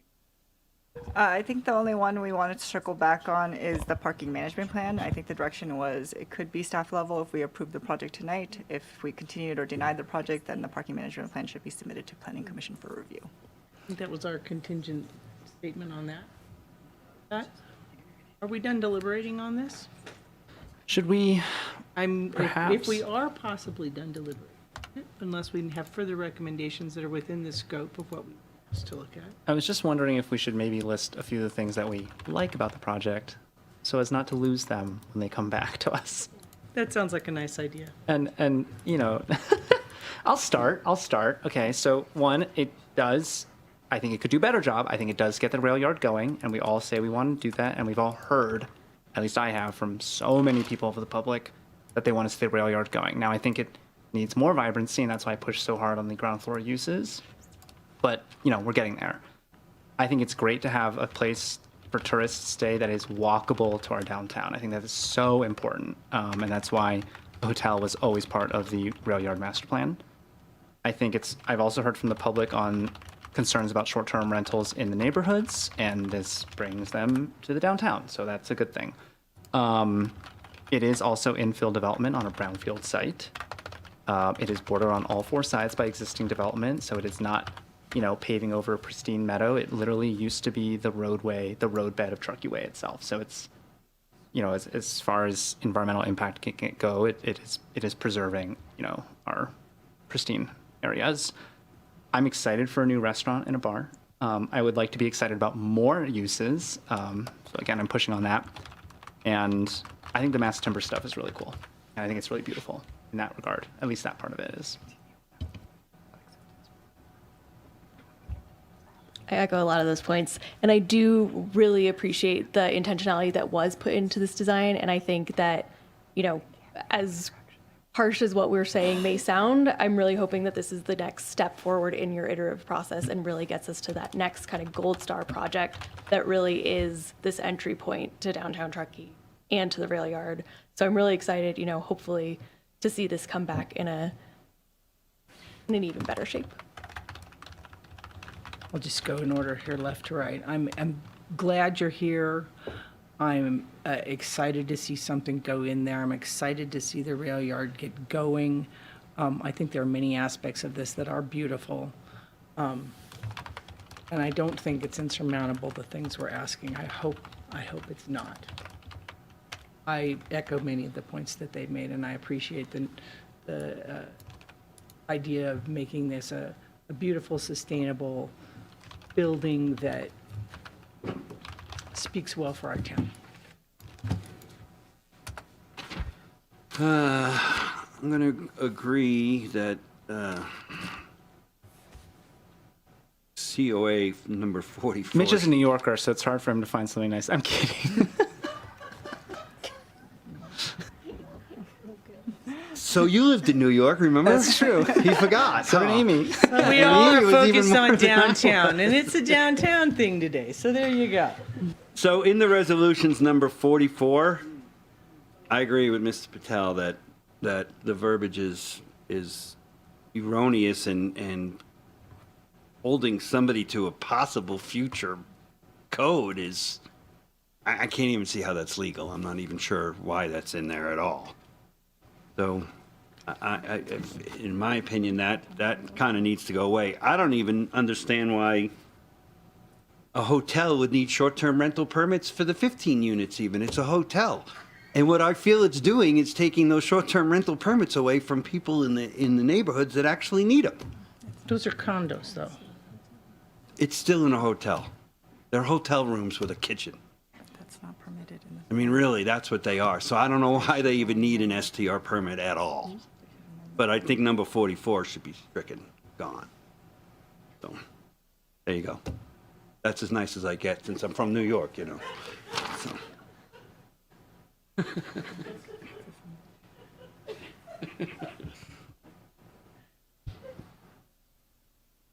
I too am from New York. I don't know what that says about all of us up here. I have lived here for 6 years. So, and I do appreciate the work that's gone into this. I do appreciate that it will be the gateway to the rail yard. And I do think that with some modifications, it will be a great project and a benefit to Truckee. So I thank you, sir, for your effort. And I do, and everyone for staying here and for your comments. We appreciate them. We read them. We hear you, and we are trying to balance all of these competing interests to make this to help this town grow, and to be intelligent and thoughtful about development as it comes to us. And a lot of work went into the rail yard master plan. I was not involved in that, and I appreciate also how hard that was to get through, and the incredible amount of public input and work that went into that as well. So my appreciation to everyone. Thank you. So just as a follow-up to what Mitch brought up, how do we feel about condition of approval number 44? Other than removing the frowny face from it, which I've already requested, little artifact of typing, I think, or a repeated bit of typing. So I'm going to interject a little bit here because that's from the town attorney. And we did have a conversation with him briefly about the requested change, and he is not comfortable with that. So if the commission ultimately is continuing this item, then we have an opportunity to revisit it with the town attorney. But it's not really at this point within the planning commission's purview to change. Okay, thank you. At this point, I think we've all had a great opportunity to discuss this. I was wondering if anybody had a motion.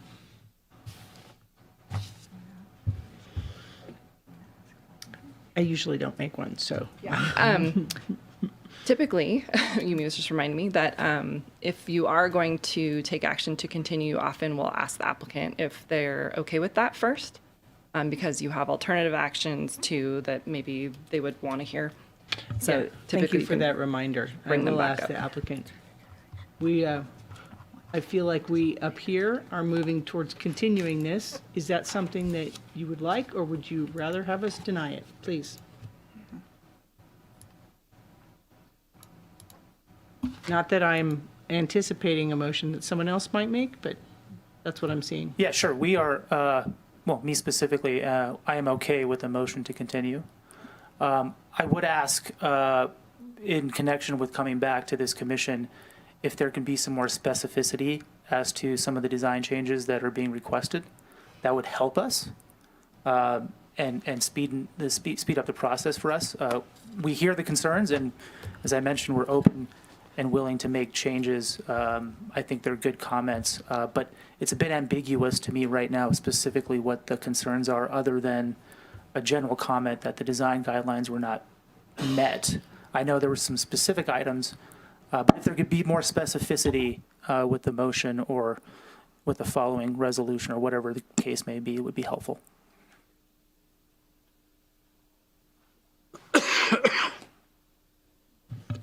Without designing from up here, do we feel like we could offer more specificity on what we would like to see that would help the project be more consistent with the design guidelines? Please.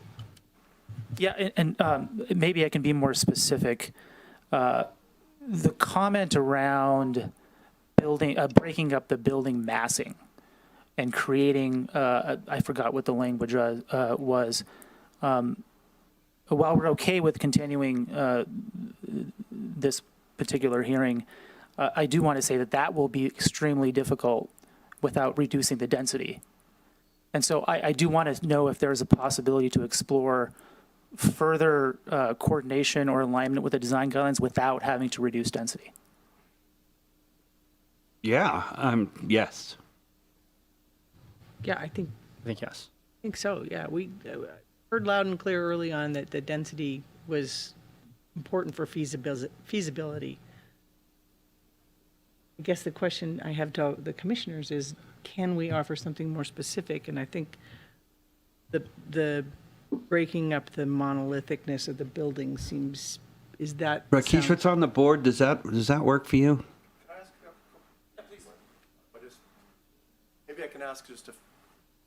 Maybe I can just ask a couple of questions. I think, Commissioner, you talked about the Jaboom Street project. So out of curiosity, is that kind of where the Planning Commission is, and where you guys are maybe looking at some change out of materials as you go from west to east? Or are you looking for just maybe some different tones, maybe some same use of the same materials that I kind of heard that you guys liked, but you want to maybe use them in a slightly different fashion to give some variety on the ground floor level. One thing that, you know, is difficult on this site is getting more door accesses to the street because there is like 5 feet of grade differential between the street grade and the building. So it seems like it's flat out there. It's not flat. So that is some concern, and we didn't want to break up into a lot of small spaces and different things. But are we kind of hearing that on the massing side, or the roof line on the Truckee Way side, is that probably the one that gives the most heartburn? I'm asking a few of these questions that I think if you guys gave maybe from a commission, if you have an inkling of what your tendency is on that, we could relay that back to the architect, and that would be Doesn't that look helpful. pretty flat? You think there's 5 feet difference from one There's side? 5 feet from the park Yeah, there is. to the Truckee Way or Church Street. I think it's hard for, we can try, but I think it's really hard for us to answer that, and just to help you understand why. Let's say we know the design guidelines, right? There's like 20 of them in like 7 buckets. Let's say you completely nail 3 of them, like it's amazing, and the other 3 are not so good. That might be good enough, but like we also don't know, like it may not, right? It's often has to do with how the holistic picture looks. So I think there's some other changes, like how activating the ground floor uses that might lead to some design changes, right? How do you announce that there are some ground floor uses here that maybe, again, like I can't picture it. So like, I don't think awnings would be appropriate, but maybe they would be, right? Like, I don't know. And so I think the challenge is trying to get as close as possible to the design guidelines, trying to really internalize the public comment. There's 55 of them apparently written on the website, so pulling from that. And I think I said it earlier, and I know it's not a fun activity, but I think public input, I think this commission would be much more comfortable moving forward if there was, clear examples of public input and how that public input translated to changes. I'm not saying it has to be done. I'm just saying that that's an example.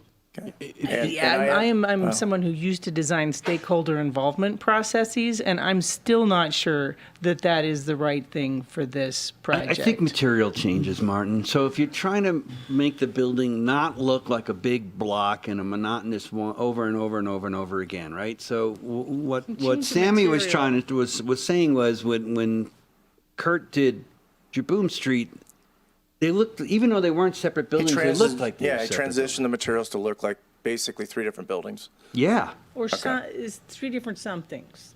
Yeah. And the forms weren't drastically different, but the material usage was more significant. Yeah, and then the difference from the ground floor to the other two floors on Donner Pass Road.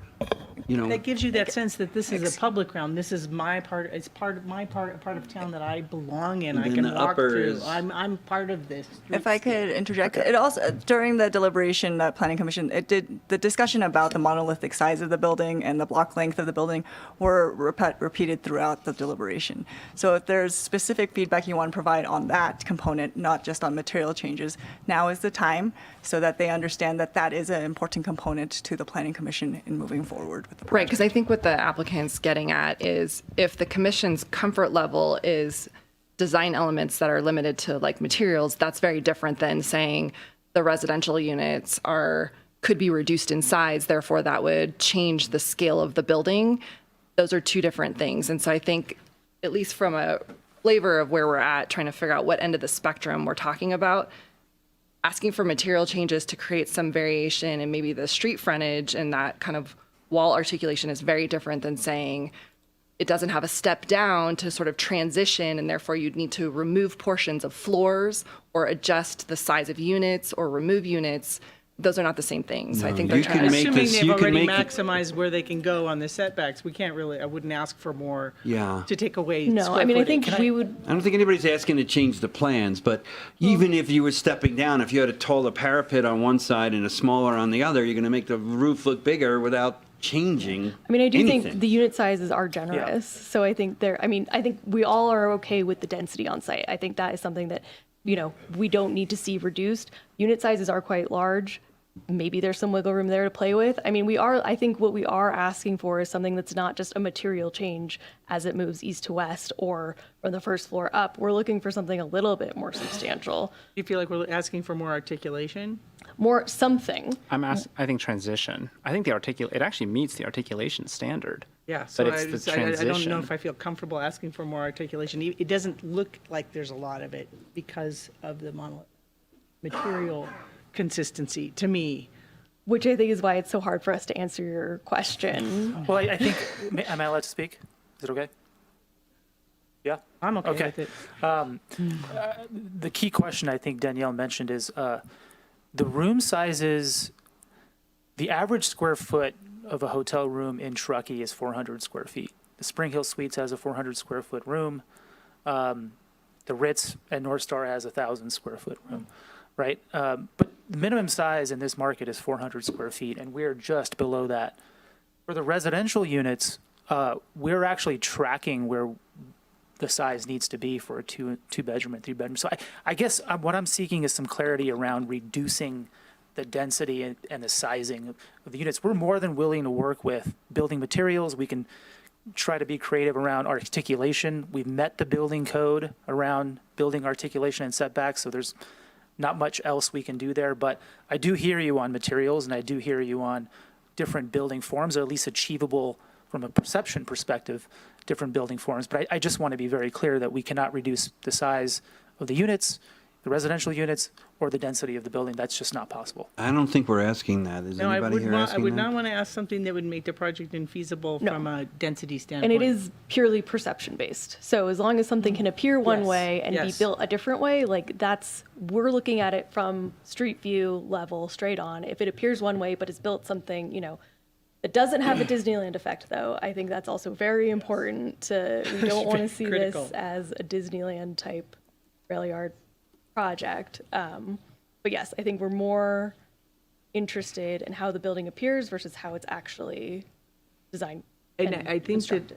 the key view is as a pedestrian, although you also see it from the street and you also see it from the parking lot across the way. The key perception is as a pedestrian, and please disagree if you disagree. I do want to bring back, though, what Sammy said earlier about the back facades rhyming more, like having more visual interest, because right now they are kind of blank wall-y. The facade facing north and west. Yeah, could we see the north elevation, please? So before we do that, because we have these comments on the screen here, I think we're also looking for some clarity because we're going to be ultimately working with the applicant. I'm assuming if we end up in that direction of a continuance. And as we kind of read these comments that we have on the screen here, there are still some major topics between sort of the monolithic design, the block length, and repetition that if I take my director hat off and I put my planner hat on, I think you are talking about some things that could potentially change the size of either the units for the residential or potentially the hotel, because when you talk about transition and you talk about block length, they've already created a design where they've considered these things, and this is the design that they're proposing for you. So I think we're just looking for some clarity on where this commission is with sort of the bigger picture mass and scale, and how you see that being addressed by the applicant working with us after this. Are you looking for more like imperative verbiage, like please interject different materials or treatments to make the building appear less monolithic? Well, there's a fundamental difference between treatments and changing the true mass and scale of the structure. And I think you've kind of talked through both, but I'm not sure we're 100% clear on what that means. I feel like we came to, please interject, commissioners, I feel like we came to not reducing the mass scale, but changing the exterior appearance and changing the first floor treatment and activating the first. Am I wrong on that? I think that's why we were relooking at the comments you had initially made. And I think from our perspective, they are giving direction to make some pretty substantial changes in terms of block length building, not an appropriate transition from the old downtown to the new downtown, monolithic, make it less monolithic. Create height transition.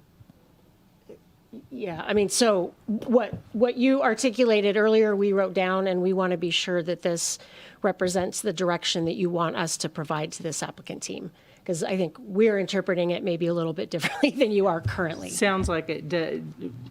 Some specific verbiage could one of you suggest for changing the monolithic appearance of it without reducing the mass and scale? Because I don't think we were asking that.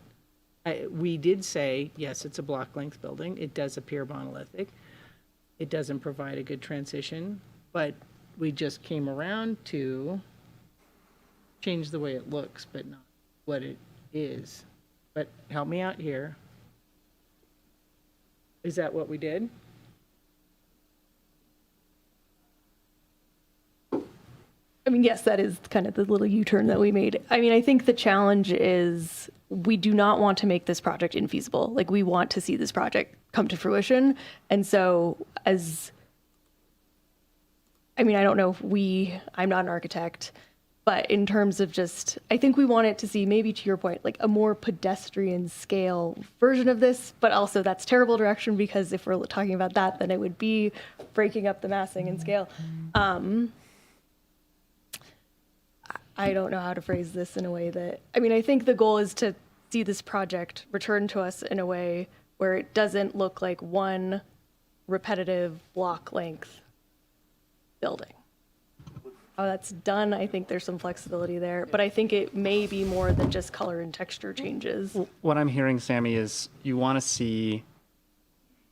love to see this project come back, and maybe there's a wizard out there, architectural wizard, who can, with just purely material changes, give an effective transition and really feel like it rhymes with the downtown and really feels like Truckee. But it's also possible that material changes alone won't be enough. We don't know until we've seen it, unfortunately. Is that kind of what you're saying? Okay. That is what I'm saying.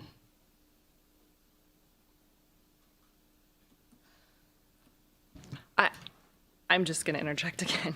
It's very difficult to make substantial changes just through material changes alone. Why is that? I don't understand that concept at all. Well, because a lot of times when you have transitions between materials, you have changes in wall planes. You're not doing them on a flat facade. So yes, you can turn materials different ways, you can use different materials, but ultimately it's the articulation of the building structure itself that's adding to the design of it. Is there room for some changes in articulation? I don't know. I will reiterate, though, that we've met the building code articulation standards. And that's what every developer should do. And that's the guideline that we followed when we redesigned the building 2 times. I'll just say, if I want the project to be feasible, if there's a single spot where I think the mass could be problematic, I think it's the southwest corner. Agreed. That would be the place to step something, or, there's steps there. Steps there. Can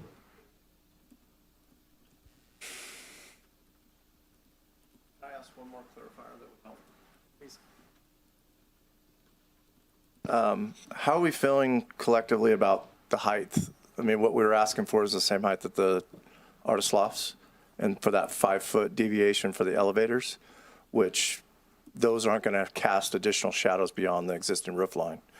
So obviously we're going to come back with an updated shadow study and those type of things for you guys to review, but how are you guys feeling about the height there? It feels good for the studio lofts. Is that something that, or not studio lofts, artist lofts?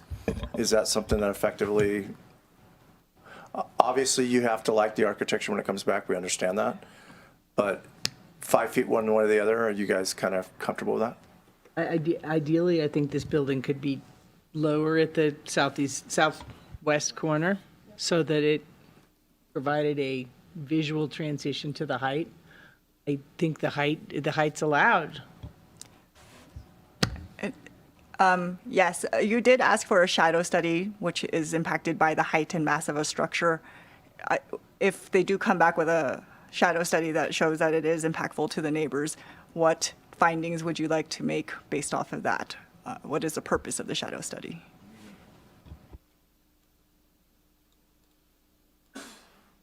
I mean, the height question is an interesting one because, again, with the Silver Creek Estates, they ended up going to 3 stories to solve their massing problem. And that was a successful, I thought that was very successful. I also think, if I'm remembering correctly, Jaboom also might go up in height as it moves east. I don't know if that's true. I'd have to look that up, or maybe you guys know. I don't know. But it may also solve, like, if we see that transition move from a lower height west, moving east, it may also solve some of the shading problems on the direct neighbors to the northwest. But reduces their density. It It does. reduces the size of the building and what they can put in it. You would have to change the size of the units if they wanted to have the same number of units.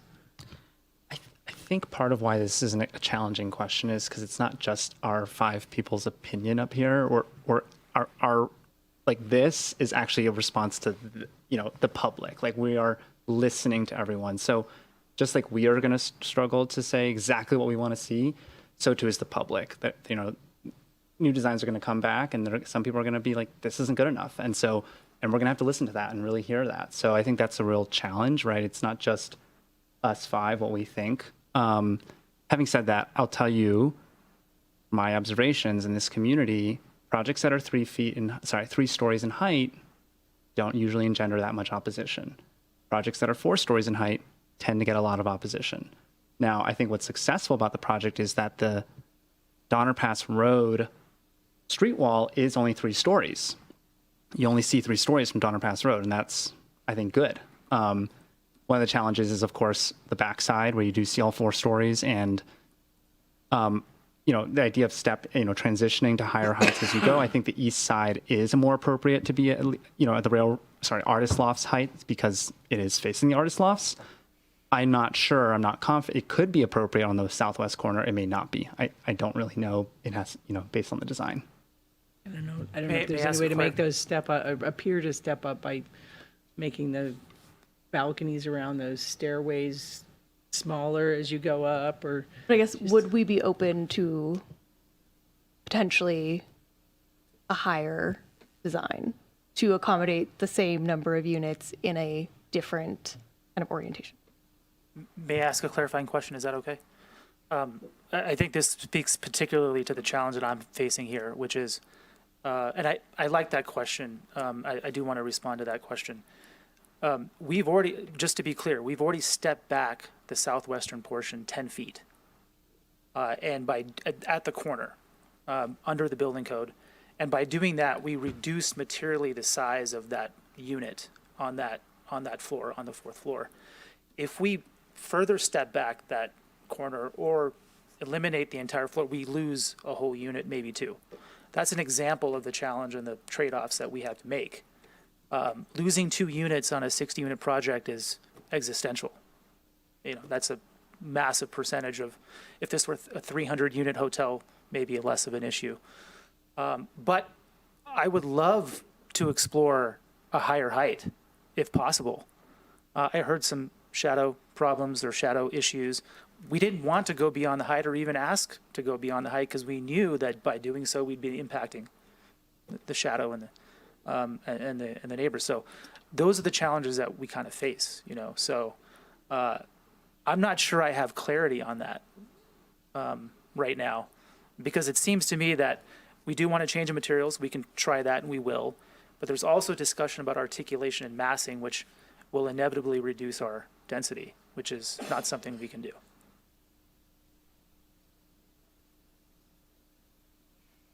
Simon, were you asking, would it be okay to go higher above the height limits if the footprint were smaller, like the overall footprint of the building? Is that basically the trade-off you were suggesting? I think she was saying if it stepped Or back. shifting, yeah. So instead of being four stories throughout, shifting from maybe a 3 to a 5. No. I no to that. All I was asking for was material changes. I don't know how this has got into this whole boondoggle here. So, the mass is fine, the articulation is fine, it's just material changes to make it look like it's separate buildings. I don't understand why Well, there's That's the, so confusing. there's I'm the just- issue at the southwest corner, Mitch, and the applicant said that they have stepped back that. I don't feel like the rendering showed that. I feel like the fourth floor was stepped back, but the first 3 floors were exactly at the same place. You set it back, but it wasn't stepped back. And if there's a way to make that corner maybe step back a little bit. Yeah, so correct me if I'm wrong, staff, but over a certain height on the street wall, there has to be a 10-foot step back to address building articulation requirements under the code. That's correct. We did that at the southwest corner for all of those units. On the fourth floor. Correct, the higher stories, correct. On the But lower. if you show the rendering, please, of the southwest corner.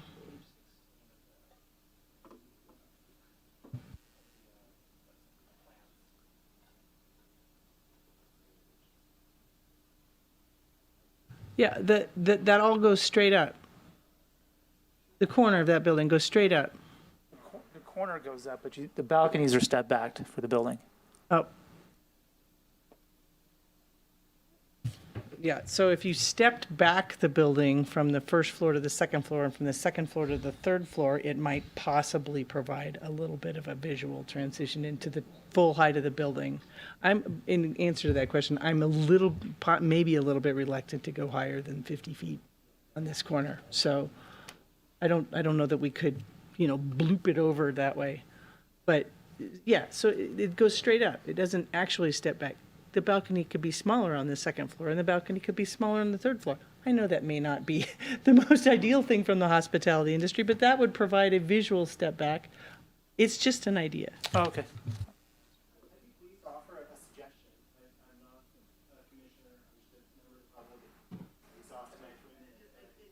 Brendan, I'm sorry. I'm probably about to be told it's inappropriate for you to make a comment from the audience right now, so I have to tell you that. I'm happy to have a conversation with you afterwards if that's okay. Yeah. Good idea. Does that provide any additional guidance to you? Clear as mud. Still haven't made us a specific, other than changes in materials, I mean, suggestion.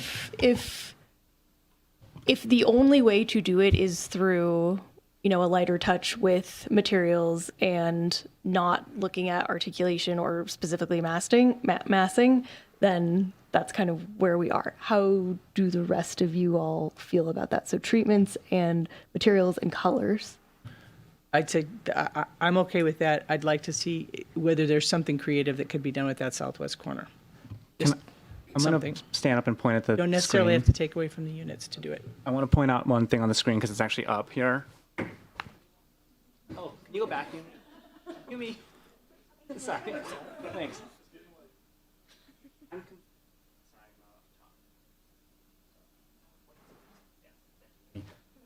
That corner is also on the southwest corner. It doesn't face Donner Pass Road, but it faces the church and the parsonage house and anyone on Church Street. And that is a spot that I'm concerned about for, I think Mr. Riley's comment pointed this one out actually. It's actually a 55-foot wall there because the elevator appendage is right up against the edge there. And that wall is the most bare and kind of dull and boring and unworked. Now, could it be fixed with treatments? Perhaps. Could it also be fixed with step back? Also, yes. So I really don't like dictating solutions from the dais, but Maybe we can just suggest, please come back with something more interesting on that wall. Not windows, not looking into the residences, but something more interesting on that No, wall. it specifically says murals in the guidelines. Art in Art. general. It The does say intent was to murals. put art on that wall, yes. Thank you.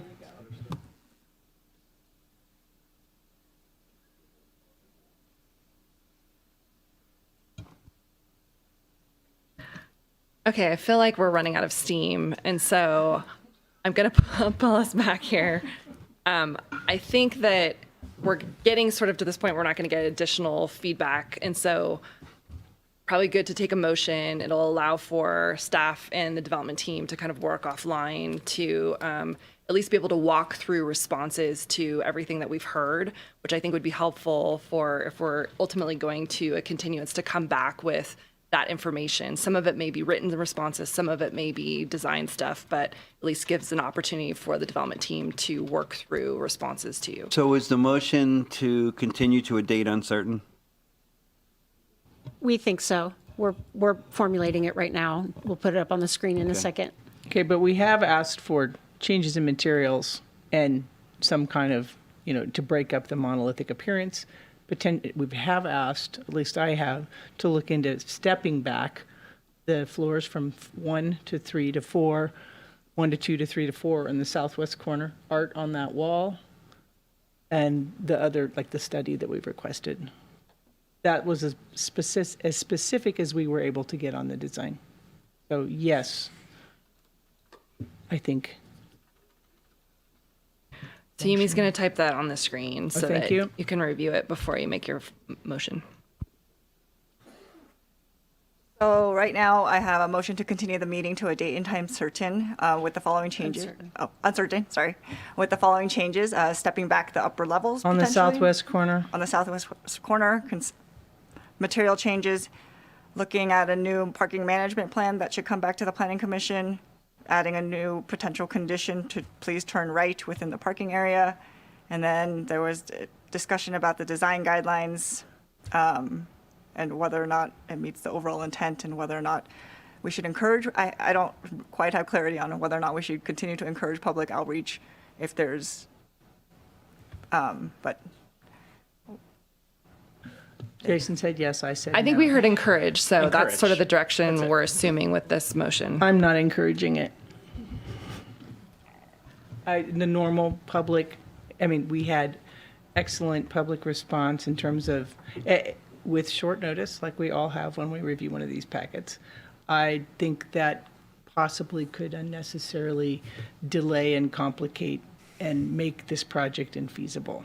That's why, and I'm an advocate for public involvement, believe me, but I don't think it's appropriate on this project. So I respectfully disagree with Commissioner Toops on this one.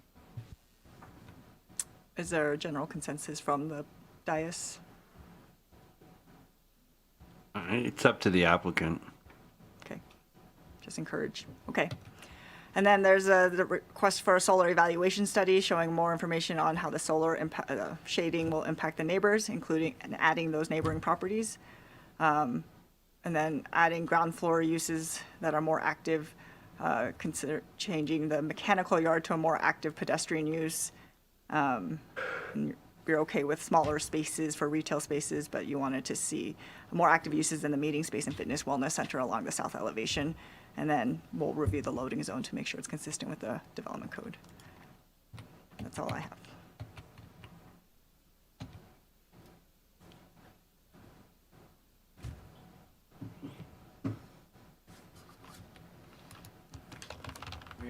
On the southwest corner. Are we able to ask one more question, if possible? That's the chair's discretion. I'll allow it. Thank you. We're going to be brief, though. It sounds like you guys are going to do possibly something to a date uncertain. Can we get just maybe an expectation, roundabout expectation, if we were to turn around this stuff in a month's time, submit to staff, and then review it, what's the likelihood of when we're likely to be back in front of you? We'd just like to know, just 3.5 years in this, the client wants to have an indication that we're not looking at July or something like that. That's more a question for you. It depends on what we get, when we get it, and how fast we can review it. So, we're still obligated to do our 10-day public notice for this project at a minimum. Likely, we would want to give a little additional time given the interest from the public. So the sooner we can do it, the sooner we can get it scheduled. Generally speaking, continued projects take priority. However, we have other things like the housing element that also take priority. So we'll do our best to push it up to the front of agendas when we can. That's the best answer we can give. We don't know the extent of what's going to be proposed at this point. It sounds like we may have to go to date and time uncertain and rely upon the process to get this done quickly your end and your end, unless we said. I don't. That's also not clear for me. I mean, I understand that you have to rely on when they get you information. But if we made it a time certain of next month, then I guess that puts the pressure on them to get it to you, and then that, I don't think we can do that. We can't turn it around by next No. month. Okay, so we're going to have to go uncertain. Can I see the next page, please? And the next page? Page. Page. This wasn't anything related to the Okay. motion.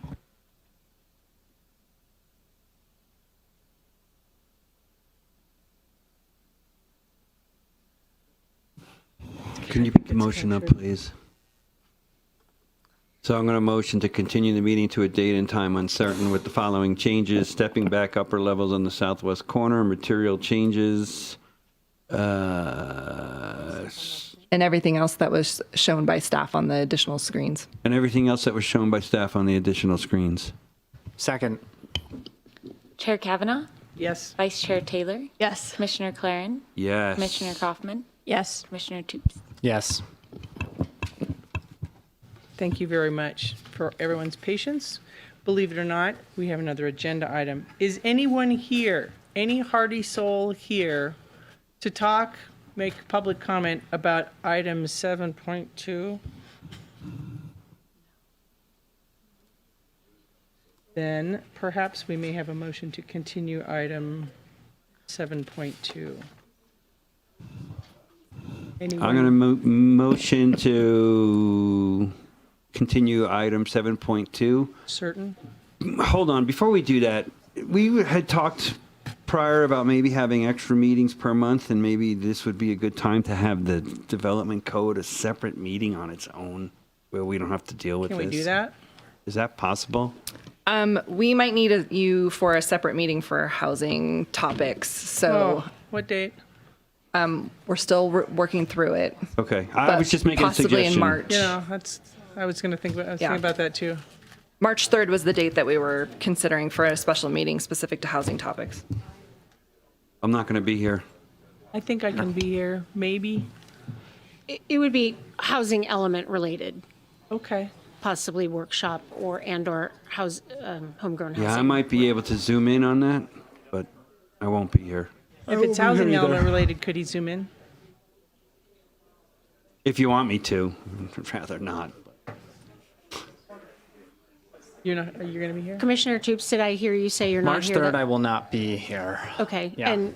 and Commissioner Claren, you're not here that day? I won't be here either. Yeah, I mean, I feel like Okay. if we have two missing, that's probably enough for us to not do that as a special meeting date, just because of the importance of the topic. Okay. Sorry. That's okay. As soon as you have potential dates, could you just ping them off us? There are a lot of conflicts I have coming up in the next few months, and I'd like to be able to hold the dates for you if I can. I can hold some dates too. Okay, do we have, would anyone care to move that we continue item 7.2? And can we To a continue date it and to? time uncertain. Can we do it to February meeting, Yes, please? we would recommend that you continue it to next month, which would be the 17th. Yep. All right, so then I'm going to motion that we continue to February 17th. Seconded. Who wants it? Amy? Chair Kavanaugh? Yes. Vice Chair Taylor? Yes. Commissioner Claren? Of course. Commissioner Kaufman? Yes. Commissioner Toops? Yes. Anybody staff reports? Just that we'll see you next month to talk about homegrown housing. For sure.